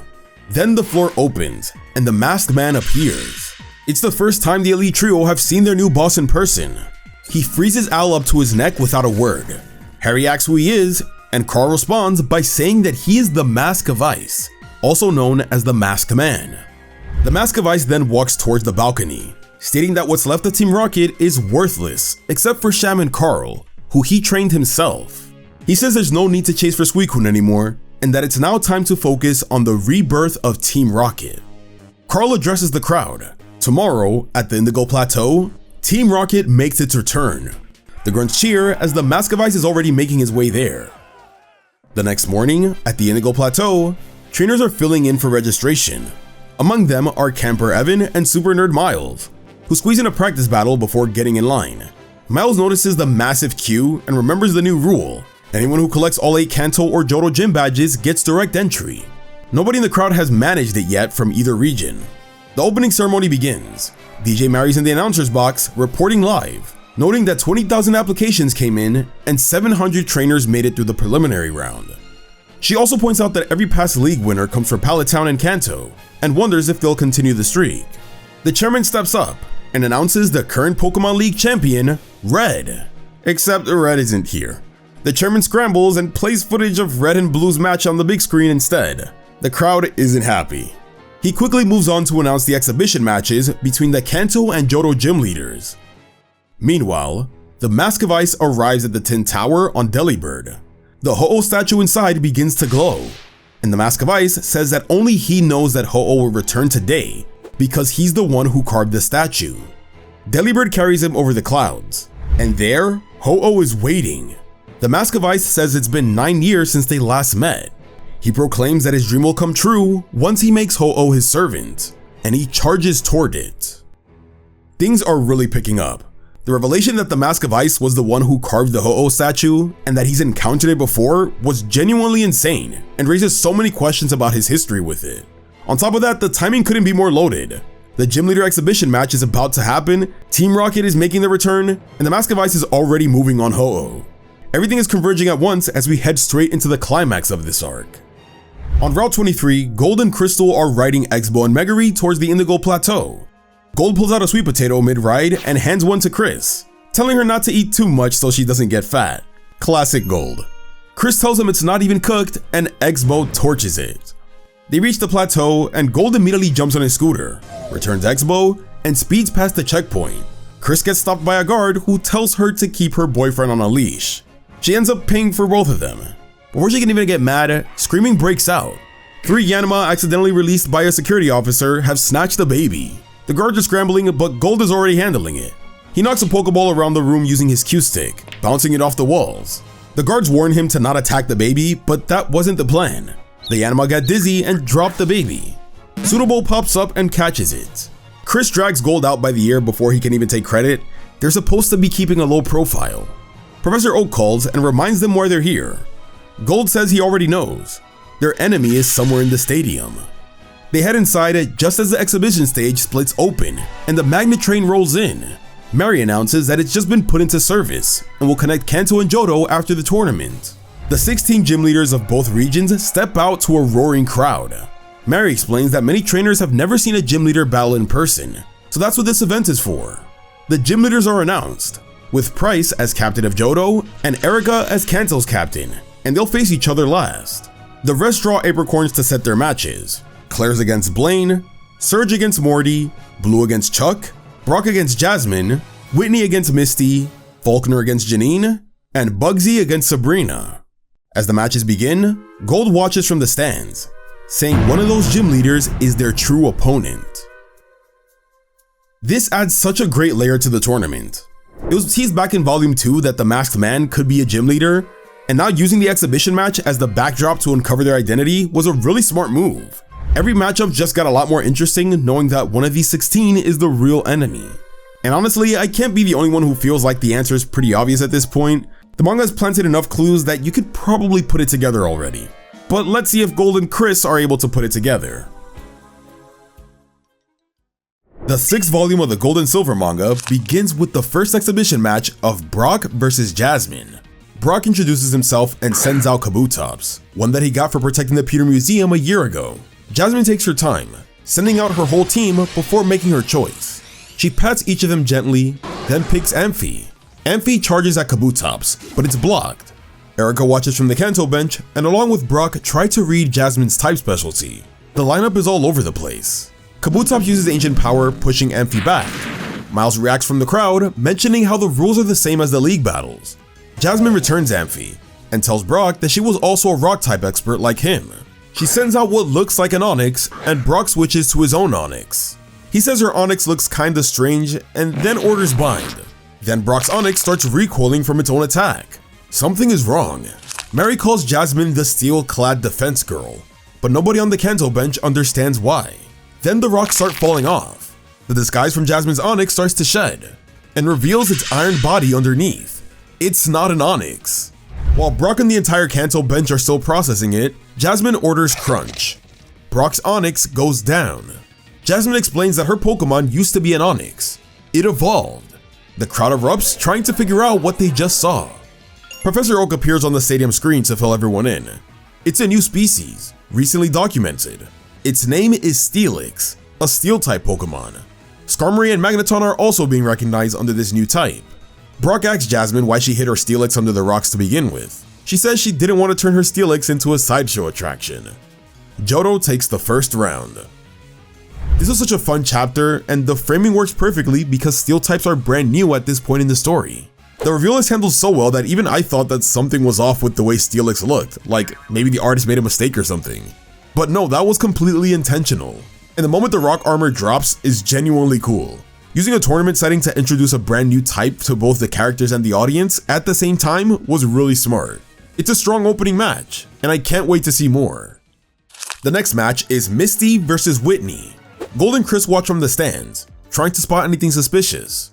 We then flash back to Oak's briefing. The medal found from Gold's first encounter with the Mask of Ice matches material used specifically for gym leader badges, not regular ones.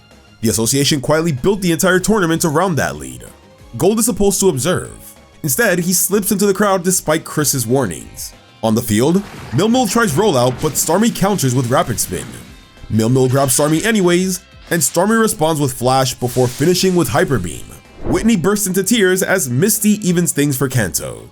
Chris finds Gold in the crowd. He hasn't spotted anything yet, but gets serious for a second. The tournament is for Pokemon lovers. Whoever is hiding among the gym leaders doesn't belong here, and he's not letting them ruin it.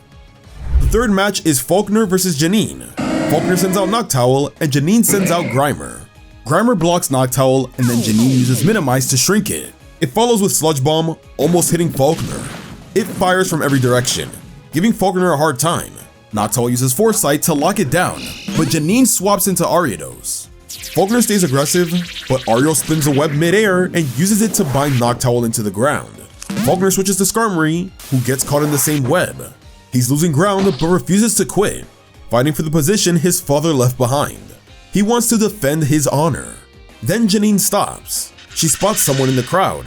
Distracted, she didn't even notice Faulkner's boomerang that cut Skarmory free.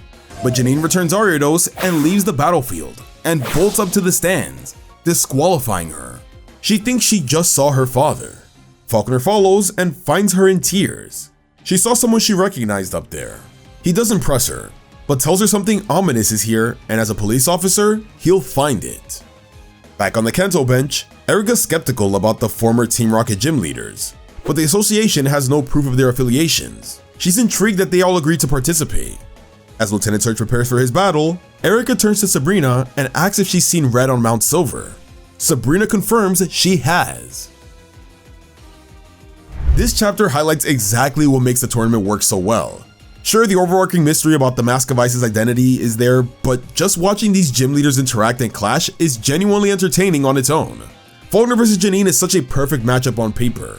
Two people who both stepped into their father's shoes. And the story makes sure that that weight is felt. The moment where Janine thinks she spots Koga in the crowd was a really nice touch too. And it genuinely raises the question on what role the former Team Rocket gym leaders are actually playing here. Sabrina brushes off questions from the other Kanto gym leaders about Red. She's only here to fulfill an obligation. She heads to her resting room to prepare and thinks back to when they met on Mount Silver. Red has finally arrived at the hot springs and strips down before getting in. Charizard accidentally sets the water on fire with its tail, and Red has to deal with that. A voice tells Red that the hot springs emit flammable gases, so fire types should stay away. Red turns and walks straight into an invisible wall.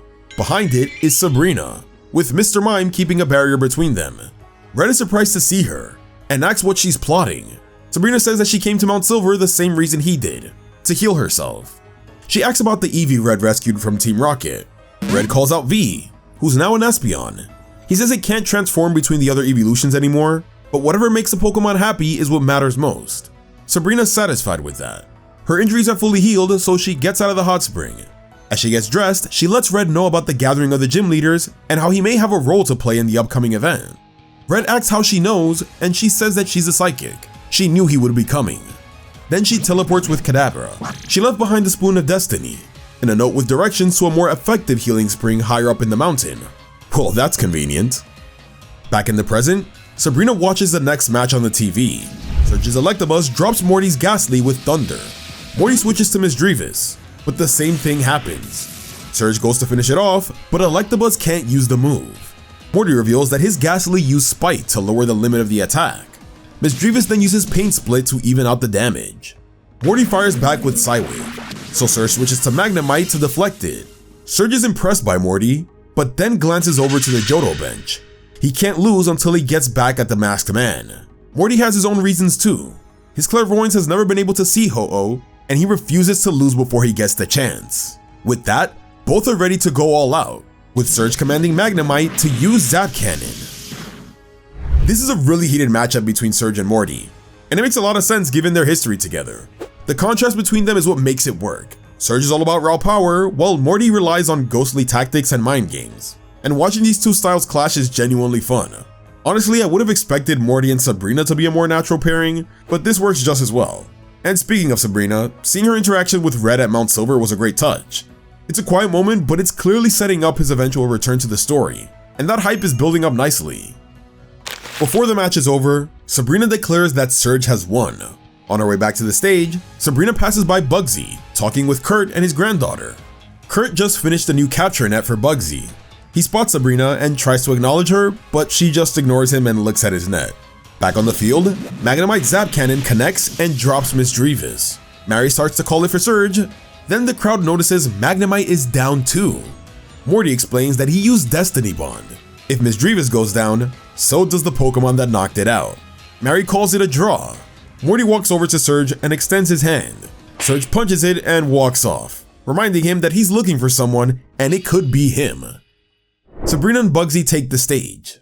Sabrina sends out Mr. Mime and Bugsy with Scyther. He starts by using Fury Cutter and lands continuous strikes. Mr. Mime dodges the last one, but then Bugsy switches to Heracross and lands Mega Horn. The Kanto bench watches nervously. Bug types against Psychic types is a bad matchup, and everyone knows it. Sabrina stays calm. Mr. Mime uses Confusion, but Heracross endures it and charges forward with a final attack, but then walks straight into an invisible wall. Sabrina reveals that Mr. Mime built an invisible house. There's one exit and Bugsy has to find it. Bugsy realizes he's been tricked. Sabrina pretended to be beaten so that she could build it. Bugsy has Heracross use Takedown to break through, but Heracross uses Endura again. Mr. Mime had used Encore, locking it to repeating the same move. Bugsy realizes it's too late. Mr. Mime fires Psybeam, bouncing off the walls, and Heracross goes down. Kanto is back on the board. Sabrina was in complete control from start to finish. The invisible house trap was really clever, and the way she pretended to be on the back foot just to set that up made the whole thing so calculated. She was never in danger. For Bugsy to lose that badly despite having the type advantage says a lot about how skilled she is. And going back to Surge and Morty, that ending was a genuine surprise. Destiny Bond fits Morty's style perfectly, and using it to drag Surge down with him is such a satisfying way to close out that match. Guess Sabrina was wrong about her prediction, huh? Back at the World Islands, Silver walks up to Lance and returns his Tyranitar. Lance states that this mission has made Silver stronger, and Silver agrees. Suddenly, Sneasel moves behind Lance and puts its claws around his neck. Silver wants answers. He's been under Lance's training for 6 months, and he's done waiting. He wants to know what the Masked Man is planning. Lance smiles and thinks back to when they first met. He was wandering around the battle tower while it was under construction when he sensed something watching him. Silver's Murkrow passes overhead and Lance sends out his Dragoneer, but the darkness made it too difficult to see. Murkrow uses Pursuit to track him, and Lance sends out Pupitar to block. Silver comes down and Lance touches Murkrow to read its memories. Because Lance tried to catch a large flying Pokemon before, Silver thought that he might have something to do with the kidnapping of 9 years ago. Lance says that after Service Island, he lay low so that nobody would know if he lived or died. Lance told Silver that he had nothing to do with the kidnapping. As Silver prepares to leave, Lance stopped him and told him that he was hiding his feelings for his Pokemon, and that if he kept doing that, he'd never be strong enough to face his enemy. Having some intel on the Masked Man, Silver stayed. He had to follow Lance's orders for 6 months. Back in the present, Lance removes himself from Sneasel's grip and reads his mind. He sees everything. Sneasel has been with Silver since his childhood. He sees Silver alongside 5 others he trained with, including Green. Silver says that they were put into pairs, each wearing masks. Each pair were trained in specific areas, with Green and Silver specializing in evolution and trading. Lance sees the moment that Green and Silver escaped, and that Green took something with her, 2 feathers. Silver confirms it, and Lance puts it together. That's why the Mask of Ice has been after Lugia and Ho-Oh. He tells Silver the truth. The Mask of Ice is trying to control time. Meanwhile, Yellow wakes up somewhere unfamiliar to her. She slides open a door and finds pairs of Pokemon together. Then another door opens. It's the daycare couple, with Pika and Choo-Choo beside them. The daycare lady is also holding an egg. Alright, this chapter dropped some serious lore. Seeing how Silver and Lance first met was really cool, and it actually makes sense given Lance's role in the previous arc. We also get more context on the other children that the Masked Man trained, which explains Silver's expertise in trading and evolution, something that we saw pay off all the way back in the Ecruteak battle. The big reveal though is Lance connecting the Rainbow and Silverwing to the goal of controlling time. That is a huge claim, and it makes you wonder exactly how he got there based off of that conclusion. Silver is surfing towards the Indigo Plateau, thinking about the Masked Man. Lance calls and gives him one final mission. Go to the Pokemon League and discover his true identity. Back at the daycare, Yellow learns that she was brought to the old couple because Jasmine had left a note with their address. When they washed ashore, the only thing they had to identify them was that note. She thanks them for taking care of them, then notices Pika and Choo-Choo holding an egg.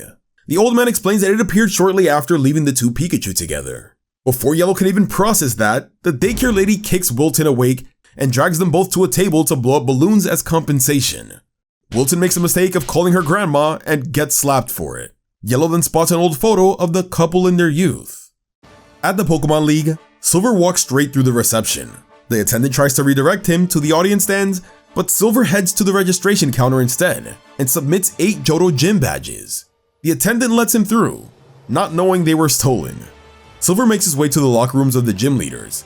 He thinks now's his chance to investigate them all because of the exhibition match, but there's someone in there. It's Blue. We learned that Red left him his Gyarados when he borrowed Blue's Charizard to be fair. Suddenly though, the temperature begins rising. Blue kicks the door open, causing Silver to attack with Sneasel. Blue sends out Porygon too. Silver wonders if Blue is the cause of the heat, and attacks with Feint Attack again. Blue says it's no use. Porygon 2 used Conversion 2 to change its typing to Dark type. Then they both stop. Neither of them is the cause of the heat. They look upstairs and find Entei standing at the top. They prepare to face it in battle. Daisy is searching for Blue when she reaches the corridor and sees them both, standing in front of Entei, each with a Gyarados ready. Now this is really hype. Seeing Silver and Blue finally meet was so cool, and the fact that both of them pull out a Gyarados makes it even better. The detail of Red trading it for Blue's Charizard was also a nice touch too. It actually lines up with how things work out with their teams in game. On top of that, Entei showing up makes things a lot more interesting, and it seems like now it's searching for its own worthy trainer, just like Suicune did. Also, don't think I'm ignoring the fact that now Pika canonically fucks. Surprising, but it honestly was set up perfectly with the breeding mechanic being introduced in this generation. Silver uses Dragon Breath, while Blue uses Dragon Rage at Entei. It takes the hit and blasts fire back. Blue and Silver dive out of the way, and then when the smoke clears, Entei is gone. Silver still feels the heat and takes off after it. Daisy grabs Blue before he can even follow, and points him towards the main stage. Chuck is waiting, his teacher. Blue walks up to face Chuck and apologizes for the delay. Mary notes to the crowd that this is a match between master and apprentice. Chuck sends out Machamp, while Blue calls out his entire team first. It's completely different from the team that he used in the last tournament. Blue looks them over, then picks Rhydon. Rhydon charges with Horn Attack, but Machamp catches it and slams it down with Vital Throw. Chuck then switches to Hitmonlee, who uses Mind Reader to read and counter every move that Rhydon makes. Rhydon holds Hitmonlee's leg and tries to use Stomp, but Hitmonlee's reversal throws it off balance. Blue gets flung off, and it takes him back. Chuck asks Blue what's his next move, as we flash back to the day that they met. When Blue first came to Cianwood City, he came with a lot of attitude, as he wanted strength and didn't want to be known only as Professor Oak's grandson. Chuck dunked him in a bucket of water to calm him down, and told him that he needs to learn martial arts before he can even train his Pokémon. Blue didn't like it, but he had no choice but to listen. Chuck taught him that a trainer has to grow strong too, not just their Pokémon. That bond is what makes the difference. Blue gets back up. This battle is his chance to prove that he actually learned. Meanwhile, Silver is still searching for Entei, but loses the trail. He's convinced now that Entei's flames is what kept him and Gold alive at the Lake of Rage. What he doesn't know though is that Entei has already been found by Blaine. Blaine takes Entei somewhere private. He's heard that Entei is looking for a partner, and as a fire-type expert, he can offer that. But first, he needs a favor.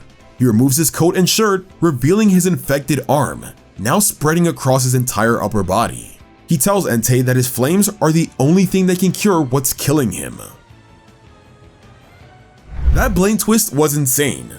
Out of everyone, he's the one who gets Entei first, and it's for a very specific reason too. It's wild to think that he's still dealing with the effects of Mewtwo after all this time, but if anyone has a shot at fixing it, it's through a deal with a legendary fire type. As for the main match, I really like the focus on Blue and Chuck. The history had only been teased a few times before, so finally seeing the flashback of how they met was so satisfying. Once again, this tournament is delivering matchups that actually mean something, and that's what keeps you invested in every single one. Chuck switches to Hitmontop and hits Rhydon with Triple Kick. Blue waits for the right moment and calls Earthquake, stopping the spin, but Hitmontop escapes into the air and hits with another Triple Kick. Rhydon is hurting. Hitmontop launches up again and Blue climbs onto Rhydon's back. Mary panics from the commentary box. Rhydon's horn starts spinning and Blue closes his eyes and thinks back to everything Chuck taught him, feeling the environment around him. When Hitmontop closes in, he snaps his eyes open and locks onto the tip of its head. The opposing rotation stops Hitmontop cold. Horn Drill finishes it off. Chuck shakes his hand and tells him he's proud. Blue says he finally fulfilled the promise that he made when he left for Kanto. We flash back to Chuck's parting words. Chuck says that the next time they meet to not say a word and just fight, and that he better meet his expectations. Chuck asks why he only limited himself to using Rhydon during the fight. Blue tells him that he found a book in the Viridian Gym, The Secret of Earth Arts. The previous gym leader was a ground-type expert, so he wanted to master all of his secrets. Then they look around. They can sense an evil aura engulfing the entire stadium. Down in the warehouse, Blaine screams as Entei's flames work through his infected body. Then it's done. The pain lifts, but as a result, Blaine's bond with Mewtwo is also disappearing. Blaine says it's for the best. From now on, Mewtwo is free. Silver's Pokédex shows an error. He can't track Entei anymore. He then watches Chuck and Blue shake hands as Mary talks about the bond between trainer and student. Silver isn't sentimental about that, as that's a part of his past that he wants to erase.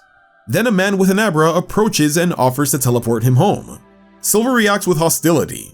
When Abra starts teleporting without his permission, he accuses the man of working with the Mask of Ice. Then the face melts into a Ditto, revealing Green.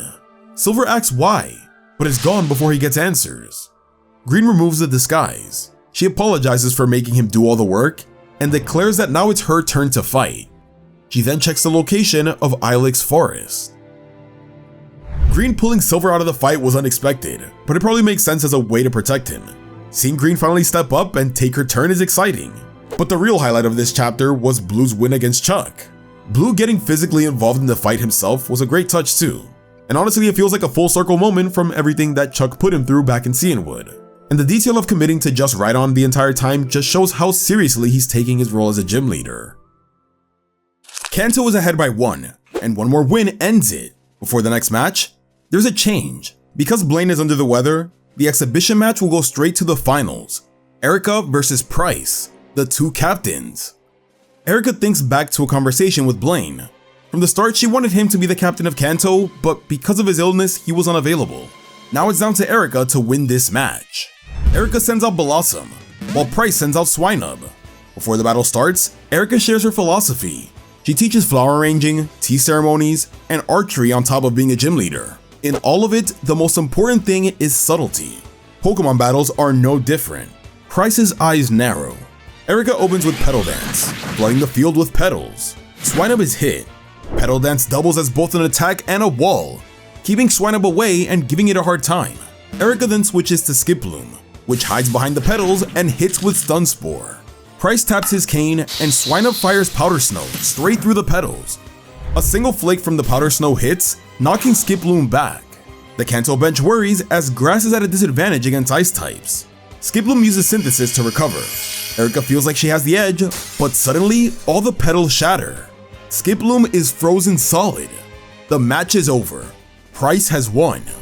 Erica's confused and can't figure out what happened. Price teases by stating his attack was subtle, calling back to Erica's opening statement. Morty pieces it together from the bench. Price used the spinning petals from Petal Dance to carry the snow and act like fans, reaching Skip Bloom from every direction. As Erica walks off, she notices a strange glimmer from Price's cane. The chairman thinks to himself, saying Price is modest and he can't see him as the new leader of Team Rocket. Gold, however, is thinking the opposite. The way Price battles, the ice, the precision, it matches the Mask of Ice. Then Abel signals someone is watching them. Gold and Chris chase them and end up in the control center room. They approach someone inside and realize he's been knocked out by a Slowking and a Macargo. Two voices speak from behind, Carl and Sham. Gold recognizes them immediately from Ecruteak City. He moves towards them but can't. Something is holding them both in place. Carl and Sham then pull a live feed on the screen. The Mask of Ice is at the Tin Tower, battling Ho-Oh. Alright, this was an insane twist that completely shakes up the whole plan around the tournament. Now it genuinely keeps you on your toes if you don't already know who the Masked Man is. As for the battle itself, Erica vs Price was sick. We thought we were watching big brain plays from Erica, but using the Petal Dance to carry the snow and free Skip Bloom was such a creative strat. It's subtle and ruthless at the same time, which tells you everything about Price. Gold and Chris process what they're seeing. The Mask of Ice isn't among the gym leaders at all. He's at the Tin Tower attacking Ho-Oh. Carl and Sham boast that not even a legendary Pokemon can escape their leader's capture. They kill the feed, declare Team Rocket's resurrection is moments away, toss their jackets, and reveal their new outfits. They're ready to unleash their full power. Gold and Chris still can't move, but Chris figures out that it's the move Roar. They're surrounded by Houndoom and Persian, who have used Roar to make them lose their ability to fight. Abel manages to reach into Gold's Pokeball and pops Poliwhirl out. He uses Hypnosis to put the surrounding Pokemon to sleep and remove the effects of Roar. But it doesn't stop Slowking and Macargo. Slowking uses Snore, while Macargo uses Sleep Talk. Chris has Boney swat away the Snore while Gold has Poliwhirl push back against the flames. Both of them are struggling. Carl doesn't wait around. He starts hacking into the central controls while the battle drags on. Gold and Chris eventually have Parasy and Sunbow use a combined Giga Drain, sapping their enemy's energy and sending Macargo and Slowking crashing into their trainers, knocking them all out. Gold and Chris think they've won, but then sirens go off. Gold grabs Carl, demanding answers. Sham grins and says their mission is complete. The Magnet Train safety lock has been released. At the station, two guards watch the Magnet Train when lights start flickering on the inside. The carriage is packed with Team Rocket grunts wearing masks. The guards sprint to alert HQ, but they're zapped by the Team Rocket Elite Trio. Team Rocket's plan is finally in motion. The teamwork between Gold and Chris to take down Carl and Sham was solid, but winning that fight didn't actually matter, which makes it hit harder. Up until now we've been dealing with fragments of Team Rocket, but now they're unleashing their full power all at once. The Magnet Train packed with masked grunts was a genuinely menacing image, and it makes it clear that the Mask of Ice has been playing a much longer game than anyone realized. Gold and Chris see the warning of the Magnet Train. Chris explains that the Magnet Train was how the gym leaders were brought to the opening ceremony, and now it's been hacked. They're worried the train might crash into the audience. They can't find a way to stop it, so Gold tries to go down there, but they've been locked shut. They're trapped. They try to bust out by having X-Bow and Arky burn down the door, but it's fireproof. Monlee's Mach Punch doesn't budge it either. Chris says they have to warn the people below, so Gold gets an idea to broadcast from the control room. His face pops up on the stadium's big screen. The crew is furious. Gold gets his warning out, telling the crowd about Team Rocket and the Magnet Train, before the feed gets cut and replaced with live footage of the Mask of Ice battling Ho-Oh. The stadium erupts into panic. By then, Chris had Parasy mix different spores to create Sludge Bomb and blast a hole through the door. They're out. Down in the arena, everyone panics as the battlefield splits open and the Magnet Train rolls back into the stadium. Faulkner calls all the gym leaders into action as the doors fly open, with masked Team Rocket grunts pouring out. The gym leaders believe that they're here to take over the stadium, and they have an all-out battle against Team Rocket. The battle takes them into the Magnet Train, and the door slams shut behind them. It was a trap. The Magnet Train then leaves the Indigo Plateau, taking all the gym leaders with it. Gold and Chris reach the stadium, but are blocked by a crowd of panicking spectators. They take to the air using Tebow the Mantine and Nati. They find Mary and Director Hero in the announcer's box. The warning got through, but the gym leaders are gone. They were pulled away from the stadium on purpose. Gold and Chris realize this was all part of their plan, and a voice behind them confirms it. The Mask of Ice has arrived, with both Lugia and Ho-Oh at his side. Things are getting real now. Luring the gym leaders into the Magnet Train to take them off the board entirely was such a calculated move, and it makes the situation feel impossible. Gold and Chris were already outmatched on their own, and now the Mask of Ice is standing in front of them with both Lugia and Ho-Oh under his control. This is the moment everything has been building toward, and the scale is insane. Lugia and Ho-Oh prepare to attack together. Gold and Chris try to get out of the way as Sacred Fire and Aero Blast are used, blasting the stadium roof.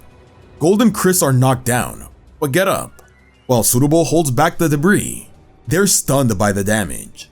The crowd panics as they're trapped in the stadium. The Mask of Ice slowly approaches, as Lugia and Ho-Oh launch a combined attack again. Chris wonders what Lugia is doing here, while Gold realizes that he was the one who stole Lugia from the Whirl Islands. Suitable uses Mud Slap to counter the attacks, but it doesn't work. As they try to escape, Gold asks Chris how they can defeat them. Chris says that the only way is to understand their special attacks. They study the pattern, realizing that the legendaries are combining their attacks to create a huge combustion. The Mask of Ice commands another Sacred Fire and Aero Blast. Gold and Chris barely dodge it. Chris notes that Aero Blast always follows Ho-Oh's flames to amplify Sacred Fire. Gold now knows that the solution is to split up the two legendaries. Chris takes Nati and goes after Lugia, while Gold and Suitable stay to taunt Ho-Oh. Instead of just running, Chris charges towards Lugia. Gold is concerned and lets his guard down as Ho-Oh drops down to attack him. Chris is worried, and the Mask of Ice says to quit flailing around. Ironically, Gold keeps flailing by having Suitable use Flail, knocking Ho-Oh back. Because of all the damage he took, Suitable's attack was much stronger. The Mask of Ice calls Lugia back to help, but Chris has already ordered Future Sight, and it connects, hitting Lugia moments later. The Mask of Ice has had enough. His mask begins to change shape, and his body grows larger in size. He says he's prepared for 10 years, and nothing will stop him now. He traps Gold and Chris inside a ring of Sacred Fire and reaches into the evacuating crowd, grabbing Kurt and his granddaughter Maisie. Gold and Chris notice the change of body as Lugia and Ho-Oh continue to destroy the stadium. Gold and Chris wonder why they're after Kurt, and then the Mask of Ice makes his demand clear. He wants Kurt to work for him. He needs him to craft a Pokeball that can capture time itself. This is insane. The Mask of Ice continues to prove that he's on a completely different level, and the change in his appearance only makes him even more unsettling. Even with Gold and Chris working together and finding a strategy, two legendaries is just too much for them. The kidnapping of Kurt was a huge surprise too, and now the real plan of the Mask of Ice is starting to become much clearer. That's the perfect note to end the volume on. The final volume of the Gold and Silver manga continues with the Mask of Ice turning his attention to Chris. He's impressed by her use of Future Sight earlier, saying that for a moment she was able to control time. Then he puts it into context. 2 years ago, Giovanni wanted power. A year ago, Lance tried to create a utopia for Pokemon, but as for the Mask of Ice, he wants neither. He wants to control time, and believes Kurt can create a Pokeball that will achieve that. Kurt says that he doesn't know how to make such a thing, but the Mask of Ice knows he's lying. He tightens his grip on Maisie to get the information out of him, but when that fails, he just takes Kurt's scroll by force. He knew that Kurt always carries around the Pokeball creation scroll, and at the end are instructions to create the Time Capture Ball. Kurt tells him the manual is worthless without the materials, but the Mask of Ice says that he already has them. Delibird flies to Lugia and Ho-Oh and pulls out the Silver Wing and Rainbow Wing. That's what he needed. Woven together, they create the perfect capture net. He lets out an evil laugh, but he's cut off by Gold. The Mask of Ice did all of this, used the Pokemon League, Kurt, Silver, and even Team Rocket as a means to an end, just to build a Pokeball. He questions if Pokemon are the same to him. Does he see them as tools? He demands to know what Pokemon are to him. The Mask of Ice doesn't hesitate. He says they're tools. Gold loses it, and as the Mask of Ice tightens the grip of the Sacred Fire, Gold is able to quickly push Chris, taking the hit himself. Chris calls out for him to stop. The Mask of Ice is already gone. As Gold hits the ground, he says he won't give up until he stops him, and then he passes out. The Mask of Ice weaves the feathers together into a single Pokeball, turning it into the GS Ball. He says he finally has what it takes to enter the crack in time and retrieve his lost past. And with the gym leaders trapped on the Magnet Train, no one can stop him now. What a way to kick off the final volume. The Mask of Ice's goal is now completely clear, and seeing the Rainbow and Silver Wing woven together to create the GS Ball was such a cool moment. It's already more meaningful here than it was in the anime. But the standout moment was Gold throwing Oak's question right back at the Mask of Ice. What do Pokemon mean to you? It's the same question that defined Gold's journey from the beginning, and hearing the Mask of Ice's answer without hesitation makes him truly irredeemable at this point. Although the way it's framed makes me wonder if the answer is actually the whole truth. Inside the Magnet Train, the gym leaders are fighting the waves of Team Rocket grunts. It doesn't take long before they realize that they were tricked into boarding. Claire figures out that the grunts are being controlled, and probably by someone on the train. She snaps her whip around Blaine's arm. He's been absent since the tournament started, and she also knows that he was the last person to fight her big brother Lance. Claire and Blaine were supposed to face each other in the tournament, and she decides to settle it here. Misty says this isn't the time, but Blaine accepts, and asks the others to handle the grunts. The rest of the gym leaders clear out. Misty's Starmie is already working through the grunts before anyone else moves. Erika notices Misty's intensity. She gives her a flower, as she points out that she noticed that she has some feelings that need to be dealt with after the battle. Back to Claire, she presses Blaine, saying her big brother always kept in touch with her until his fight with Blaine a year ago. She wants answers, and has Dragonair use Thunder Wave, but Blaine dodges. Blaine asks why he calls him her big brother, and Claire explains that he was her senior gym mate, and her cousin. Oh, I guess that wasn't a translation error. They are actually cousins after all. It turns out that Claire and Lance's fathers are brothers, and although Lance's father was more skilled, he fell in love with a woman from Viridian City, so Lance was never allowed to be the next gym leader. She has Dragonair launch Outrage on Blaine, but he withstands the attack. A legendary beast appears behind Blaine, and reflects the attack straight back. Claire goes down. Blaine walks over calmly, and tells her that Lance is alive, as he's far stronger than Blaine ever was. Then he runs up to rejoin Misty. Meanwhile, Lieutenant Surge comes face to face with Ken, Al, and Harry. They're wearing masks and are unresponsive. Surge tries to remind them of their loyalty to Giovanni, but Artillery blasts him without hesitation. Surge figures it out. They're being controlled by the masks. He tries to tear off the mask and recites what Team Rocket stands for. They reply, "Raid on the city, knock out evil tusks." The words Giovanni himself spoke. That's a really goofy acronym, by the way. Ken, Al, and Harry snap out of it. Surge tells them to wake up the rest of the grunts, then he heads towards the back of the train. He splits the back cars from the front three. The front section immediately accelerates. Blue, sitting at the driver's seat, notices the speed increasing. This chapter does a great job at shifting the focus back to the gym leaders, and Blaine is the clear highlight. The reveal of him being Entei's partner is hype, and the confrontation with Claire gives us the matchup that we missed out on during the tournament. It also ties directly back into Lance and the Yellow Arc, which continues to show how well connected the entire manga is. Surge getting through the Control Team Rocket members was also another strong moment, using his history with the old team to break the Mask of Ice's hold on them. Brock rushes into the front car, asking Blue what happened. Blue points out how the train is going fast. Erika suggests using Pokemon to slow it down, so Brock has his 6 Geodude use Magnitude to try and shake the engine to stop, but the force isn't enough.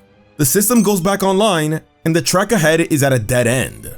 At this rate, the train is going to crash. In the other half of the train, Whitney, Faulkner, Morty, and Bugsy have gotten rid of most of the grunts. They notice the number of grunts suddenly dropped, and Surge reveals that they're in the other half of the train. The train is actually on the way back to the Indigo Plateau. He used the train's own electrical system as his power source to reverse the direction thanks to a certain Pokémon that he has. Misty and Blaine realized that Surge must have been the other trainer chosen by the legendary Pokémon. Surge has Raikou. Misty is surprised that Raikou would choose someone with Surge's past, but Blaine points out that Raikou must have seen something in him that was worth choosing. Blaine pulls them together before they move. They need a plan. The three legendary beasts look at each other through their Pokeballs, and then with a flash of light, they make their way to the Indigo Plateau. The chairman watches in disbelief as the Mask of Ice controls both Ho-Oh and Lugia, and nobody's able to stop him. Then, Misty, Blaine, and Surge step forward with the legendary beasts. Surge continues to be one of the biggest surprises of this arc. The reveal that he's Raikou's chosen partner was genuinely hype, and it feels completely earned, given how much the story invested in him throughout. Now with all three legendary beast partners stepping forward together, the stage is finally set for a real fight back against the Mask of Ice. Misty, Surge, and Blaine step forward, strap devices on their forearms, and with the legendary beast, they attack the Mask of Ice. They trap him with fire, water, and electricity. Chris sees them and recognizes Suicune, along with Raikou and Entei. The Mask of Ice breaks free, then calls in Lugia and Ho-Oh. He commands Sacred Fire and Aeroblast to blast all three beasts back into the wreckage. He says teaming up with trainers won't close the gap between them. He notes that they can't even use their full power because it would create a high-density energy field that'll make their trainers unable to breathe. But the three gym leaders don't stop. It's revealed that the devices on their forearms are portable oxygen tanks. On top of that, they pull items from the cases and toss them to their partners. Charcoal to Entei, Magnet to Raikou, and Mystic Water to Suicune.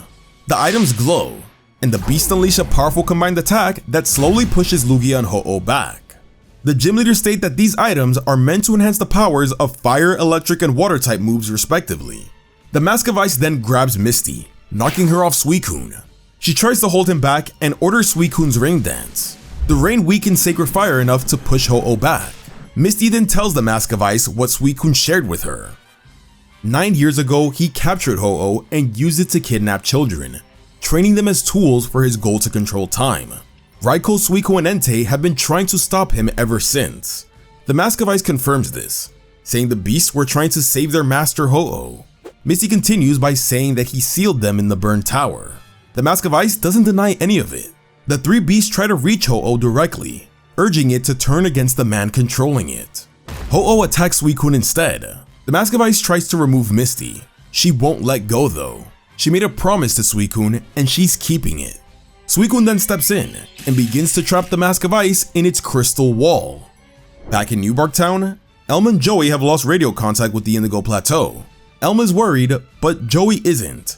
He knows Gold, and he believes that he'll get back up. Misty is the MVP of this chapter, no question. Holding on to the Mask of Ice and exposing everything while Suicune fights around her was such a strong moment for her. The reveal that he was the one who sealed the legendary beasts also fills in a gap that has been bothering me ever since they were first freed.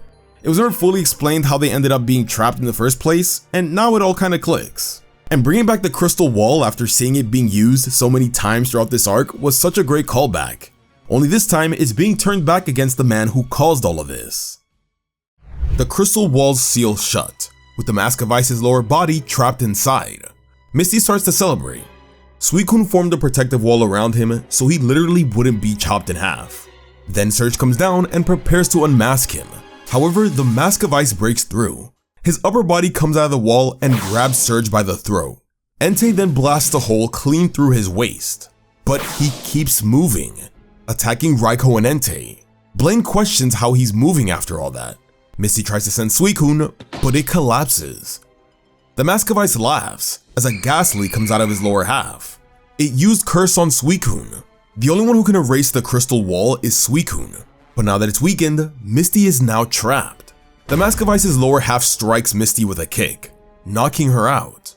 The Mask of Ice leaves with Ho-Oh, Lugia, and Delibird, leaving Ghastly behind to finish the job. Misty can't breathe, and Chris rushes to her, but the crystal wall blocks her. She needs to wake Suicune to remove it. Things seem desperate, but then she hears a sound coming from inside, and sees someone holding a clear bell through the wall. Someone is inside with Misty. They're furious to see what happened to Suicune. Haunter and Electrode are sent out, taking out Ghastly. Chris says that there's only one trainer that has the ability to pass through Suicune's walls. It's Yucine. Electrode brings Suicune and Misty out of the crystal wall, and Chris turns to find Gold, but he's gone. She's worried he went after the Mask of Ice alone. Nearby, Faulkner, Bugsy, Whitney, and Morty regroup with the chairman. He tells them what happened. The Mask of Ice was split in two and had a hole burned through his body, and kept moving. Whitney is stunned. She has the chairman repeat it. Something clicks and she begins to shake. She knows the identity of the masked man. Meanwhile, the Mask of Ice flies towards Ilex Forest with the legendary Pokémon, unaware that Gold is right on his tail. He begins to weave the Rainbow and Silverwing, and with tears streaming down his face, he says he will finally get to see his Lapras and Lapras. Okay, at this point I think it's pretty obvious who the Masked Man is, and for the sake of those who don't know yet, I'll let the story do the reveal. But if you had any doubts, this chapter lays it out perfectly through everything he's been able to withstand. A hole burned clean through his body and he just keeps moving? That alone tells you everything. Having Whitney be the one to figure it out though, that was actually a genius choice. The Mask of Ice approaches the Ilex Forest, telling Lugia and Ho-Oh that Will and Karen are waiting for him. All he has to do is place the capture net inside the GS ball to complete it. He sends the legendaries ahead while he lands on a mountainside. He mutters to himself that the shrine reacts to phases of the moon, and tonight is when it will shine again. Gold stands right behind him, with his whole team. The Mask of Ice taunts him over his 3 losses, but is impressed with his tenaciousness. He asks for his name, and he introduces himself as Gold of New Bark Town. He then throws a focus band to each of his Pokemon. He returns everyone and starts with Sudowbo and Abo. Abo bounces around with agility, but the Masked Man regenerates his arm and swats him. Gold is shocked to see that his body is made of ice. The Mask of Ice says he catches water from the atmosphere and can freeze it to endlessly repair and regrow his body. Gold strikes his Pokeballs with his Q-stick as he's hit by the Mask of Ice. He tells Gold to give up, and Gold says that maybe he should. Psych! The Pokeballs roll under the Mask of Ice, with the rest of Gold's team coming out to surround him. Polyball sings an odd song, while Sudowbo comes out from behind so fast that it locks him in place. Gold explains it. Abo used Baton Pass to transfer his speed boost to Sudowbo before going down. The Mask of Ice calls for Delibird, but Polyball had used Perish Song. Both of them went down together. The Mask of Ice raises his fist and roars as he starts to rebuild his lower body with more ice. Gold knew he'd do that and has Teebo launch Sunbow upward. Sunbow uses Sunny Day and evolves into Sunflora mid-air. X-Bow then hits the Mask of Ice with a sun-boosted flamethrower to melt his body. Gold told him that he fights together with his Pokemon, and that he wouldn't understand because Pokemon are just tools to him. Gold pins him down and smashes the mask with his Q. Back at the Indigo Plateau, as the crystal walls finally dissolve, the Mask of Ice's lower half prepares to strike. Faulkner tackles it down and slaps handcuffs around its ankles. He pulls back the robe to reveal nothing but ice. Meanwhile, Whitney is still shaking. She already knows, and Morty does too. The chairman demands the name. The Mask of Ice is Price, the gym leader of Mahogany Town. And there it is, the reveal. I will say I think earlier on made it a little bit too obvious, because if you were paying attention, it wasn't too hard to figure out. But outside of that, this is probably Gold's best chapter in the entire arc. The way his team worked together, chaining attacks and covering each other's weaknesses, was so satisfying to read. And having Gold be the one to physically smash the mask and expose Price was great, especially with the Masked Man bringing up past losses before it happens. Gold's resilience has never hit harder than it does right here. Green sends out her Snubbull and enters the place the Mask of Ice will come to, the Ilex Forest. She rushes to the center of the forest, but she doesn't get far before someone stops her. Green has her Snubbull use Scary Face, revealing an Umbreon. Karen and Will step forward, 2 of the Mask of Ice's former children. They knew that she would come here. Snubbull tries to use Bite, but Umbreon counters with Feint Attack. Green then orders Charm to weaken Umbreon's attack, and follows with Takedown. Will and Karen say that they're guarding the forest for the Mask of Ice, stating that tonight he's going to capture time. Green says that she knew that that was his plan. Will sends out Zatsu, and Green freaks out. Her fear of birds causes her to hide. Will says that the Rainbow and Silver Wings are essential to enter the crack in time, so they were strictly ordered to keep her away. Zatsu eventually finds her, and Will and Karen ask for the feathers. Unfortunately for them, Green doesn't have them. She hid them in Yellow Straw Hat. At the daycare, The old couple tries to listen over the radio to what's happening at the Pokemon League.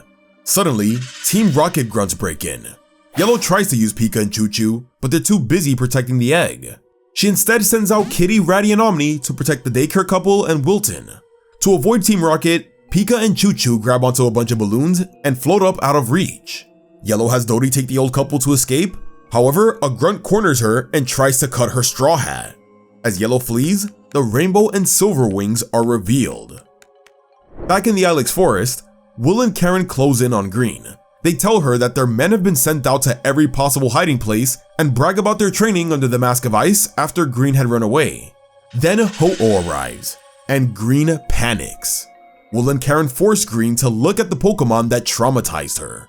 The memory hits her all at once. This is our first fully dedicated Green chapter, and it did not disappoint. Her connection to the Mask of Ice has been teased since the very first arc, so finally seeing the payoff land was really satisfying.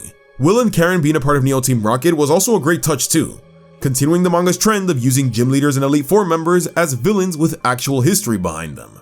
And the reveal that Yellow had the Rainbow and Silver wings hidden within her hat the whole time was genuinely surprising, while also explaining why the hat kept showing up as a detail worth noting. Green remembers the day she was taken by Ho-Oh. It carried her atop the Tin Tower, where the Mask of Ice was waiting. He put a mask on her and was paired with Silver, saying he's expecting a lot from her. She faints as Karen is holding her. Will laughs and reveals that he used Zatsu's psychic powers to show her the past. He thinks it would have been better if she was taken even younger, so she wouldn't remember any of it. Green starts speaking again, saying she's glad she teleported Silver somewhere safe. Will laughs, however, and points at a tree nearby. Silver and his Sneasel are pinned to it. They fall to the ground in front of her. Green asks why he's here, and Silver tells her what happened. Right before Abra teleported him, Sneasel used Thief to snatch the flower mail from it. The mail had Green's notes and a map of the forest. That's how he knew that she was coming here. Green starts to cry and asks why would he do that, saying he's pushed himself too hard. Silver says that he followed her because he wants to be the one to protect her. Then he loses consciousness. Green breaks down, thinking about the moments she shared with Silver when they were young. She turns to face Will and Karen, but Will responds by sending in Ho-Oh.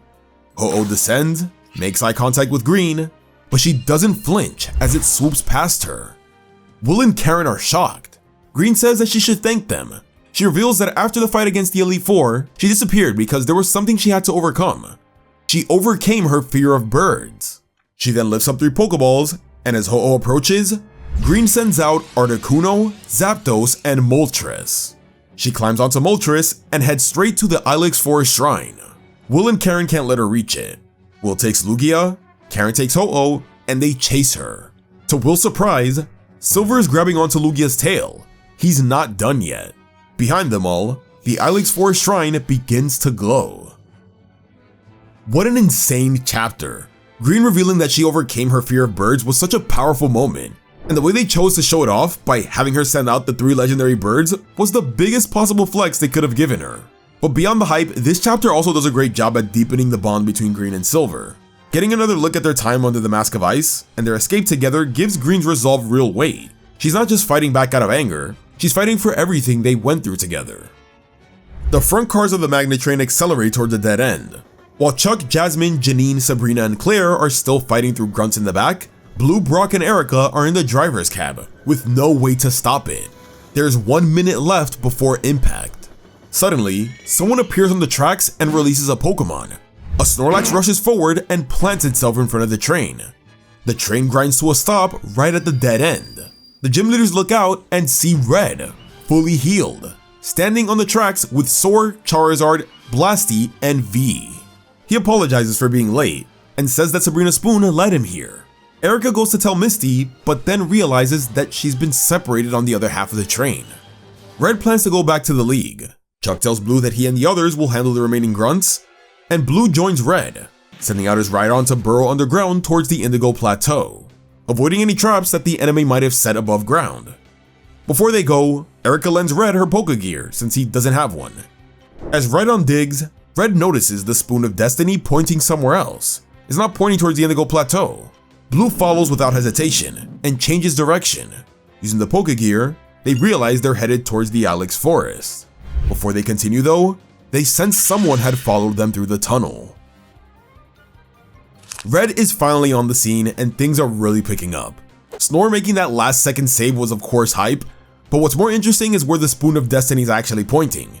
Instead of heading back to the League, it's pulling them towards the Alex Forest, right where everything is coming to a head. And with Koga and Bruno now following them into the tunnel, the pieces just keep falling into place for what's shaping up to be one massive final confrontation. Koga and Bruno send out Tentacruel and Tyrogue. Red reacts instantly, sending out V, who attacks Tyrogue's double team. Red responds with Psych Up. Meanwhile, Blue has Rhydon deflect Tentacruel's tentacles. They're at a standstill. Koga and Bruno say that it's good to see them again, and then Tyrogue charges forward, right past Red. He uses Rock Smash on the wall behind him. Bruno tells them that the tunnel ahead is too hard to drill through. Rock Smash will get them there faster.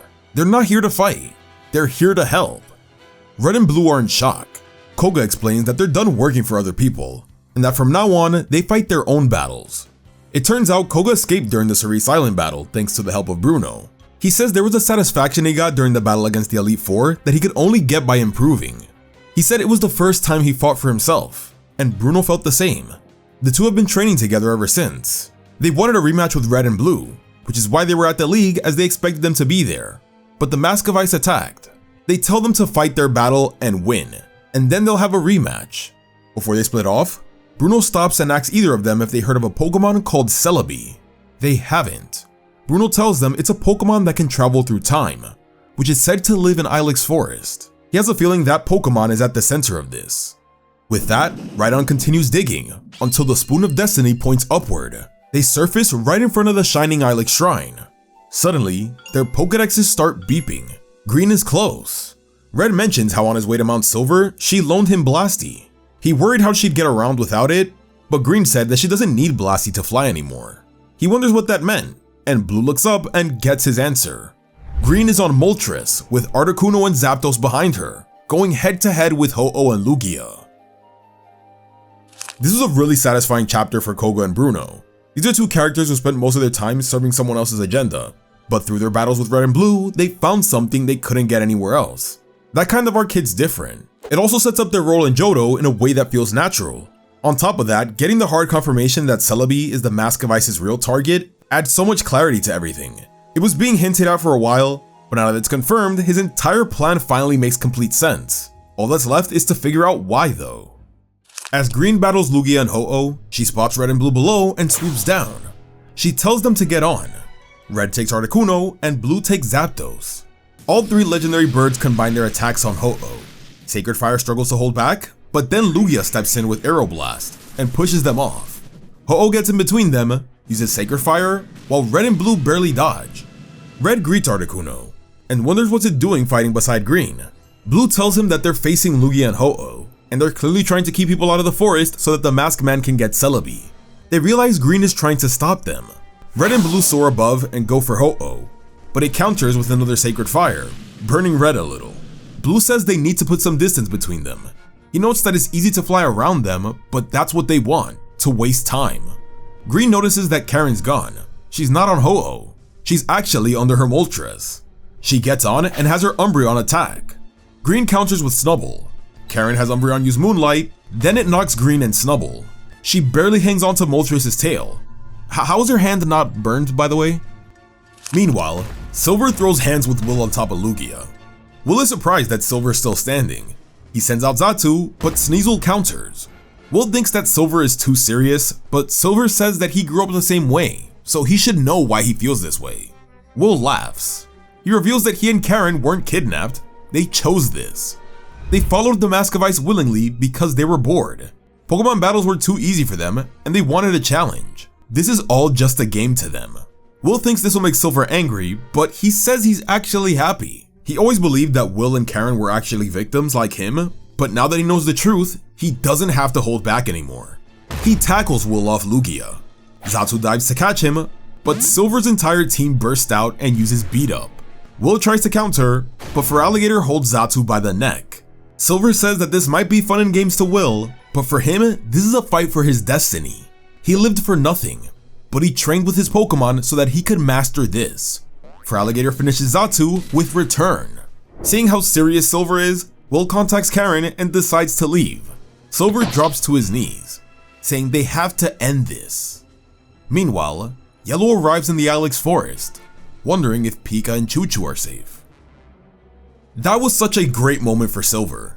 He's going all out, and the best part is that it's a full circle payoff. When we first meet him, he uses frustration with Totodile because they had no bond there. But now he uses Return with Feraligatr, showing just how much that relationship has grown throughout their journey. That detail is so cool.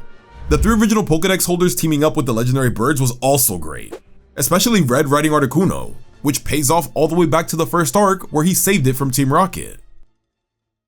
Gold has Price cornered with his Q-stick and tells him not to move. However, Pika and Choo Choo come running in, and Price grabs them both as leverage.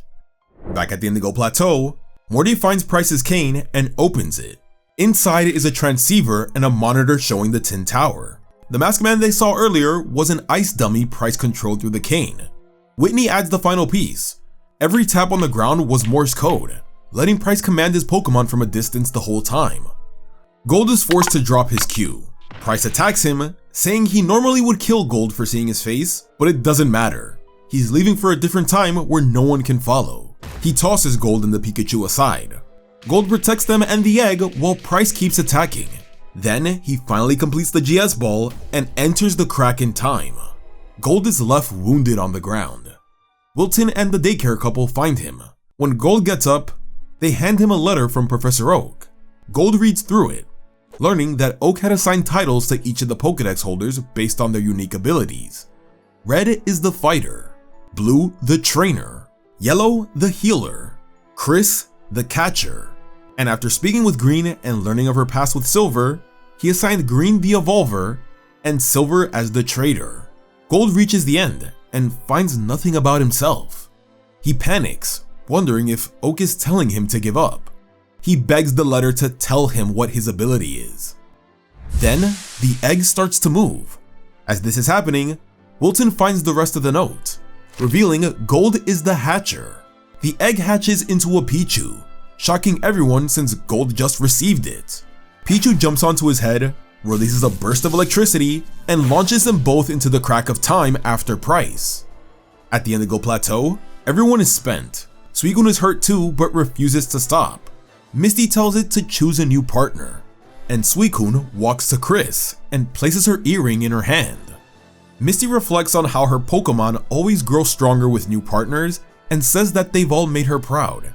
She cries, admitting she knew she wouldn't make it to the end of this battle. She asks Chris to take care of Suicune. Chris then rides out on Suicune towards the Alex forest with all 3 beasts. Yusin, who's in tears, reunites with Morty. He's confident that Suicune will choose him as his next partner, while Morty admits that he lost his cool when he saw Ho-Oh. Then, part of Price's body regenerates and strikes, but Smee jumps in and melts it. Mary explains that Smeargle used Sketch on Entei mid-battle, and copied Entei's unique ability to melt Price's ice entirely. In the wreckage, Director Hero finds Bill and Daisy.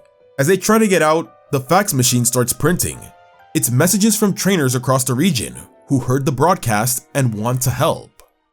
Alright, this is a thick chapter, but the biggest standout is the focus on Gold. Seeing each Dex holder get their specialty was cool on its own, but Gold's being the last one shown was perfect timing. The setup was already there with Togebo hatching earlier, who's actually been absent for a while now, so when Pichu comes out right at this moment, it feels completely satisfying.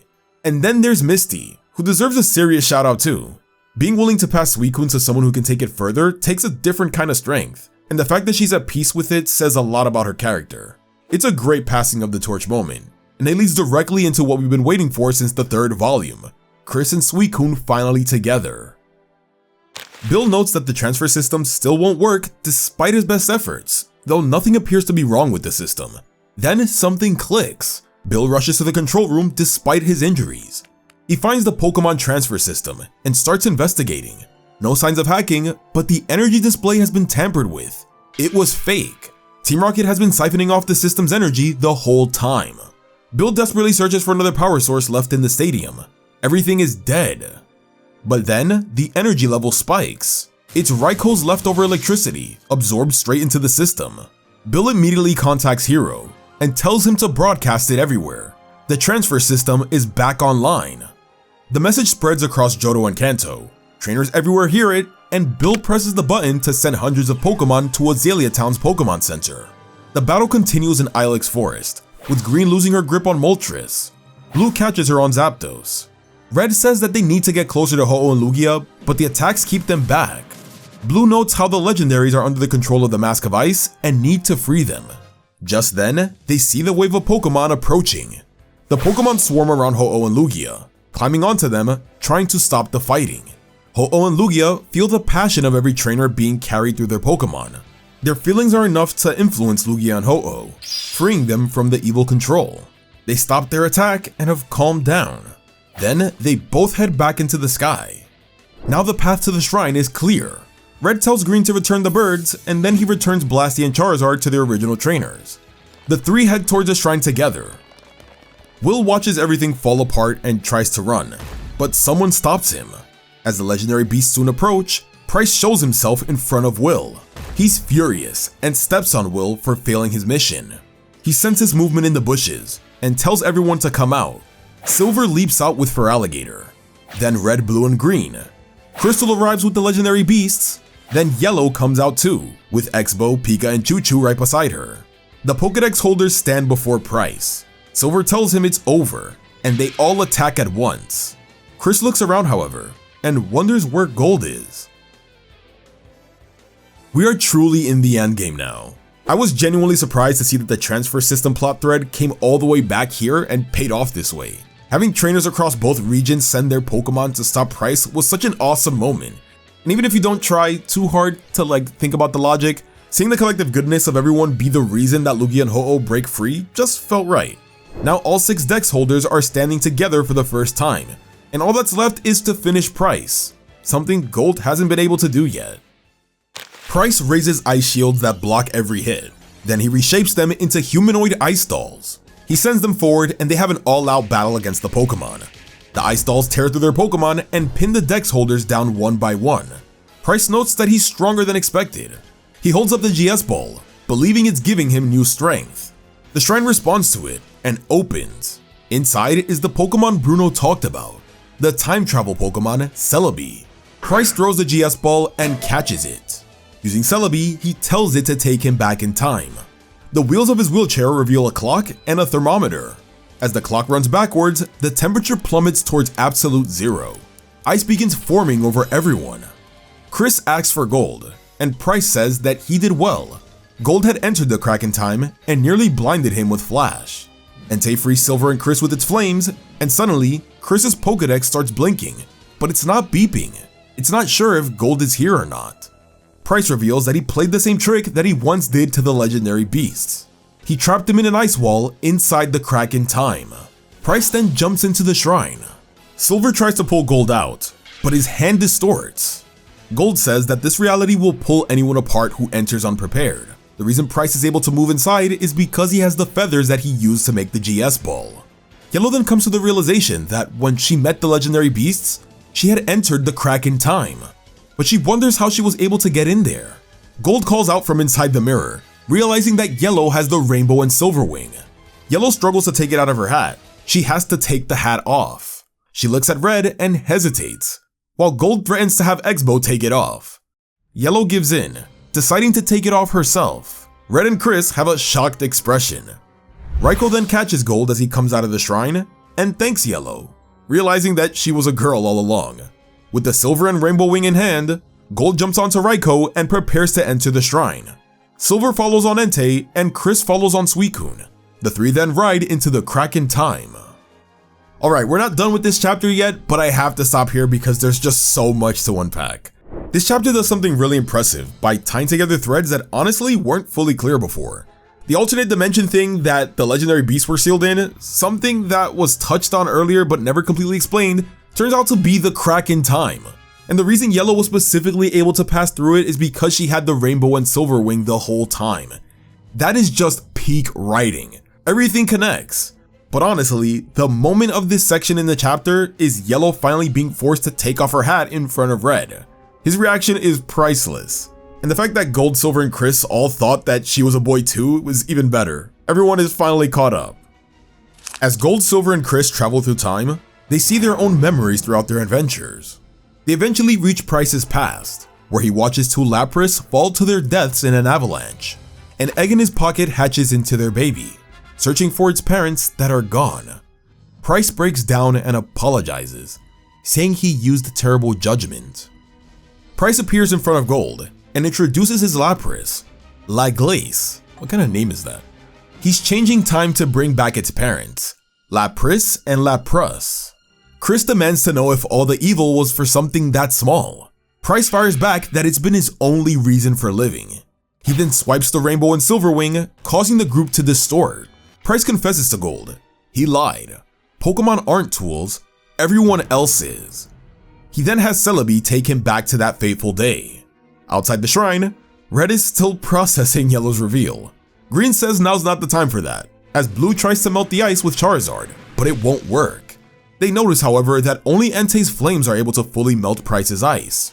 Red remembers that Blasty replenished itself at Mount Silver's hot spring with the flammable water. Blasty fires it into Entei's leftover flames, and the fire spreads everywhere, melting the ice permanently. They're free and charge towards the shrine. Inside, Gold sees the memory of him accusing Silver of stealing his backpack and apologizes. Silver asks what keeps him fighting. Is it because of him? As he reaches for the feathers, Gold tells him that he's fighting for himself, but it can't hurt to do things for others too. He grabs the Rainbow and Silverwings, gives them to Silver and Chris, and says it's been fun traveling with them. He then thanks them and jumps off Raikou and goes after Price alone. He says he could never understand what it felt when he had to hold his Lapras after it hatched. Gold says that he does, because he's the hatcher. As Gold faces Price for the final time, Oak's words from the letter ring in his head. His gift isn't simply hatching eggs, it's bringing Pokemon into the world and drawing out everything they're capable of. He grew up living alongside them, like family, and that shapes something that no one else has. Gold then has Pichu unleash a move that he calls the Super Rising Thunder. This was a really strong climax, and Gold finally getting his decisive moment against Price is extremely satisfying. But what makes it land even harder is Oak's explanation running in the background. The hatcher isn't just someone who hatches eggs, it's someone who passes along their emotions, their will, their bond to every Pokemon that they bring into the world. That reframe ties Gold's entire journey together in a way that feels genuinely meaningful, and the Super Rising Thunder was the perfect way to cap it all off. Powered by Raikou's electricity, the Super Rising Thunder hits. Price throws up one last ice shield, but Gold's Q-Stick acts as a lightning rod and shatters it. Every Pokédex holder fires at once, and Price's body is destroyed.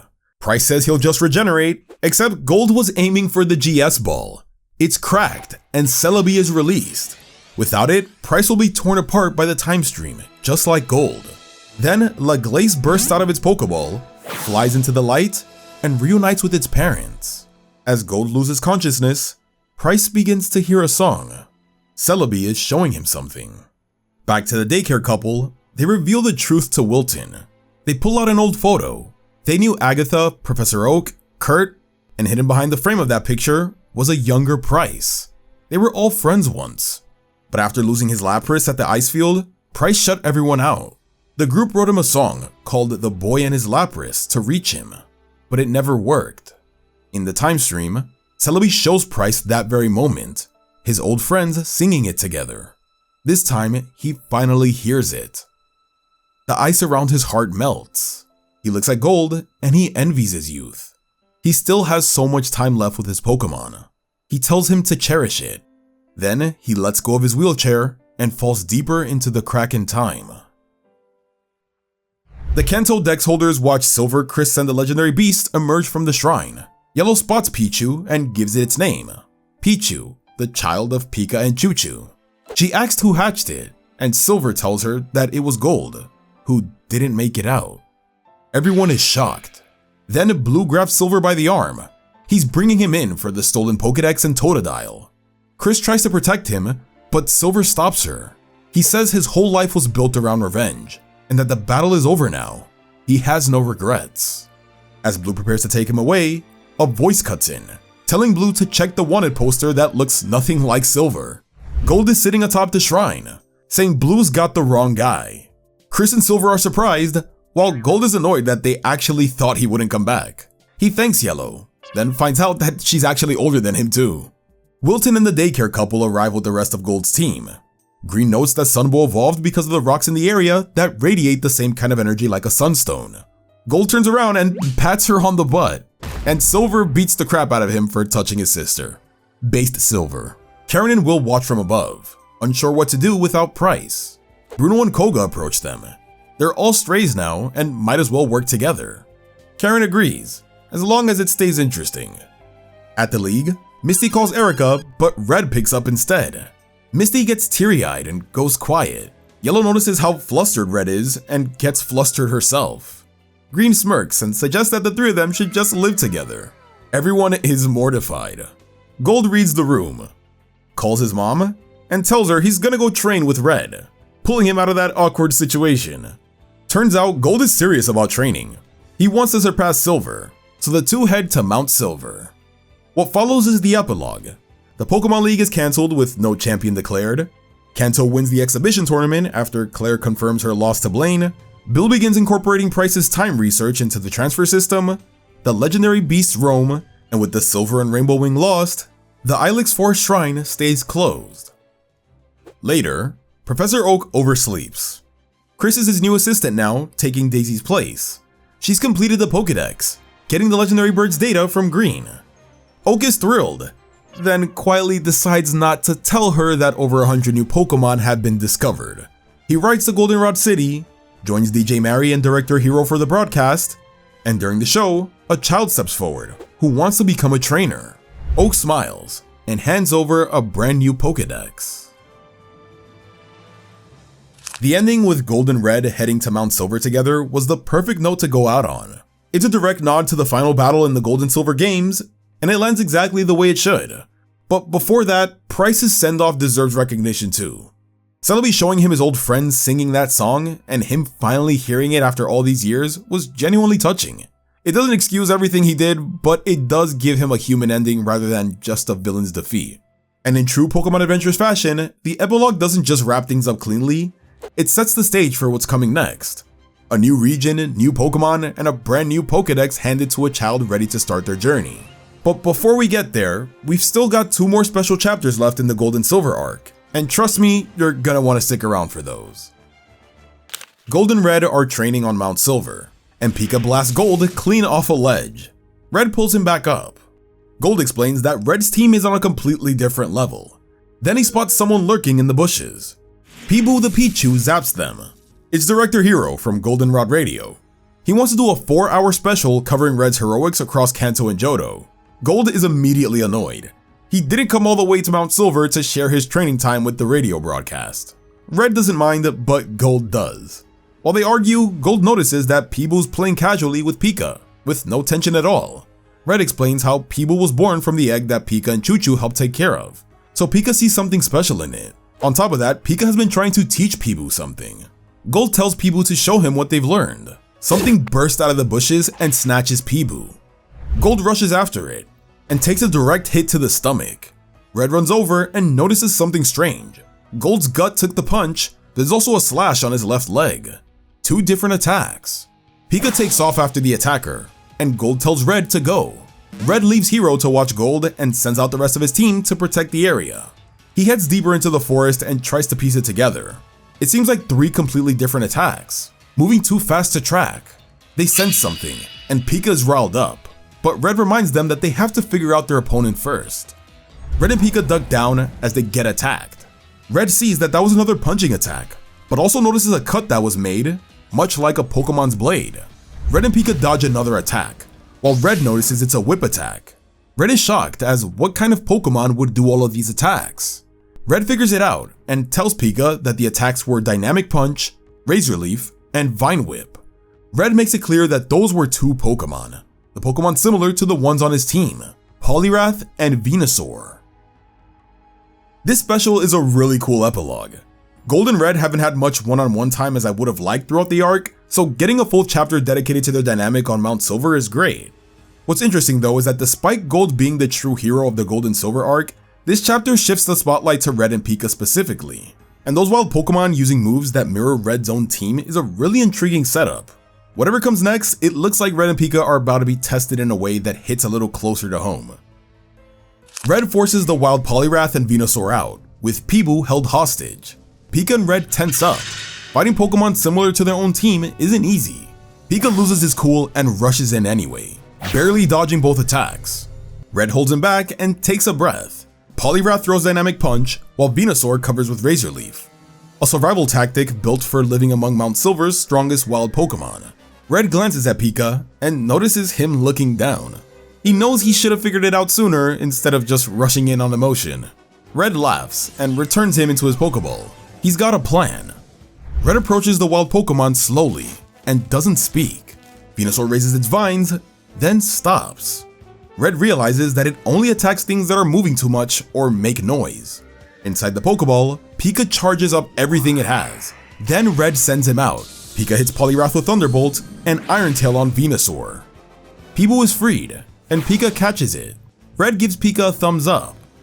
They reunite with Gold and Hero, and recover at the hot springs. Gold watches Red and thinks about how someone so easygoing can become a completely different person when it counts. He tells himself that he'll surpass him one day. A few days later in Pallet Town, Red digs through a stack of books and pulls one out. He asks Gold what he called that move against the Mask of Ice. Gold says that it's called Super Rising Thunder. He just shouted something that sounded cool. Red shows Gold the book and wonders if the move might actually be Volt Tackle. Gold gets inspired and says he wants to master it properly. Red gives him his insulated gloves and tells him that they'll help with training electric type attacks. Gold then spots a poster of Charizard labeled Lizardon. Red explains that a friend from a faraway region gave it to him. He says that's what they call Charizard over there. Now it's actually worth noting that these special chapters actually released years later in 2013 during Generation 5. So this is very clearly meant to be a Unova reference. And in the Japanese version, the poster likely read Charizard since Lizardon is Charizard's Japanese name. Red tells Gold to make himself at home and he heads out to meet Blue. Gold turns on the TV and sees a news report from the Moss Deep Space Center. A mysterious virus discovered deep in space is being investigated. Gold stares at the screen. First foreign countries and now space? There's no way he can keep up with all of this. Then he wonders if there are any Pokemon that are living in space too. Outside, Red runs with Pika, and the two share a moment. No matter what comes next, they'll face it together. This was a really strong chapter for Red and Pika. The way Red reads the situation and adjusts with Pika just shows how deep their bond runs. The callback to Red's battle with Giovanni, charging up inside the Pokeball, was such a nice touch too. And Red passing the gloves along to Gold was a simple but meaningful passing of the torch moment. What makes these special chapters work so well though is that even though they came out years later, they feel like a natural epilogue to everything that happened in this arc, while planting seeds for where the manga is headed in the future. But for now, that is it for the Pokemon Gold and Silver manga.